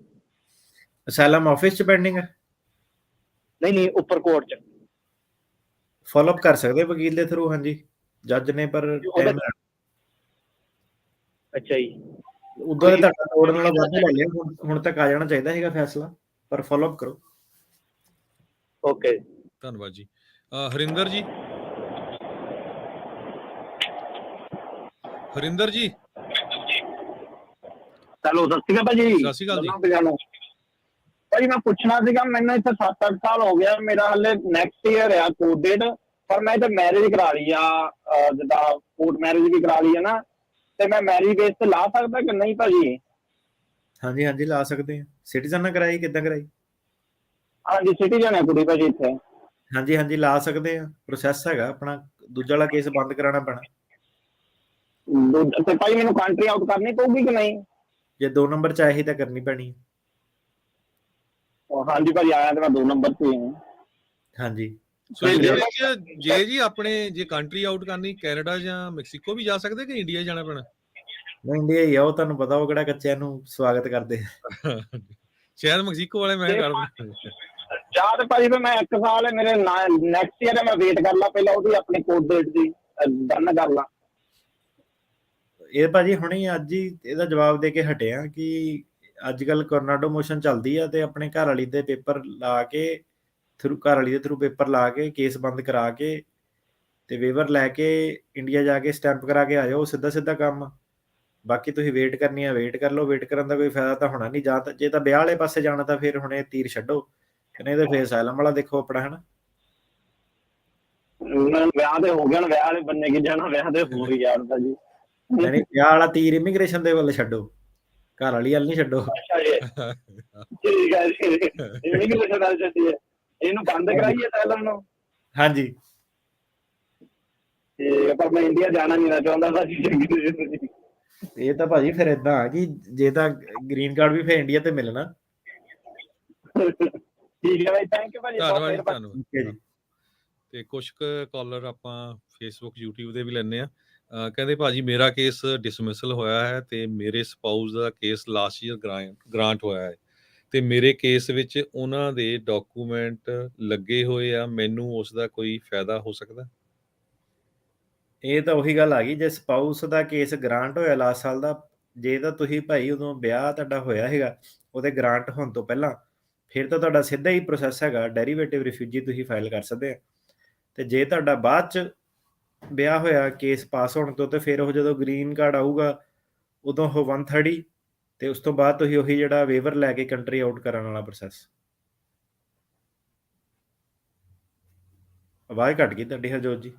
ਜੀ ਸਾਡੇ ਬਹੁਤ ਸਾਰੇ ਸਰੋਤੇ ਫੇਸਬੁੱਕ YouTube ਤੇ ਆ। ਬਰਿੰਦਰ ਨਾਰਿੰਗ ਜੀ ਸਤਿ ਸ਼੍ਰੀ ਅਕਾਲ ਕਹਿੰਦੇ ਆ, ਤੇ ਐਲ ਸਿੰਘ ਪੱਲੀਆਂ ਗੁੱਡ ਮਾਰਨਿੰਗ। ਸੋ ਕੁਛ ਇੱਕ ਕਹਿੰਦੇ ਆ ਵੀ ਹਰਮਨਦੀਪ ਭੁੱਲਰ, ਸਰ ਮੇਰੀ ਅਸਾਈਲਮ ਦੀ ਫਾਈਲ ਜਮ੍ਹਾਂ ਕਰਵਾਈ ਨੂੰ 1 ਮਹੀਨਾ ਹੋ ਗਿਆ, ਅਜੇ ਕੋਈ ਮੇਲ ਨਹੀਂ ਆਈ, ਸਰ ਟਾਈਮ ਕਿੰਨਾ ਕੁ ਲੱਗਣਾ, ਜ਼ਰੂਰ ਦੱਸਣਾ। ਆ ਜਾਣੀ ਆ, ਮਹੀਨੇ 2 ਮਹੀਨੇ ਚ ਆ ਜਾਂਦੇ। ਧੰਨਵਾਦ ਜੀ। ਸੁਲੱਖਣ ਸਿੰਘ ਤੁੰਗ ਵੀ ਧੰਨਵਾਦ ਕਰਦੇ ਆ। ਦਲਜੀਤ ਸਿੰਘ ਸੰਧੂ ਉਹਨਾਂ ਦਾ ਕੁਐਸਚਨ ਆਪਾਂ ਲੈ ਲਿਆ। ਤੇ ਜਗਦੀਪ ਸਿੰਘ ਆ ਕਹਿੰਦੇ ਪਈ ਪੰਜਾਬੀ ਰੇਡੀਓ USA ਦੀ ਸਾਰੀ ਟੀਮ ਨੂੰ ਭਾਜੀ ਫੈਂਸੀ ਵੀਜ਼ਾ ਮਿਲਣ ਦਾ ਇੰਡੀਆ ਵਾਲਿਆਂ ਨੂੰ ਕਿੰਨਾ ਟਾਈਮ ਲੱਗਦਾ ਪ੍ਰੋਸੈਸਿੰਗ ਫਿਆਂਸੀ ਦਾ? ਸੌਰੀ ਫਿਆਂਸੇ ਵੀਜ਼ੇ ਦਾ ਤਾਂ ਜਿਹੜਾ ਤੁਹਾਡਾ ਹੁਣ ਹੈਗਾ ਡਿਪੈਂਡ ਕਰਦਾ ਕਿ ਕਿਹੜੇ ਸਰਵਿਸ ਸੈਂਟਰ 'ਚ ਉਰੇ ਗਿਆ ਵਾ। ਤੇ ਹੁਣ ਜੇ ਤੁਹਾਨੂੰ ਕੈਲੀਫੋਰਨੀਆ ਦੀ ਪ੍ਰੋਸੈਸਿੰਗ ਟਾਈਮ ਲਾਈਨ ਦੱਸ ਦਿੰਦੇ ਆ ਕਿੰਨੀ ਆ। 16.5 ਮਹੀਨੇ ਇਸ ਵੇਲੇ ਕੈਲੀਫੋਰਨੀਆ ਸਰਵਿਸ ਸੈਂਟਰ ਦੀ ਪ੍ਰੋਸੈਸਿੰਗ ਟਾਈਮ। ਧੰਨਵਾਦ ਜੀ। ਗੁਰਬਚਨ ਸਿੰਘ ਹੈਗੇ ਕਹਿੰਦੇ ਵੀ ਮੇਰੀ ਡਾਟਰ ਵਾਜ਼ ਇੰਟਰਵਿਊਡ ਔਨ 23 ਮਈ ਨੂੰ, ਤੇ ਪਰ ਉਹਨਾਂ ਦੀ ਮੌਤ ਹੋ ਗਈ ਮਈ 11 ਨੂੰ। ਉਹ ਡਿਵੋਰਸ ਆ ਤੇ 2 ਬੱਚੇ ਆ। They don't give visa to children, what should I do now? ਇਹ ਆਪਾਂ ਜਿੱਦਾਂ ਪਹਿਲਾਂ ਦੱਸਿਆ ਕਿ ਹਿਊਮੈਨਿਟੇਰੀਅਨ ਰੀਇਨਸਟੇਟਮੈਂਟ ਨਹੀਂ ਕੰਮ ਕਰਨੀ। ਜੇ ਉਹਨਾਂ ਦੀ ਉਮਰ 14 ਸਾਲ ਤੋਂ ਛੋਟੀ ਆ ਤੇ ਉਹ ਜਿਹੜਾ ਅਡਾਪਸ਼ਨ ਵਾਲੇ ਪ੍ਰੋਸੈਸ ਨਾਲ ਆ ਸਕਦੇ ਆ, ਤੇ ਉਹਦੇ ਵਿੱਚ ਵੀ ਅਡਾਪਸ਼ਨ ਦੇ ਕਈ ਪਹਿਲੂ ਆ ਕਿ ਜਿਹੜਾ ਕੰਬਾਈਨਡ ਜਿਹੜਾ ਇੱਥੋਂ ਦੀ ਜਿਹਨਾਂ ਨੇ ਕਰਨਾ, ਦਾਦਾ ਦਾਦੀ ਨੇ, ਉਹਨਾਂ ਦੀ ਏਜ, ਉਹਨਾਂ ਨੇ ਲਿਮਿਟ ਆਪਣੀਆਂ ਰੱਖੀਆਂ। ਸੋ ਅਡਾਪਸ਼ਨ ਵਾਲਾ ਇਹ ਸਿਨੈਰੀਓ ਦੇ ਵਿੱਚ ਬਣ ਸਕਦਾ ਜੇ ਉਹਨਾਂ ਦੀ 14 ਸਾਲ ਤੋਂ ਛੋਟੀ ਉਮਰ ਹੈ। ਬਲਜਿੰਦਰ ਪਾਲ ਉਹ ਕਹਿੰਦੇ ਵੀ ਸਾਡਾ ਅਸਾਈਲਮ ਅਪਰੂਵ ਹੋਏ ਨੂੰ ਅਪ੍ਰੈਲ 2023 ਦਾ ਹੋਇਆ, ਕਦੋਂ ਗ੍ਰੀਨ ਕਾਰਡ ਅਪਲਾਈ ਕਰ ਸਕਦੇ? 2000 ਇਹ ਤਾਂ ਅੰਡਰਰਾਈਟ ਵੀ ਕਰ ਸਕਦੇ ਆ, ਪਹਿਲਾਂ ਆਪਾਂ ਡਿਸਕਸ ਕਰ ਚੁੱਕੇ ਹਾਂ। ਸੋ ਸਰੋਤਿਓ, ਜਿੰਨੇ ਵੀ ਸਾਡੇ ਸਰੋਤੇ ਸੁਣ ਰਹੇ ਆ, ਦੇਖ ਰਹੇ ਆ, ਪੰਜਾਬੀ ਰੇਡੀਓ USA ਦਾ ਜੋ YouTube ਚੈਨਲ ਆ ਨਾ, ਉਹਨੂੰ ਵੀ ਸਬਸਕ੍ਰਾਈਬ ਕਰ ਲਓ। ਉਹਦੀ ਕੋਈ ਫੀਸ ਵਗੈਰਾ ਨਹੀਂ ਹੈਗੀ। ਉਹਦੇ ਨਾਲ ਕੀ ਆ, ਜਿੰਨੇ ਇੱਕ ਤਾਂ ਤੁਸੀਂ ਲਾਈਵ ਵੀ ਦੇਖ ਸਕਦੇ, ਜਿੰਨੇ ਪੁਰਾਣੇ ਸ਼ੋਅ ਆ ਉਹ ਸਾਰੇ ਸਾਡੇ ਸੇਵਡ ਪਏ ਆ। ਸੋ ਜਿਹੜੇ ਤੁਹਾਡੇ ਆਲ ਓਵਰ ਦੀ ਵਰਲਡ ਕਿਤੇ ਵੀ ਰਿਸ਼ਤੇਦਾਰ ਰਹਿੰਦੇ ਆ, ਜਿਹੜੇ ਅਮਰੀਕਾ ਆਉਣ ਦੇ ਚਾਹਵਾਨ, ਉਹਨਾਂ ਸਾਰਿਆਂ ਨੂੰ, ਕਿਉਂਕਿ ਇਹ ਬਹੁਤ ਨੌਲੇਜ, ਬਹੁਤ ਫ੍ਰੀ ਦੇ ਵਿੱਚ ਇੰਨੀ ਇਨਫੋਰਮੇਸ਼ਨ ਮਿਲੀ ਆ ਪਿਛਲੇ 3 ਸਾਲਾਂ 'ਚ, ਉਹ ਸਾਰੇ ਦੇਖ ਸਕਦੇ ਹੈਗੇ ਆ। ਅਗਲੇ ਗੁਰਬਖਸ਼ ਸਿੰਘ ਆ, ਕਹਿੰਦੇ ਪਈ refiling of EAD does not help, they will ask you for fee, also they say sometime you are not eligible to work in USA, it is very tricky. ਨਹੀਂ ਆਹੋ, ਇਹ ਤਾਂ ਆਪਾਂ ਕਿਹਾ ਨਹੀਂ ਭਾਈ ਫੀਸ ਨਹੀਂ ਦੇਣੀ ਆ, ਚੈੱਕ ਹਮੇਸ਼ਾ ਨਾਲ ਦੇਣਾ ਉਹਨਾਂ ਨੇ, ਜੇ ਵਾਪਸ ਕਰਨਾ ਕਰ ਦਊਗੇ ਉਹ ਜੀ। ਉਹਦਾ $410 ਦੀ ਫੀਸ ਆ, ਉਹਦਾ ਕਾਹਦਾ ਲਗੂਆ? ਵਰਕ ਪਰਮਿਟ ਲਈ ਕਰੋ। ਰਿਪਲੇਸਮੈਂਟ ਗ੍ਰੀਨ ਕਾਰਡ ਜੇ ਤੁਹਾਡੀ ਗਲਤੀ ਨਾਲ ਨਹੀਂ, ਉਹਨਾਂ ਦੀ ਗਲਤੀ ਦੇ ਨਾਲ ਹੋਇਆ ਤਾਂ ਫਿਰ ਉਹ ਫੀਸ ਆਪਣੀ ਤੁਹਾਡੀ ਮਾਫ ਕਰ ਦੂਗੇ। ਪਰ ਜੇ ਤੁਸੀਂ ਇਦਾਂ ਕਰਨੇ ਕਿ ਡਿਲੀਵਰ ਨਹੀਂ ਹੋਇਆ, ਉਹਨਾਂ ਨੇ ਵੀ ਅੱਗੋਂ ਇਹੀ ਕਹਿਣਾ ਕਿ ਸਾਨੂੰ ਕਿਹੜਾ ਵਾਪਸ ਆਇਆ, ਤਾਂ ਤੁਹਾਡੀ ਗਲਤੀ ਮੰਨੀ ਜਾਣੀ ਉਹ। ਜੀ। ਬਲਜਿੰਦਰ ਪਾਲ ਕਹਿੰਦੇ YouTube is better than Facebook। YouTube ਤੇ ਥੋੜਾ ਈਜ਼ੀ ਹੋ ਜਾਂਦਾ ਸਰਚ ਕਰਨਾ, ਪੁਰਾਣੇ Facebook ਤੇ ਥੱਲੇ ਚਲ ਜਾਂਦੇ। ਤਾਰਾ ਭੁੱਲਰ ਹੁਣੀ ਕਹਿੰਦੇ ਆ ਵੀ ਗ੍ਰੀਨ ਕਾਰਡ ਹੋਲਡਰ ਲਈ ਇੰਡੀਆ ਤੋਂ ਵਾਪਸ ਆਉਣ ਲਈ ਵੀਜ਼ੇ ਦੀ ਨੀਡ ਹੈ ਜਾਂ ਨਹੀਂ? ਪਰ ਜੇ ਤਾਂ ਵਿਦਿਨ 1 ਈਅਰ ਆ ਜਾਂਦੇ ਆ, ਫਿਰ ਤਾਂ ਕੋਈ, ਜੇ ਗ੍ਰੀਨ ਕਾਰਡ ਮਿਲ ਗਿਆ ਫਿਰ ਕਾਹਦਾ ਵੀਜ਼ਾ ਲੈਣਾ, ਰਾਈਟ? ਹਾਂਜੀ ਜੀ।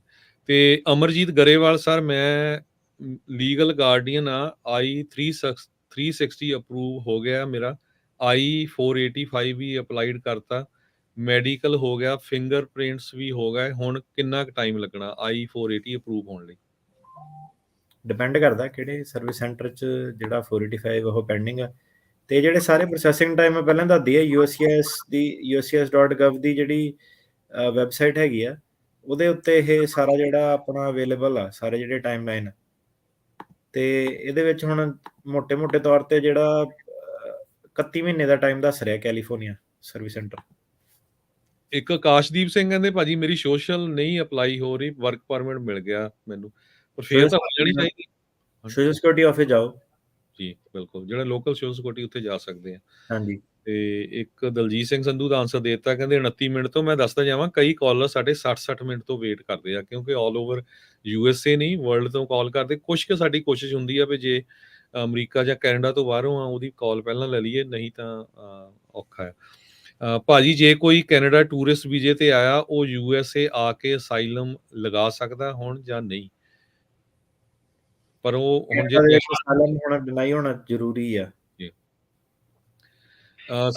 ਹਰਜੀਤ ਸਿੰਘ ਕਹਿੰਦੇ ਸਤਿ ਸ਼੍ਰੀ ਅਕਾਲ ਭਾਜੀ, ਪੁੱਛਿਓ ਕਿ ਗ੍ਰੀਨ ਕਾਰਡ ਹੋਲਡਰ ਵਿਜ਼ਿਟਰ ਆਏ ਹੋਏ ਪੇਰੈਂਟਸ ਦਾ ਕੁਝ ਅਪਲਾਈ ਕਰ ਸਕਦਾ ਹੈ? ਨਹੀਂ। ਓਕੇ।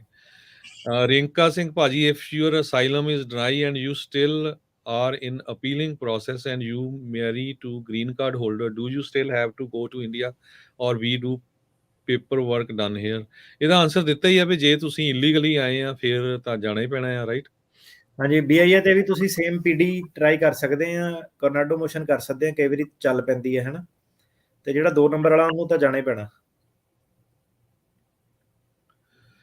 ਇਹ ਕਹਿੰਦੇ ਅਮਨ ਨਾਵੀ ਸਰ, ਮੇਰੇ ਅਸਾਈਲਮ ਦੇ ਕੇਸ ਵਿੱਚ ਹੈਲਪ ਕਰੋਗੇ? ਜਾਂ ਬਿਲਕੁਲ, ਤੁਸੀਂ ਇਹਨਾਂ ਦੇ ਆਫਿਸ ਕਾਲ ਕਰ ਲਿਓ। ਜੇ ਤਰਕੀਆਣਾ ਉਹਨਾਂ ਦੇ ਆਫਿਸ ਦਾ ਨੰਬਰ 415 909 0503 415 909 0503, ਤੇ ਇਹਨਾਂ ਦੇ ਆਫਿਸ ਸਾਰੇ ਇੰਗਲਿਸ਼ ਬੋਲਣ ਵਾਲੇ ਵੀ ਆ, ਪੰਜਾਬੀ ਬੋਲਣ ਵਾਲੇ ਵੀ ਆ, ਹਿੰਦੀ ਬੋਲਣ ਵਾਲੇ ਵੀ ਹੈਗੇ ਆ। ਤੇ ਰਾਜਪਾਲ ਸੰਧੂ ਸਤਿ ਸ਼੍ਰੀ ਅਕਾਲ ਕਹਿੰਦੇ ਆ। ਗਗਨ ਖੱਤਰੀ ਕਹਿੰਦੇ ਭਾਜੀ ਅਪੀਲ ਨੂੰ ਕਿੰਨਾ ਟਾਈਮ ਲੱਗਦਾ? ਹੁਣ ਡਿਪੈਂਡ ਕਰਦਾ ਕਿਹੜੀ ਵਾਲੀ ਅਪੀਲ ਦੀ ਗੱਲ ਹੋ ਰਹੀ ਹੈ। 6 ਮਹੀਨੇ ਤੋਂ 3 ਸਾਲ BIA ਦੇ ਮੁਰੇ। ਇੱਕ ਸਮੀਤ ਕੁਮਾਰ ਜੀ ਕਹਿੰਦੇ ਆ ਭਾਜੀ ਮੇਰੀ ਜੱਜ ਸੈਕਰਾਮੈਂਟੋ ਸੂਜ਼ਨ ਫੈਨ ਆ, ਕਿਵੇਂ ਦੀ ਆ?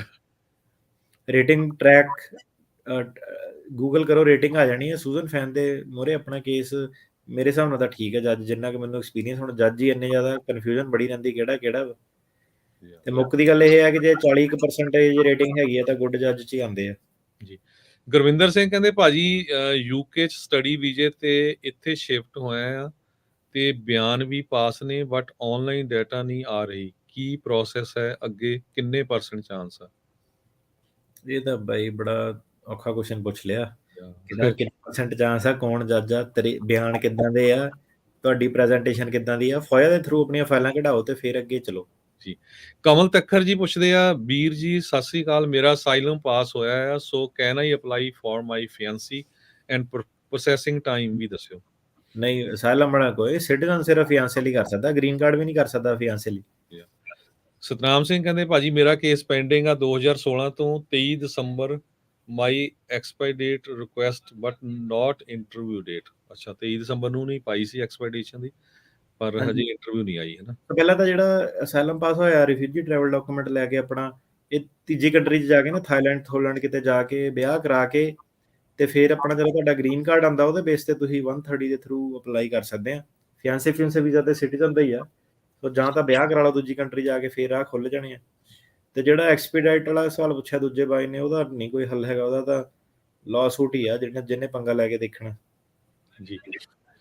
ਜਗਦੀਪ ਸਿੰਘ ਧੰਨਵਾਦ ਭਾਜੀ। ਮਨਪ੍ਰੀਤ ਸਿੰਘ ਕਹਿੰਦੇ ਮੈਂ ਕੈਨੇਡਾ ਜਾਣਾ ਤੇ ਮੈਂ USA ਗ੍ਰੀਨ ਕਾਰਡ ਆ, do I need a visa or ETA for fly? ਹਾਂਜੀ, ਤੁਹਾਨੂੰ ਵੀਜ਼ਾ ਲੈਣਾ ਪੈਣਾ ਜੇ ਗ੍ਰੀਨ ਕਾਰਡ ਹੋਲਡਰ ਆ, ਕੈਨੇਡਾ ਜਾਂਦੇ ਆ। ਤੇ ਮੈਨੂੰ ਭਾਜੀ ਪੱਕਾ ਨਹੀਂ ਪਤਾ ਇਹਦਾ ਕੀ ਰੂਲ ਆ। ਹਾਂਜੀ, ਨਹੀਂ ਮੈਨੂੰ ਪਤਾ, ਆਨਲਾਈਨ ਮਿਲ ਜਾਂਦਾ ਵੀਜ਼ਾ ਜੇ ਤੁਸੀਂ ਗ੍ਰੀਨ ਕਾਰਡ ਹੋਲਡਰ ਆ, ਤੁਹਾਨੂੰ ਲੈਣਾ ਪੈਣਾ। ਜੇ ਤੁਸੀਂ ਸਿਟੀਜ਼ਨ ਆ ਫਿਰ ਕੋਈ ਪ੍ਰੋਬਲਮ ਨਹੀਂ ਹੈਗੀ।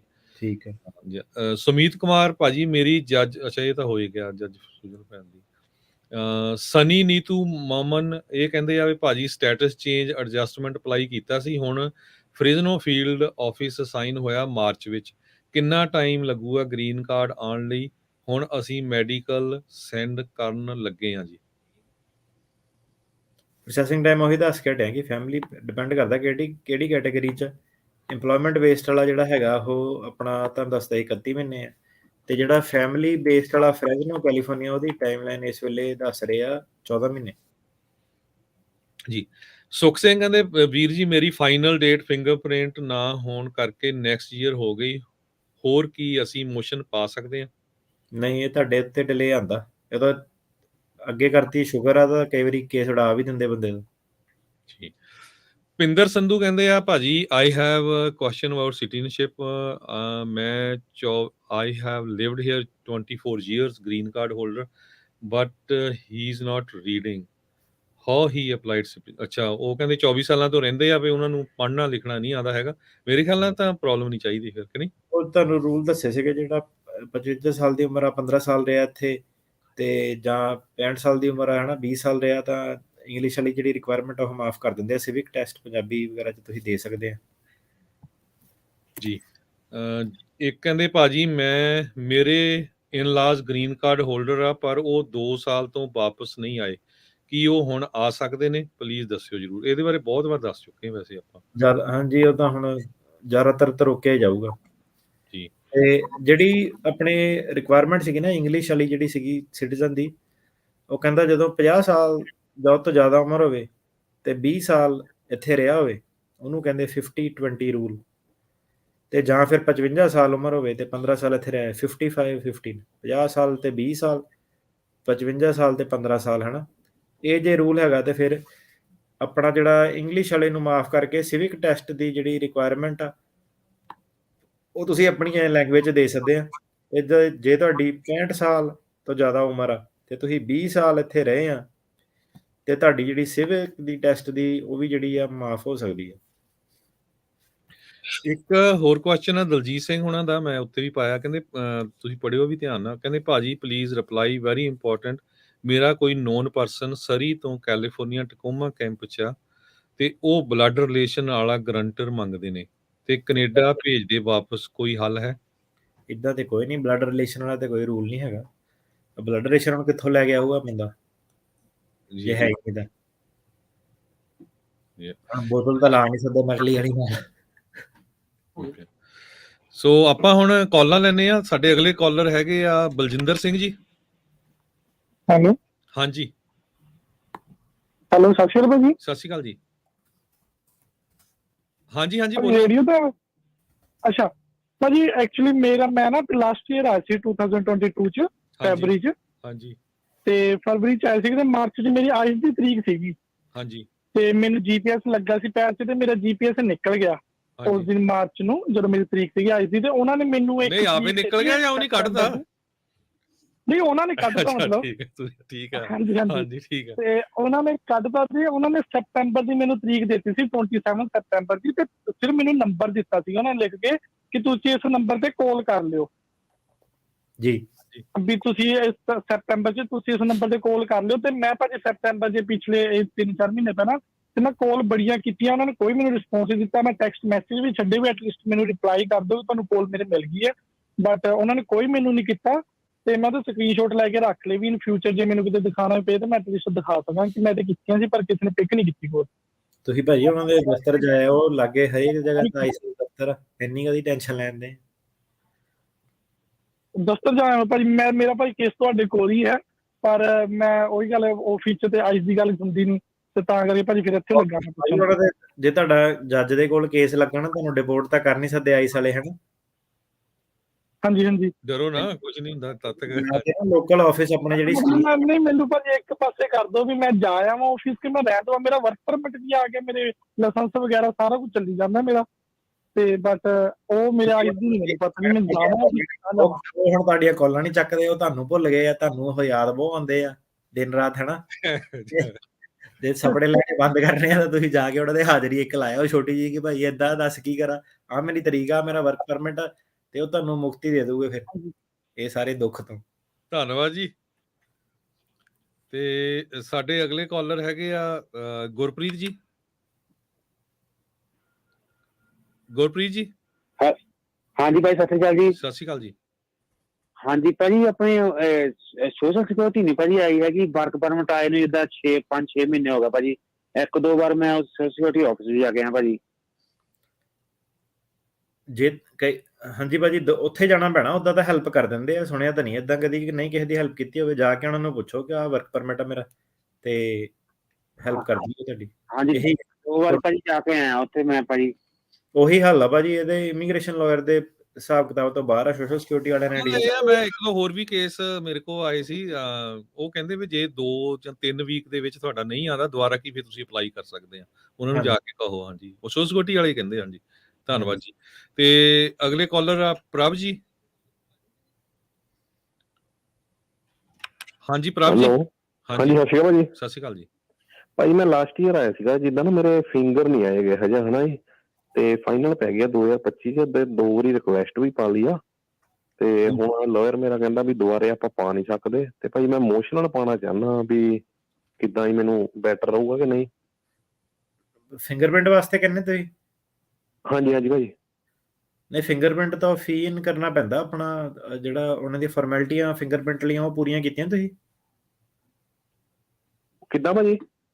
ਉਹ ਫਿੰਗਰਪ੍ਰਿੰਟ ਦਾ ਨਾ ਪ੍ਰੋਸੈਸ ਹੁੰਦਾ ਉਹਨਾਂ ਨੂੰ ਜਿਹੜੀ 589 ਵਗੈਰਾ ਅਸਾਈਲਮ ਐਪਲੀਕੇਸ਼ਨ ਦੇ ਪੇਜ ਪੂਜ ਭੇਜਣੇ ਪੈਂਦੇ ਆ। ਫਿੰਗਰਪ੍ਰਿੰਟ ਦੀ ਰਿਕੁਆਇਰਮੈਂਟ ਚੈੱਕ ਕਰੋ ਤੁਸੀਂ ਆਨਲਾਈਨ। ਮੋਸ਼ਨ ਦਾ ਤਾਂ ਕੋਈ ਨਹੀਂ ਫਿੰਗਰਪ੍ਰਿੰਟ ਦੁਬਾਰਾ ਉਹਨਾਂ ਨੂੰ ਰਿਕੁਐਸਟ ਪਾ ਦਿਓ ਇੱਕ ਵਾਰੀ। ਠੀਕ ਹੈ ਭਾਜੀ। ਤੇ ਉਹ ਕਹਿੰਦੇ 2 ਵਾਰੀ ਪਾ ਚੁੱਕੇ ਆ ਅਸੀਂ ਲਾਇਰ ਮੇਰਾ ਕਹਿੰਦਾ ਇਹੀ ਤਰੀਕਾ ਦੁਬਾਰਾ ਪਾਣੀ ਪੈਣੀ ਆ ਉਹਨਾਂ ਦਾ ਹਨਾ ਰਹਿ ਗਈ ਹੋਣੀ ਕਿਤੇ ਗੱਲਬਾਤ ਤੇ ਦੁਬਾਰਾ ਉਹਨਾਂ ਨੂੰ ਕੰਟੈਕਟ ਕਰੋ। ਧੰਨਵਾਦ ਜੀ। ਤੇ ਅਜੇ ਜੀ ਅਜੇ।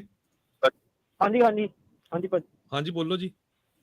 ਹਾਂਜੀ ਸਤਿ ਸ਼੍ਰੀ ਅਕਾਲ ਭਾਜੀ। ਭਾਜੀ ਮੇਰਾ ਕੁਐਸਚਨ ਇਹ ਸੀ ਵੀ ਮੈਂ 2016 ਚ ਆਇਆ ਸੀ ਇੱਥੇ ਤੇ ਮੇਰਾ ਮਤਲਬ ਅਸਾਈਲਮ ਲੱਗਾ ਹੋਇਆ ਇੱਥੇ ਨਿਊਯਾਰਕ ਕੋਰਟ 'ਚ ਤੇ ਭਾਜੀ ਜਿੱਦਾਂ ਮੇਰਾ ਲਾਸਟ ਈਅਰ ਨਾ ਮੈਂ ਉਹਦਾ ਪੇਪਰਾਂ ਦੇ ਵਿੱਚ ਤੇ ਮੈਂ ਆਪਣੇ ਮੰਮਾ ਦਾ ਸ਼ੋਅ ਕੀਤਾ ਨਾ ਵੀ ਇੰਡੀਆ ਹਨਾ ਤੇ ਹੁਣ ਮੰਮੀ ਦਾ ਪਿਛਲੇ ਸਾਲ ਵੀਜ਼ਾ ਲੱਗ ਗਿਆ ਸੀ ਦਸੰਬਰ ਨੂੰ ਮੰਮੀ ਆਏ ਸੀ ਤੇ ਹੁਣ ਉਹਨਾਂ ਦਾ 6 ਮਹੀਨੇ ਦਾ ਇੱਥੇ ਦਾ ਪੀਰੀਅਡ ਪੂਰਾ ਹੋ ਚੁੱਕਿਆ ਵੀਜ਼ੇ ਦਾ ਤੇ ਹੁਣ ਉਹ ਇੰਡੀਆ ਵਾਪਸ ਚਲੇ ਗਏ ਨੇ ਤੇ ਉਹਦਾ ਮੇਰੀ ਹੁਣ ਕੋਰਟ ਡੇਟ ਇਸ ਸਾਲ ਤੇ ਉਹਦਾ ਮੇਰੇ ਮਤਲਬ ਕੇਸ ਤੇ ਕੋਈ ਇਫੈਕਟ ਤੇ ਨਹੀਂ ਪਏਗਾ? ਨਹੀਂ ਇਫੈਕਟ ਤਾਂ ਨਹੀਂ ਪੈਣਾ ਕੇਸ ਦਾ ਖਤਰਾ ਤੁਹਾਨੂੰ ਉਹਨਾਂ ਨੂੰ ਥੋੜਾ ਖਤਰਾ। ਹਾਂਜੀ ਬਟ ਜਿਹੜੀ ਉਹਨਾਂ ਨੇ ਸਟੇਟਮੈਂਟ ਬਣਾਈ ਹੈ ਨਾ ਉਹਦੇ ਮੇਰੇ ਲਾਇਰ ਨੇ ਉਹਦੇ ਵਿੱਚ ਵੀ ਉਹਨਾਂ ਨੇ ਮਤਲਬ ਦੱਸਿਆ ਹੈ ਕਿ ਉਹ ਮਤਲਬ ਮੰਮੀ ਨੂੰ ਵੀ ਥੋੜਾ ਜਿਹਾ ਤੰਗ ਕਰਦੇ ਨੇ ਤੇ ਜਿੱਦਾਂ ਉਹਦਾ ਵੀ ਦੱਸਿਆ ਹੋਇਆ ਵਿੱਚ। ਫਿਰ ਜੇ ਉਹ ਤਾਂ ਤੁਹਾਨੂੰ ਐਕਸਪਲੇਨ ਕਰਨਾ ਪੈਣਾ ਕਿ ਮਾਤਾ ਕਿਉਂ ਸੇਫ ਰਹਿ ਸਕਦੀ ਹੈ ਤੁਸੀਂ ਕਿਉਂ ਨਹੀਂ ਰਹਿ ਸਕਦੇ। ਧੰਨਵਾਦ ਜੀ। ਠੀਕ ਹੈ। ਸਾਡੇ ਲਾਸਟ ਕਾਲਰ ਹੈਗੇ ਆ ਜਸਪਾਲ ਜੀ। ਜਸਪਾਲ ਜੀ ਹਾਂਜੀ, ਸਤਿ ਸ਼੍ਰੀ ਅਕਾਲ ਜੀ। ਸਤਿ ਸ਼੍ਰੀ ਅਕਾਲ ਜੀ। ਭਾਈ ਨਿਊਯਾਰਕ ਤੋਂ ਬੋਲਣਾ ਜੀ ਸਰ ਜੀ। ਐਕਚੁਅਲੀ ਮੇਰਾ ਛੋਟਾ ਜਿਹਾ ਕੁਐਸਚਨ ਹੈ। ਐਕਚੁਅਲੀ ਮੈਂ ਲਾਸਟ ਈਅਰ ਆਇਆ ਸੀ C1D ਵੀਜ਼ਾ ਤੇ, ਕਰੂਜ਼ ਸ਼ਿਪ ਦੀ ਕੰਪਨੀ ਜੌਬ ਕਰਦਾ ਸੀ, ਤਾਂ ਮੈਂ ਕੰਪਨੀ ਛੱਡ ਦਿੱਤੀ ਸੀ। ਮੈਂ ਆਲਰੇਡੀ ਮੇਰਾ ਫਿੰਗਰ ਵਗੈਰਾ ਵੀ ਹੋ ਗਿਆ, ਤੇ ਹੁਣ ਨੈਕਸਟ ਮੰਥ ਮੇਰਾ ਮਤਲਬ ਵਰਕ ਪਰਮਿਟ ਅਪਲਾਈ ਹੋਣਾ। ਤਾਂ ਮੈਂ ਸਿਰਫ ਇਹੀ ਪੁੱਛਣਾ ਸੀ, ਮਤਲਬ ਗ੍ਰੀਨ ਕਾਰਡ ਦਾ ਪ੍ਰੋਸੈਸ ਹੈਗਾ ਇਸ ਮਤਲਬ ਵੀਜ਼ੇ ਤੇ ਕਿ ਨਹੀਂ? ਮਤਲਬ ਇਹਦੇ ਬਾਰੇ ਸੁਣਿਆ ਬਹੁਤ ਵਾਰੀ ਆ। ਅਸਾਈਲਮ ਆਫਿਸ ਭਾਜੀ ਉੱਤੇ ਰੈਫਰ ਕਰ ਦਿੰਦਾ ਕੋਰਟ ਦੇ ਵਿੱਚ ਜ਼ਿਆਦਾਤਰ C1D ਵਾਲੇ ਨੂੰ। ਹਾਂਜੀ ਹਾਂਜੀ, ਕੋਈ ਮਤਲਬ ਇਹਦਾ ਫਿਊਚਰ ਹੈਗਾ ਇਨ ਫਿਊਚਰ, ਮਤਲਬ ਕੋਈ ਗ੍ਰੀਨ ਕਾਰਡ ਜਾਂ ਸਿਟੀਜ਼ਨਸ਼ਿਪ ਦਾ ਕੋਈ ਫਿਊਚਰ ਤਾਂ ਹੈਗਾ ਜੇ ਕੇਸ ਪਾਸ ਹੋ ਜਾਵੇ। ਫਿਰ ਮੈਂ ਇਹੀ ਕਿਉਂਕਿ ਮੈਂ ਅੱਗੇ ਤੁਹਾਨੂੰ ਆਫਿਸ ਵਿੱਚ ਵੀ ਕਾਲ ਕੀਤੀ, ਤੁਸੀਂ ਥੋੜਾ ਬਿਜ਼ੀ ਹੋਣ ਕਰਕੇ ਮੇਰਾ ਕੰਮ ਕਰਕੇ ਨਾ ਥੋੜਾ ਬੈਕ ਕਾਲ ਨਹੀਂ ਹੋਈ। ਮੈਂ ਇਹੀ ਤੁਹਾਡੇ ਤੋਂ ਪੁੱਛਣਾ ਮਤਲਬ ਮੇਰਾ, ਕਿਉਂਕਿ ਮੇਰਾ ਸਾਰਾ ਕੰਮ ਬੜੀ ਜਲਦੀ ਹੋ ਰਿਹਾ, ਤਾਂ ਮੈਂ ਕਹਿੰਦਾ ਮਤਲਬ ਫਿਊਚਰ ਵਧੀਆ ਬੈਟਰ ਆ, ਤੁਹਾਡੇ ਹੁਣ ਬੈਸਟ ਐਡਵਾਈਸ ਲੈ ਲਈਏ। ਸਾਡਾ ਸਾਰਾ ਕੰਮ ਛੇਤੀ ਹੋ ਰਿਹਾ ਤੇ ਭਾਜੀ ਉਹ ਤਾਂ ਠੀਕ ਆ, ਪਰ ਜਿਹੜੀ ਤਰੀਕ ਤਰੂਕ ਆ ਉਹ ਤਾਂ ਤੁਹਾਨੂੰ ਵੀ ਬਾਕੀਆਂ ਵਾਂਗੂ ਚੱਕੀ ਪੀਸਣੀ ਪੈਣੀ ਆ। ਹਾਂਜੀ, ਉਹੀ ਕਹਿੰਦਾ ਮੈਂ, ਮਤਲਬ ਇਹਦਾ ਫਿਊਚਰ ਹੈਗਾ ਕਿ ਬੈਟਰ ਬੈਸਟ ਆ, ਮਤਲਬ ਕਿ ਸਾਨੂੰ ਵੀ ਨੌਲੇਜ, ਮੈਨੂੰ ਨੌਲੇਜ ਨਹੀਂ ਮਤਲਬ ਜ਼ਿਆਦਾ। ਆਫਿਸ ਵਾਲੇ ਜ਼ਿਆਦਾਤਰ ਕੋਰਟ ਵਾਲੀ ਭੇਜਦੇ ਆ, C1D ਵਾਲੇ ਅਪਰੂਵ ਨਹੀਂ ਕਰਦੇ। ਕੋਰਟ ਵਾਲੇ ਠੀਕ ਹੈ, ਤੇ ਇਹ ਕੋਰਟ ਵਾਲਾ ਮਤਲਬ ਕੀ ਮਤਲਬ ਫਿਊਚਰ ਵਿੱਚ ਹੋਏਗਾ ਸਰ ਜੀ? ਮਤਲਬ ਕੇਸ ਕੋਰਟ ਵਾਲਾ ਤਾਂ ਜੇ ਪਾਸ ਕਰ ਗਏ ਤੇ ਫਿਰ ਅਸਾਈਲਮ ਗ੍ਰਾਂਟਡ, ਤੇ ਜੇ ਫੇਲ ਹੋ ਗਏ ਤੇ ਫਿਰ ਉੱਤੇ ਅਪੀਲ ਆ। ਧੰਨਵਾਦ ਜੀ ਬਹੁਤ ਬਹੁਤ। ਲਾਸਟ ਕਮੈਂਟ ਆਪਾਂ ਲੈਣੇ ਇੱਕ ਭੈਣ ਜੀ ਸੰਦੀਪ ਕੌਰ ਆ, ਕਹਿੰਦੇ ਸਤਿ ਸ਼੍ਰੀ ਅਕਾਲ ਭਾਜੀ, ਮੇਰੇ ਮੰਮੀ ਡੈਡੀ ਗ੍ਰੀਨ ਕਾਰਡ ਆ ਤੇ ਉਹਨਾਂ ਨੇ 2016 ਵਿੱਚ ਮੇਰੇ ਭਾਜੀ ਦਾ ਅਪਲਾਈ ਕੀਤਾ ਸੀ। ਉਹ ਇਨ ਮੈਰਿਡ ਆ, ਉਸ ਤੇ ਇੰਟਰਵਿਊ ਲੈਟਰ ਨਹੀਂ ਆਈ ਹੱਲੇ ਤੱਕ, ਕੀ ਟਾਈਮ ਲੱਗੂਗਾ? ਕਿੰਨੇ ਕਿਹਦਾ ਅਪਲਾਈ ਕੀਤਾ? ਮੰਮੀ ਡੈਡੀ ਨੇ ਕਹਿੰਦੇ ਕੀਤਾ ਆ, ਉੱਤੇ ਪੜ੍ਹੇ ਹੋਏ ਭਾਜੀ। ਮੇਰੇ ਮੰਮੀ ਡੈਡੀ ਨੇ ਗ੍ਰੀਨ ਕਾਰਡ ਆ, ਗ੍ਰੀਨ ਕਾਰਡ ਹੋਲਡਰ ਆ, ਉਹਨਾਂ ਨੇ ਅਪਲਾਈ ਕੀਤਾ ਆ। ਉਹ ਤਾਂ 8-9 ਵਾਲੇ ਕੇਸ ਚੱਲਦੇ ਆ ਇਸ ਵੇਲੇ। ਹਾਂਜੀ ਯਾ, ਸੋ ਕਾਫੀ ਟਾਈਮ ਲੱਗਣਾ। ਸੋ ਸਾਰਿਆਂ ਦਾ ਸਰੋਤਿਓ ਬਹੁਤ ਬਹੁਤ ਗ੍ਰੀਨ ਕਾਰਡ ਹੋਲਡਰ ਨੇ ਜੇ ਅਨਮੈਰਿਡ, ਜੇ ਗ੍ਰੀਨ ਕਾਰਡ ਹੋਲਡਰ ਨੇ ਅਨਮੈਰਿਡ ਬੱਚੇ ਦਾ ਕੀਤਾ ਅਡਲਟ ਦਾ F2B ਕੈਟਾਗਰੀ 'ਚ, ਉਹ ਥੋੜਾ ਜਿਹਾ ਛੇਤੀ ਆ, 13-14 ਵਾਲੇ ਜਿਹੜੇ ਚੱਲਦੇ ਆ ਜੀ। ਸਾਰੇ ਹੀ ਸਰੋਤਿਆਂ ਦਾ ਬਹੁਤ ਬਹੁਤ ਧੰਨਵਾਦ ਜਿਨ੍ਹਾਂ ਨੇ ਕਾਲਾਂ ਕੀਤੀਆਂ। ਮੈਂ ਕਾਊਂਟ ਕਰਦਾ ਸੀ ਵੀ ਸਾਡੀਆਂ 32-33 ਕਾਲਾਂ ਸੀਆਂ, ਤੇ ਕਿੰਨੇ ਜ਼ਿਆਦਾ ਜੋ ਕਮੈਂਟ ਸੀ ਜਿਨ੍ਹਾਂ ਦੇ ਆਨਸਰ ਦਿੱਤੇ ਆ। ਤੇ ਹੁਣ ਉਹ ਪਹਿਲਾ ਜਿਹੜਾ ਸਾਡਾ ਕਾਲਰ ਆਇਆ ਸੀ ਨਾ $250 ਵਾਲਾ, ਤੇ ਜੇ ਸਾਰਿਆਂ ਦੇ ਆਪਾਂ ਉੱਥੇ ਜੇ ਹੁਣੀ ਆਫਿਸ ਬੈਠੇ ਹੁੰਦੇ ਨਾ, 250 ਤੋਂ 500 ਲਾ ਕੇ ਦੇਖ ਲਓ ਵੀ ਕਿੰਨੇ ਪੈਸੇ ਬਣਨੇ ਸੀ। 2 ਘੰਟੇ ਮੈਂ ਲਗਾਤਾਰ ਦੇਖ ਰਿਹਾ ਵੀ ਜੇ ਇਹਨੇ ਪਾਣੀ ਦਾ ਗਲਾਸ ਵੀ ਨਹੀਂ ਪੀਤਾ ਤੇ ਇੱਕ ਗੱਲ ਦੇ ਹੁਣ ਏਦਾਂ ਕਿ ਭਾਈ ਆਪਣੇ 25-30 ਜਣੇ ਤਾਂ ਇੱਥੇ ਸਟਾਫ ਦੇ ਆ ਹਨਾ ਜੀ, ਤੁਸੀਂ ਆਪ ਲਾਓਗੇ, ਜੇ ਸਟਾਫ ਦਾ ਤੁਸੀਂ ਕੈਲਕੂਲੇਟ ਵੀ ਕਰੋ, ਉਹ ਕੋਈ 250 ਲੈ ਕੇ ਮੈਨੂੰ ਕੋਈ ਫਾਇਦਾ ਥੋੜਾ ਤੁਹਾਡਾ ਹੋ ਜਾਣਾ। ਉਹ ਤਾਂ ਮੈਂ ਤਾਂ ਆਪ ਚਾਹਨਾ ਭਾਈ ਕੇਸ ਆਵੇ। ਹੁਣ 250 ਦਾ ਲੂਜ਼ਿੰਗ ਆ। ਹੁਣ ਜੇ ਮੈਂ ਕਿਹਾ ਮੇਰਾ ਜੇਬੋਂ ਖਰਚਾ ਵਰਕਰਾਂ ਨੂੰ $1000 ਘੰਟੇ ਦਾ ਵਾ, ਤਾਂ ਮੈਂ ਹੁਣ $250 ਥੋੜਾ ਬਣਾਉਣ ਬੈਠਾ। ਉਹਦਾ ਬਾਈ ਮੇਰੇ ਜਿਹੜਾ ਹੈਗਾ ਨਾ, ਕਾਲ ਜ਼ਰੂਰ ਕਰੋ, ਸ਼ਿਕਾਇਤ ਲਾਓ ਜਿੱਦਾਂ ਮਰਜ਼ੀ, ਪਰ ਸੱਚ ਦੱਸੋਗੇ ਕੇਸ ਕਿਉਂ ਨਹੀਂ ਲਿਆ ਨਾਲੇ ਵੀ ਦੱਸੋ ਜੀ। ਤੇ ਇਦਾਂ ਆ ਕਿ ਐਂਡ ਆਫ ਦਾ ਡੇ ਹਰੇਕ ਬੰਦੇ ਦਾ ਆਪਾਂ ਕੇਸ ਫੜਾਂਗੇ, ਅਨਲੈਸ ਬੰਦਾ ਕਹਿੰਦਾ ਕਿ ਮੇਰੀ ਕਹਾਣੀ ਬਣਾ ਦਿਓ, ਮੇਰਾ ਨਕਲੀ ਆ।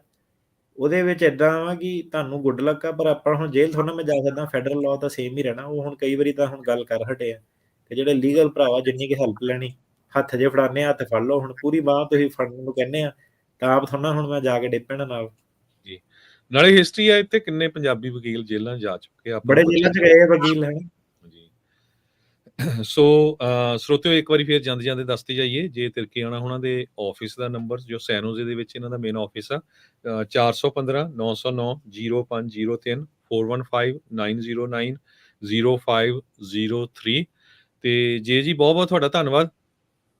ਸਤਿ ਸ਼੍ਰੀ ਅਕਾਲ ਜੀ ਸਾਰਿਆਂ ਨੂੰ, ਧੰਨਵਾਦ ਭਾਜੀ। ਸੋ ਮੇਰੇ ਹਰਜੋਤ ਸਿੰਘ ਵੱਲੋਂ ਪੰਜਾਬੀ ਰੇਡੀਓ USA ਦੇ ਸਰੋਤਿਆਂ ਨੂੰ ਸਾਰਿਆਂ ਨੂੰ ਬਹੁਤ ਹੀ ਪਿਆਰ ਤੇ ਸਤਿਕਾਰ ਭਰੀ ਸਤਿ ਸ਼੍ਰੀ ਅਕਾਲ, ਤੇ ਸੁਣਦੇ ਰਹੋ ਪੰਜਾਬੀ ਰੇਡੀਓ USA। ਇਸ ਤੋਂ ਬਾਅਦ ਜਿਹੜਾ ਸਾਡਾ ਅਗਲਾ ਪ੍ਰੋਗਰਾਮ ਆ ਉਹ ਢਾਡੀ 12 ਦਾ ਹੋਊਗਾ। ਸਤਿ ਸ਼੍ਰੀ ਅਕਾਲ। ਸਤਿ ਸ਼੍ਰੀ ਅਕਾਲ।